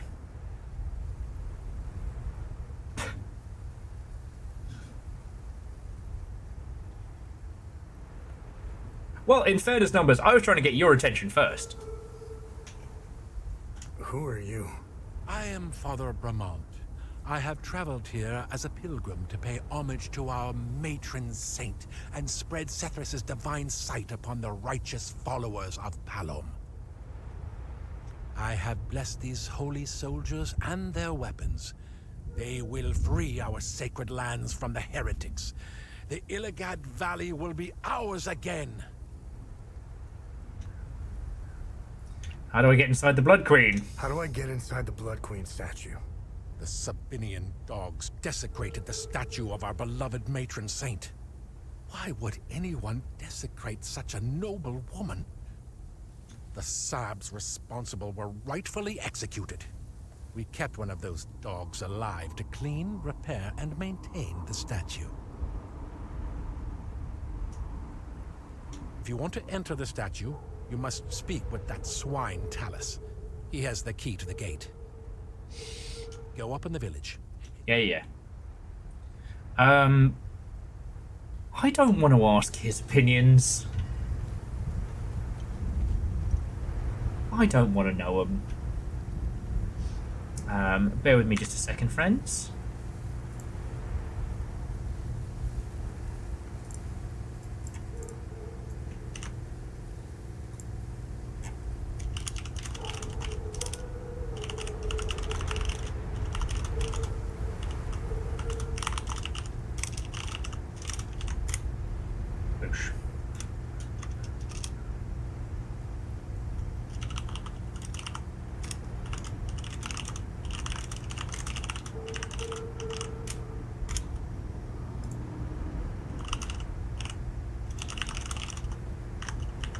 Okay.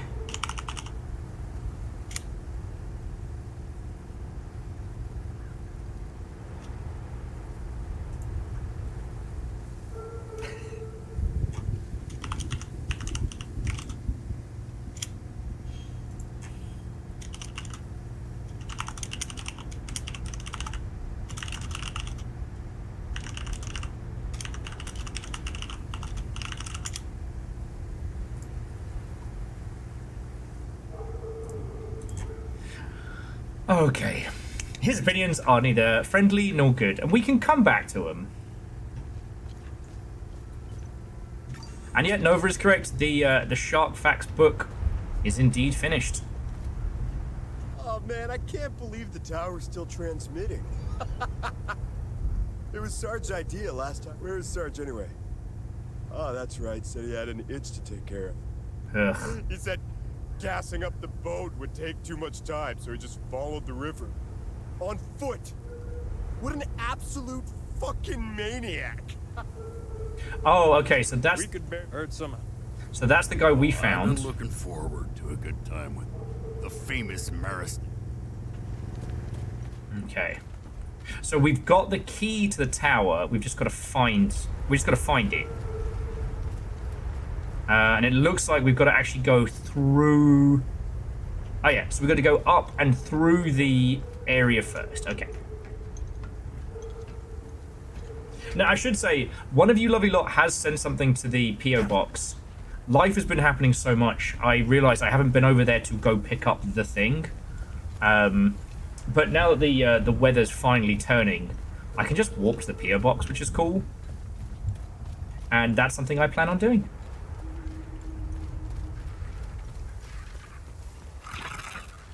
Hang on, let me go kick that guy's ass. Come here! Come here, I need to kick your ass!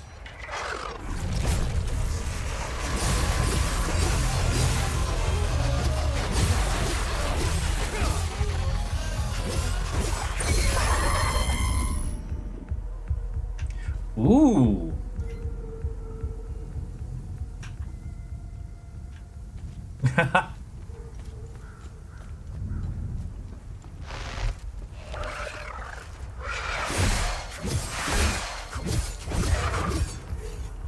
I don't know if that guy was the last time Loot Guardian or just screaming at us, but that would have been interesting.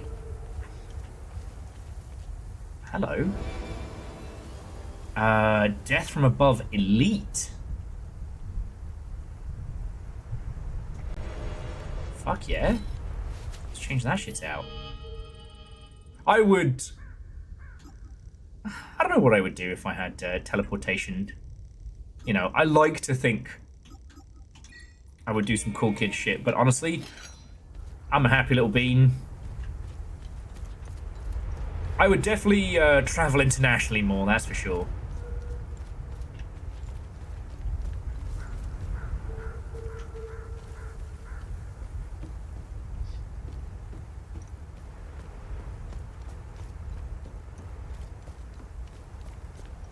Oh no, Nova's right. I'm not allowed to have warp.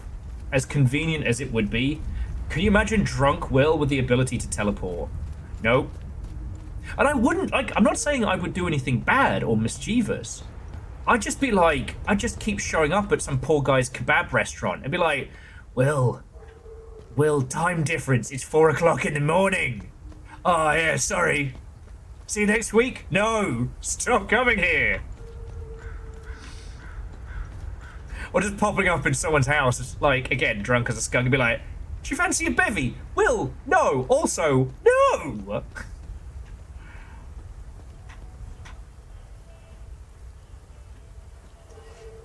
Yeah, weirdly, Nova, I think I'd actually be less crime inclined to teleport. I'd probably steal a little bit, but only within my means and from rich people. This is going to be a weird fucking ollie outie of a sequitur. Has anyone else read the comic Sex Criminals?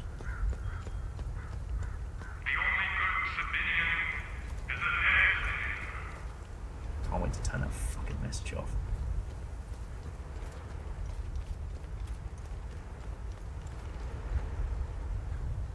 Aeon, I could, but I'd probably get it wrong a few times. Like, you got to imagine, like, the amount of gin I could drink. The amount of people who I'd have me blinking in and out of distance asking for a kebab. It was like, I could.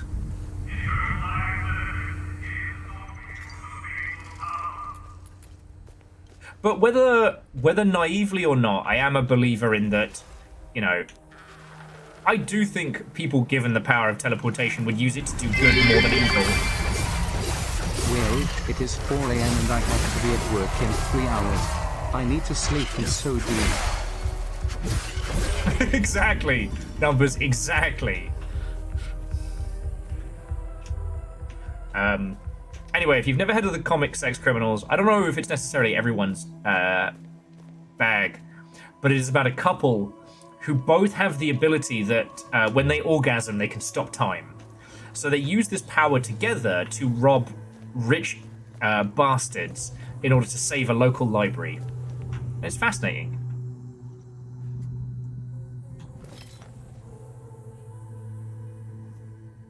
Yeah, you're right. It was like, if I just do the if I just do the old Fable special, I just save enough people with my skill that I then offset the amount of times I kick Bobby Ballbag in the ball bag.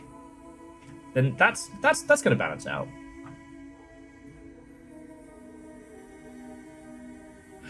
It would be interesting if that power was limited once a day.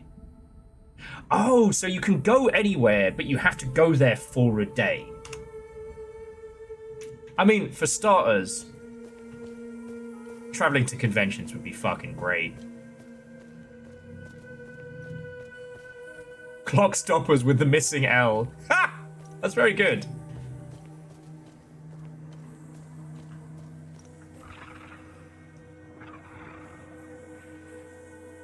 Jamami, I would teleport from the sofa to bed so that I can get couch sleepy but in bed.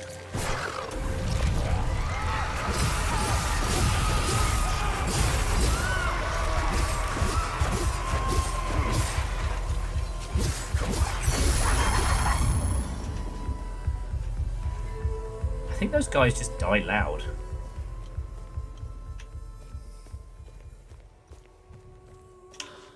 You don't trust my accuracy with that one. I guess I overshoot.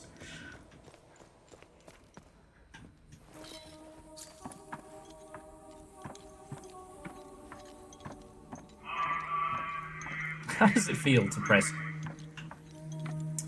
a nice cold can of...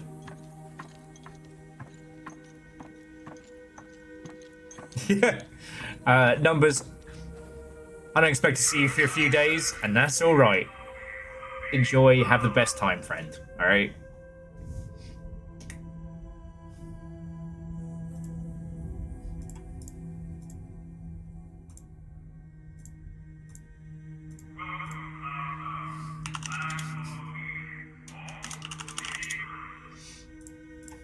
Okay.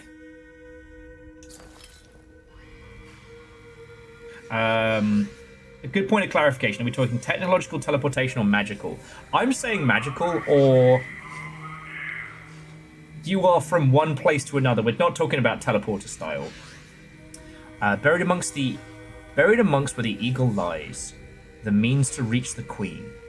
Then westward face the six, the secrets you must glean. Okay, so we're going to make sure all the eagles face east. Eastgulls, if you will.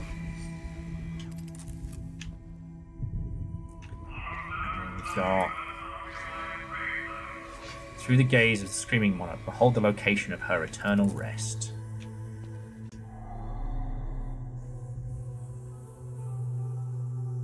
Alright, so that's where we were earlier. And I think we know how to do that. But first things first, let's turn off that fucking message.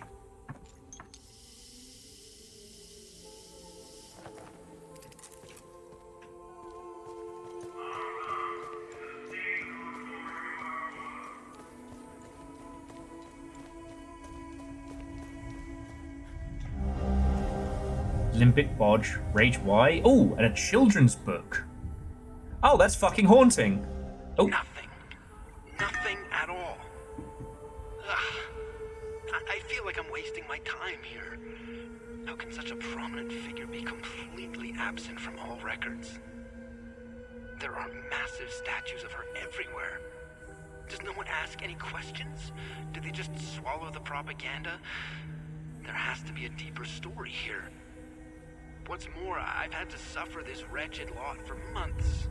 I'll be glad to leave them to their misery. Misery that they brought upon themselves. I've had it with this place. I hate to do this to Lucan again, but it's best to move away soon. Before he makes friends with any sabs. This is one of the things this game is doing so well. So that guy we just encountered, the guy talking, we encountered him earlier on today. After the town he was in was bombed to fuck, burnt, and almost everyone just systematically executed. He was separated from his son during the initial panic. We reunited them. We got them out. That was fine. But like, you encounter him and he's a teacher, he's a scholar, he's an archaeologist. He is, by all intents and purposes, a smart man. And this is his thinking. With him being in a Sabinian town, you know, they deserve this. Leave them to their own misery. Like, whoa, dude! What the fuck?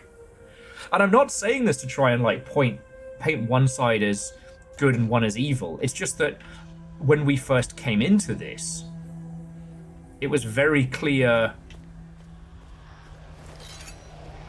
because we were only observing the hatred from one side, you know?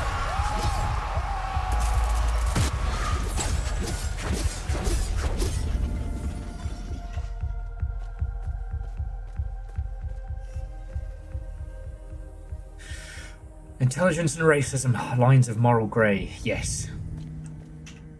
It is a failing to think that, you know, nationalism, racism, and hate can only grow in the minds of those uneducated and feeble.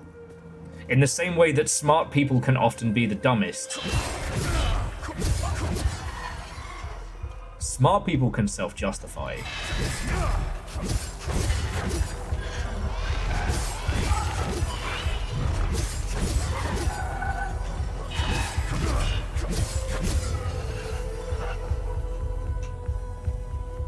Exactly, the othering can sneak in some insidious ways. Alright, so this is one side of the entrance.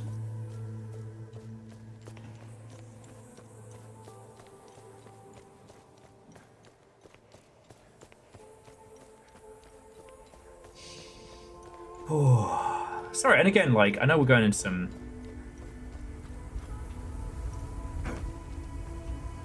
heavy nonsense, but, like, that's what this game is saying. And I just want to say shout out to anybody who's watching this via VODs. I hope I've been able to add some good banter to the title and whatnot, because this is an important fucking game. Yeah, hi Void Crew! Okay, we've shut off the message.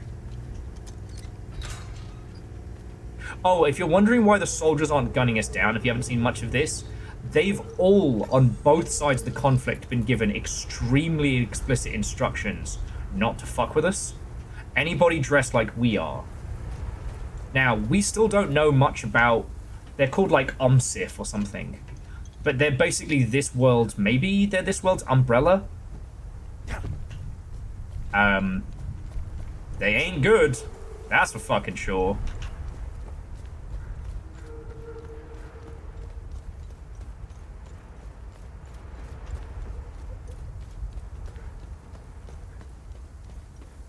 Sure as shit not the heroes of this story.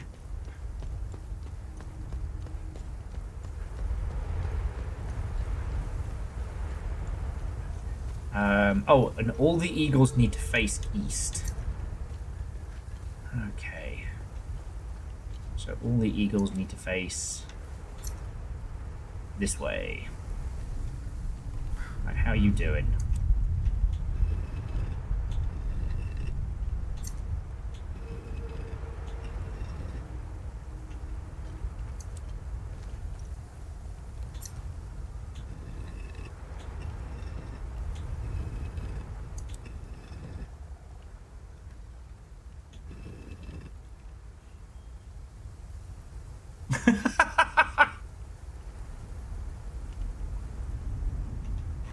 How's the second Rapture Void Crew?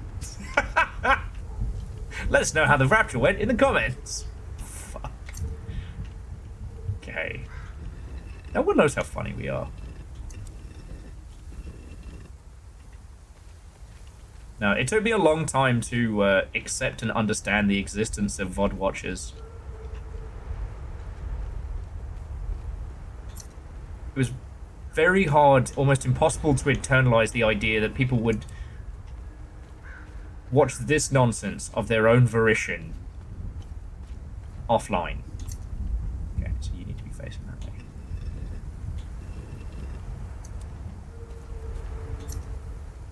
Alright, so you lot are all facing... Oh, no, not quite.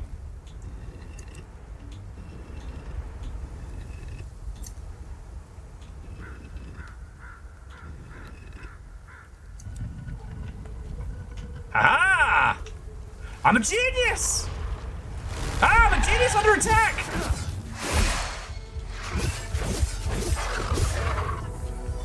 Like I say. That's West Patrick.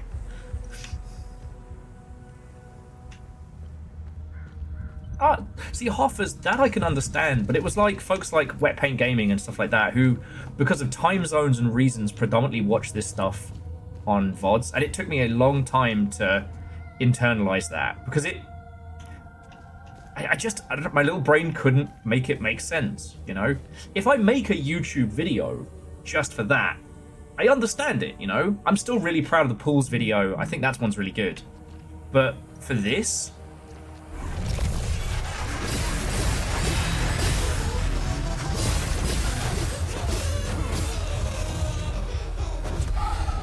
Oh.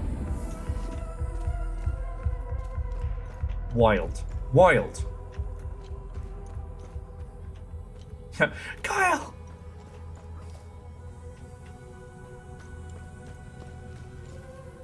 Alright, we've got ourselves a good old-fashioned mystery.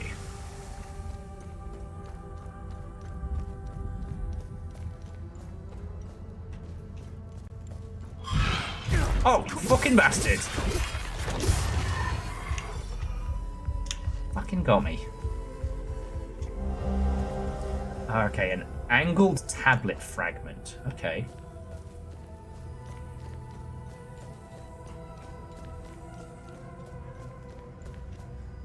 Anyway, suffice it to say, you will continue to impress me in a myriad of ways that I'd never expect.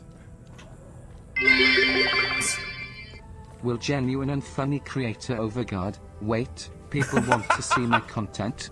Ludicrous. I don't know if I would consider myself as genuinely funny. What I would say is that, you know, I get why a lot of you hang out here stream-wise. I don't know why you keep my ass alive, but... Because, like, this stream exists in part because it's something I wish existed. I used to watch a lot of streams while I was working. You know, I'd be, like, writing press releases, emails, forum posts, what have you. And... Damn, these catacombs are no joke. Right, there's another piece of the table fragment. Okay. And one thing that got really infuriating was listening to streams where people would talk with great authority about video games, despite not knowing how they're made. You know, it's the old... Before speedrunners started reviewing their own stuff, it was the idea of, like...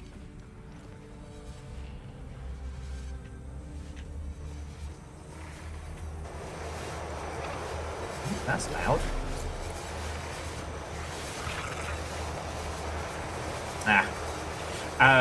Speedrunners would often talk about, you know, lazy devs and bugs and things like that. They don't do that anymore, which is lovely. But I found it really hard to watch those kinds of streams because I just want to be like, no, that's not why this is like this. No, that's not why this is like this.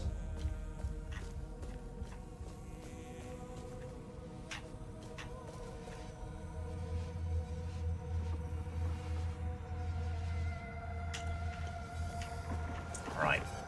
Shh. You can be right on your own time, Aeon.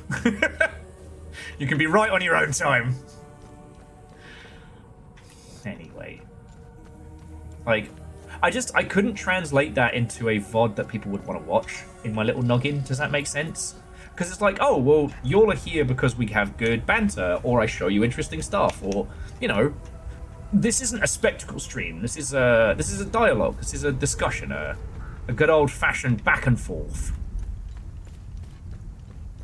Although, on that subject, friends, I haven't got any messages from them, but fish out a little fire in a bit.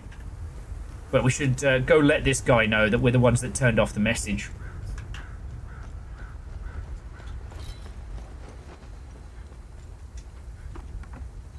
So yeah, once again, to the Void crew, to the VOD watchers, thank you.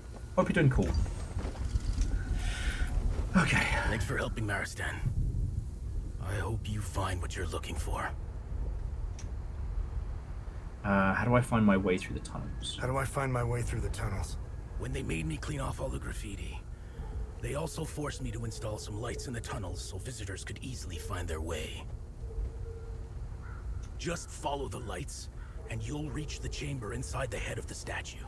Okay. Which we did. Okay.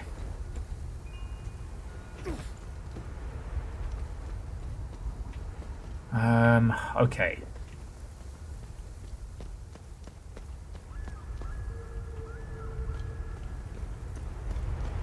Now, was it the guy down the road? Did he need a fuse for the car?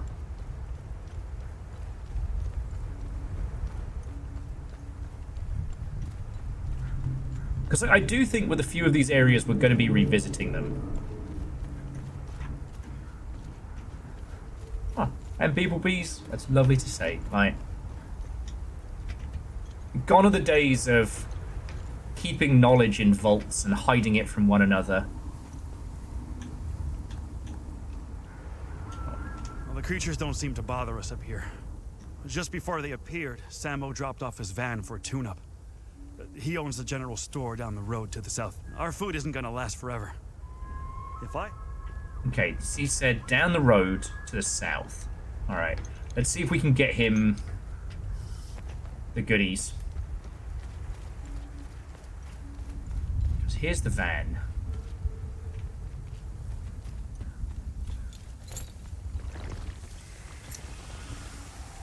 Down the road to the south. Alright, well, it's not going to be up in the sea. Okay.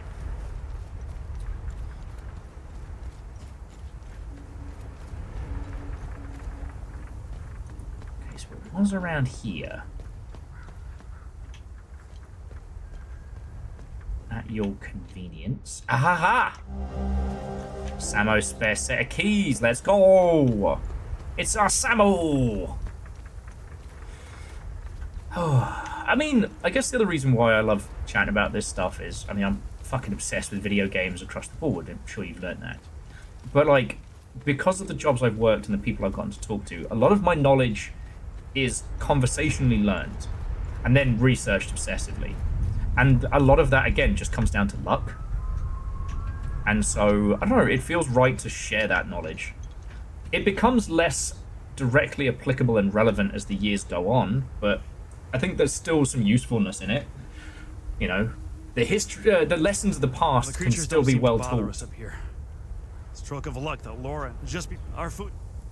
Okay, and there's the keys. Found the spare keys for the van? Oh shit. Now we're talking.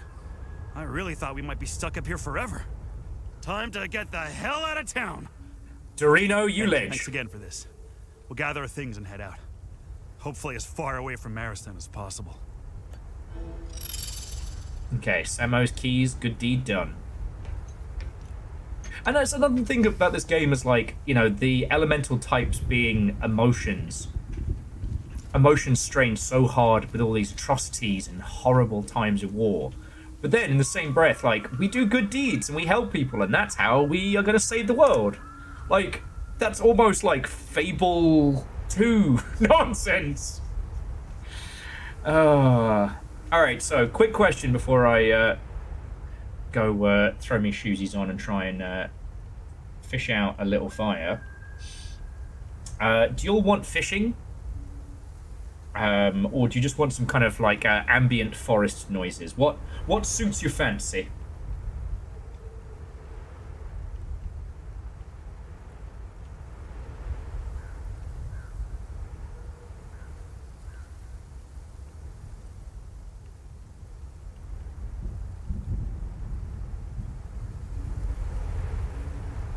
You want fish? Yes, actually, Verdant, you do need to turn in your fish. That way it will remind me to add all of the fish.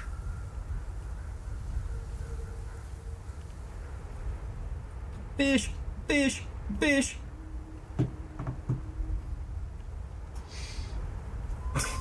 Silly question, really. All right, well, it's going to be, I guess, spooky background fishing. This does have the that great functionality of...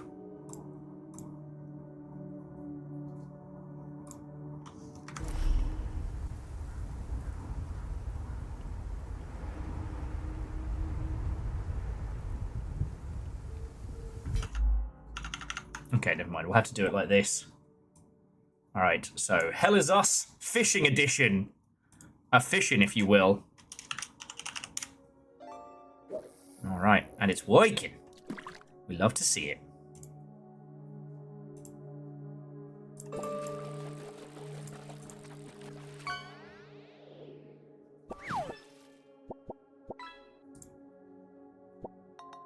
Okay, so friends, I don't know what this thing is. So Twitch has a thing called a social media badge. You can now earn chat badges when you share clips of your favorite streamers off Twitch. Simply submit social media posts from Instagram, TikTok, or YouTube, and you earn a badge based on the number of views. I don't know what that is. And Octavian, what and welcome.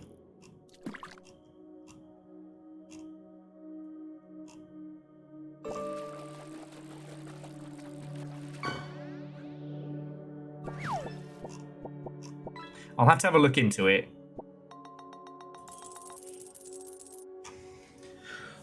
Right. I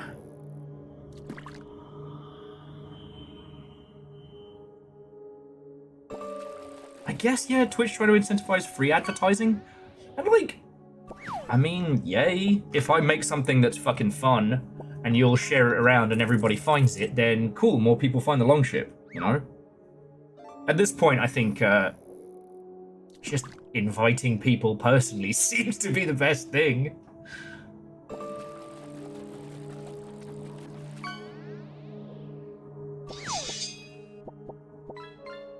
Oh, Air Dragon. That's a huge fucking compliment. Because, like, I think far too much. I could stand to think a lot less. It's very loud in my brain, but I'm able to kind of, like, weave it around, you know, art and video games and nonsense. So... Oh, look! Offers! It's not a coal. It's not a coal. Alright, I gotta get my my shoesies on. I go smuggle little fire in. Think out loud here. I mean, I do also think out loud. I literally... Blah, blah, blah, blah, blah. I meant more that it's very loud in my head. Simple Chaos, you got some of a sword. You got some of a sword. And when I add caffeine's addition... did it skip you, Scotty? Or, you know, did you insult the pond?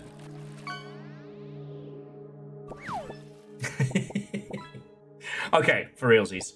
I'll be back in a sec, friends. Enjoy the fishing. Don't do anything crazy. And then, yeah. I want to try and crack these last couple of puzzles. At least in this area, because we're making really good headway. Anyway, back in a sec.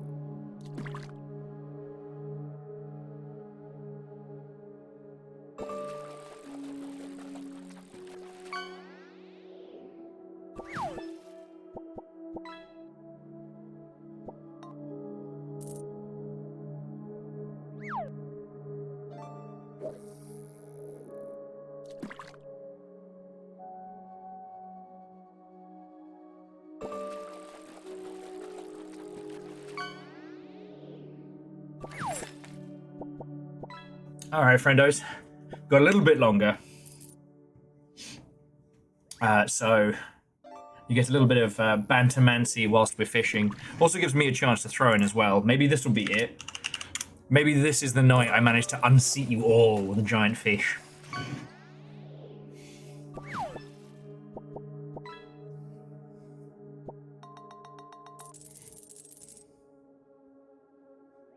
And sorry we're having problems with it picking up the fish.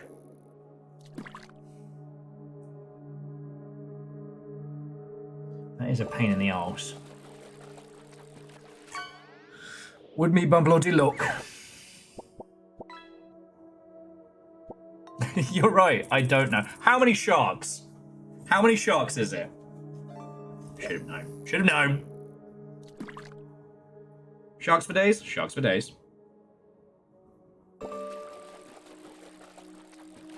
Oh, just a blue whale. Everyone's got a broken bloody sword. Everyone's got a broken whale and a bus. If you put the whale on the bus, if you put the whale in the bus, because when you think about it, whales breathe air. They just eat krill. So you could put a whale on a bus. Should you put a whale on a bus? That's a philosophical question. I don't know where my brain is going, everybody. Fish, fish, fish.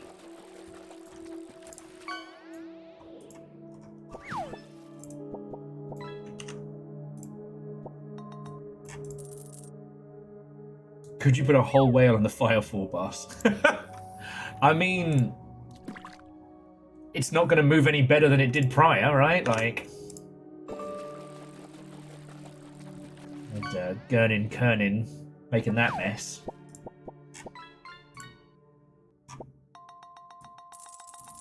Because, like, to my knowledge, the bus never actually properly ran. It was just an eternal disaster.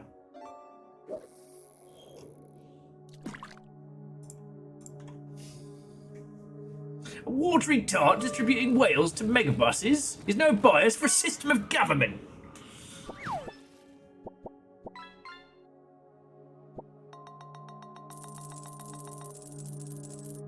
Yeah, it had to be towed. It never ran proper.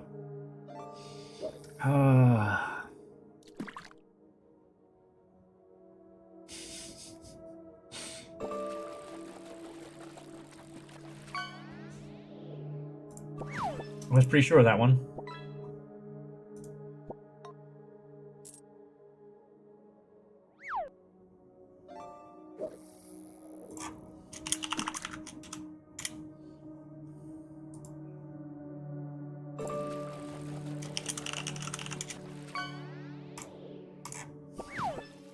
Hey! Polaroid of the best fish. Polaroid of Little Fire, catching the best fish. It makes total sense.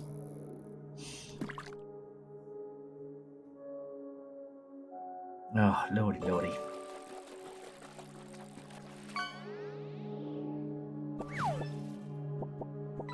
Funny metal tubes. I wonder what they do. Oh. Would that I could, DJ Coil. Would that I could. I saw they got the some of the restocks in. They got the 1/100 fencing guy back in, whose name completely escapes me right now, and the Raziel. And it's one of the, like, the Under Armour Mother Hubbards.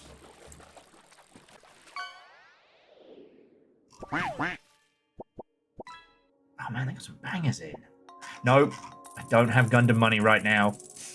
And I don't need Gundam money. I literally have kits next to me. I cannot wait to put together.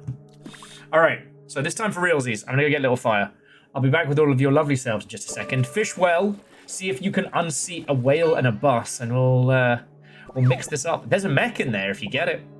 It's in there.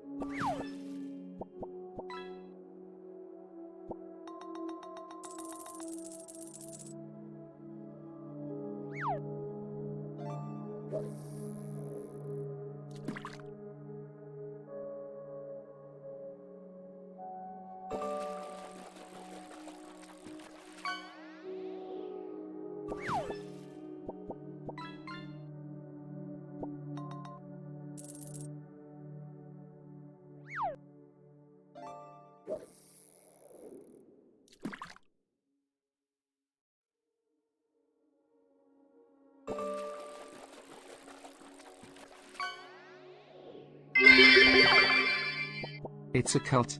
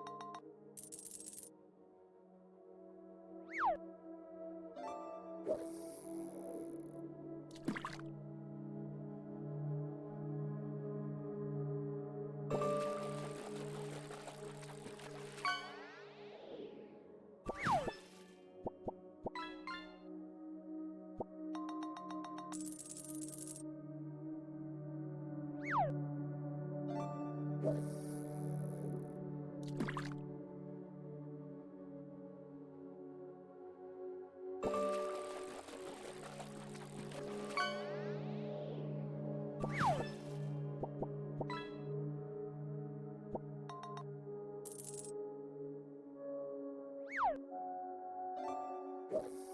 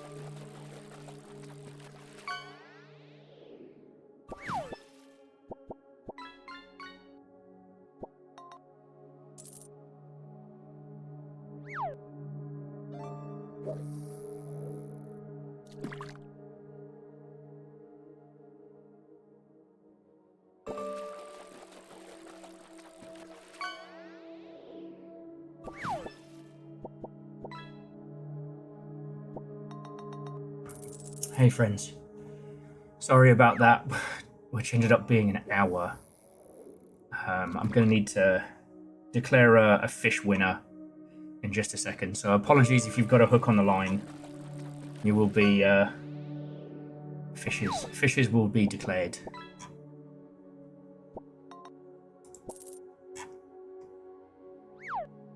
So let's have a look at our winner. And should you be the winner, I won't be able to sort it this evening, but DM me and your fish will be added to the spree. Holy crap, Simple Chaos by a country mile. What did you catch? To Hoffers and Sauron, congratulations. That was a good innings. Simple Chaos with a treasure chest and a blue whale. The Diamond of Mahoffman. Ah, Sauron got a Duck Detective Will. That's okay. So, yeah. So, again, Simple Chaos, congratulations. The One Piece is real. You have done extremely well. Send us a fish of your choosing. All right. And to that end, I need to say thank you to the following folks, because I ain't shit without you lot. Alpha the Deluge, Errman, Caffeine, J-Post, Sexy Mayo, fucking Jackie, Falasso, Punspector, Beeplebees, Subtlety is for Cowards. Some of you were celebrating 84 months at Tier 3, and some of you were tagged by House Carl, and across the board, thank you. To Akari Zero, Errman, Numbers, Vanderbeast, Simple Chaos, Bacon Avenger, and J-Post, heckin' thank you. Bits and donations are why I'm still here and still in this seat. So every day that we're open, thank you. All right. To Caffeine and Nova, also Tyler Moose, thank you for looking for things behind the scenes. And to the Space Cadet of Seattle, friendos, do give them a follow. as they are a local legend, and I have popped their very holographic sticker in one of my favourite bars in town. So yeah, thank you all for a lovely day. I will see all of your lovely selves tomorrow. Plan unsolidified, but who knows? So, love to you all. Have an excellent rest of your evening. It's almost Friday. To be continued.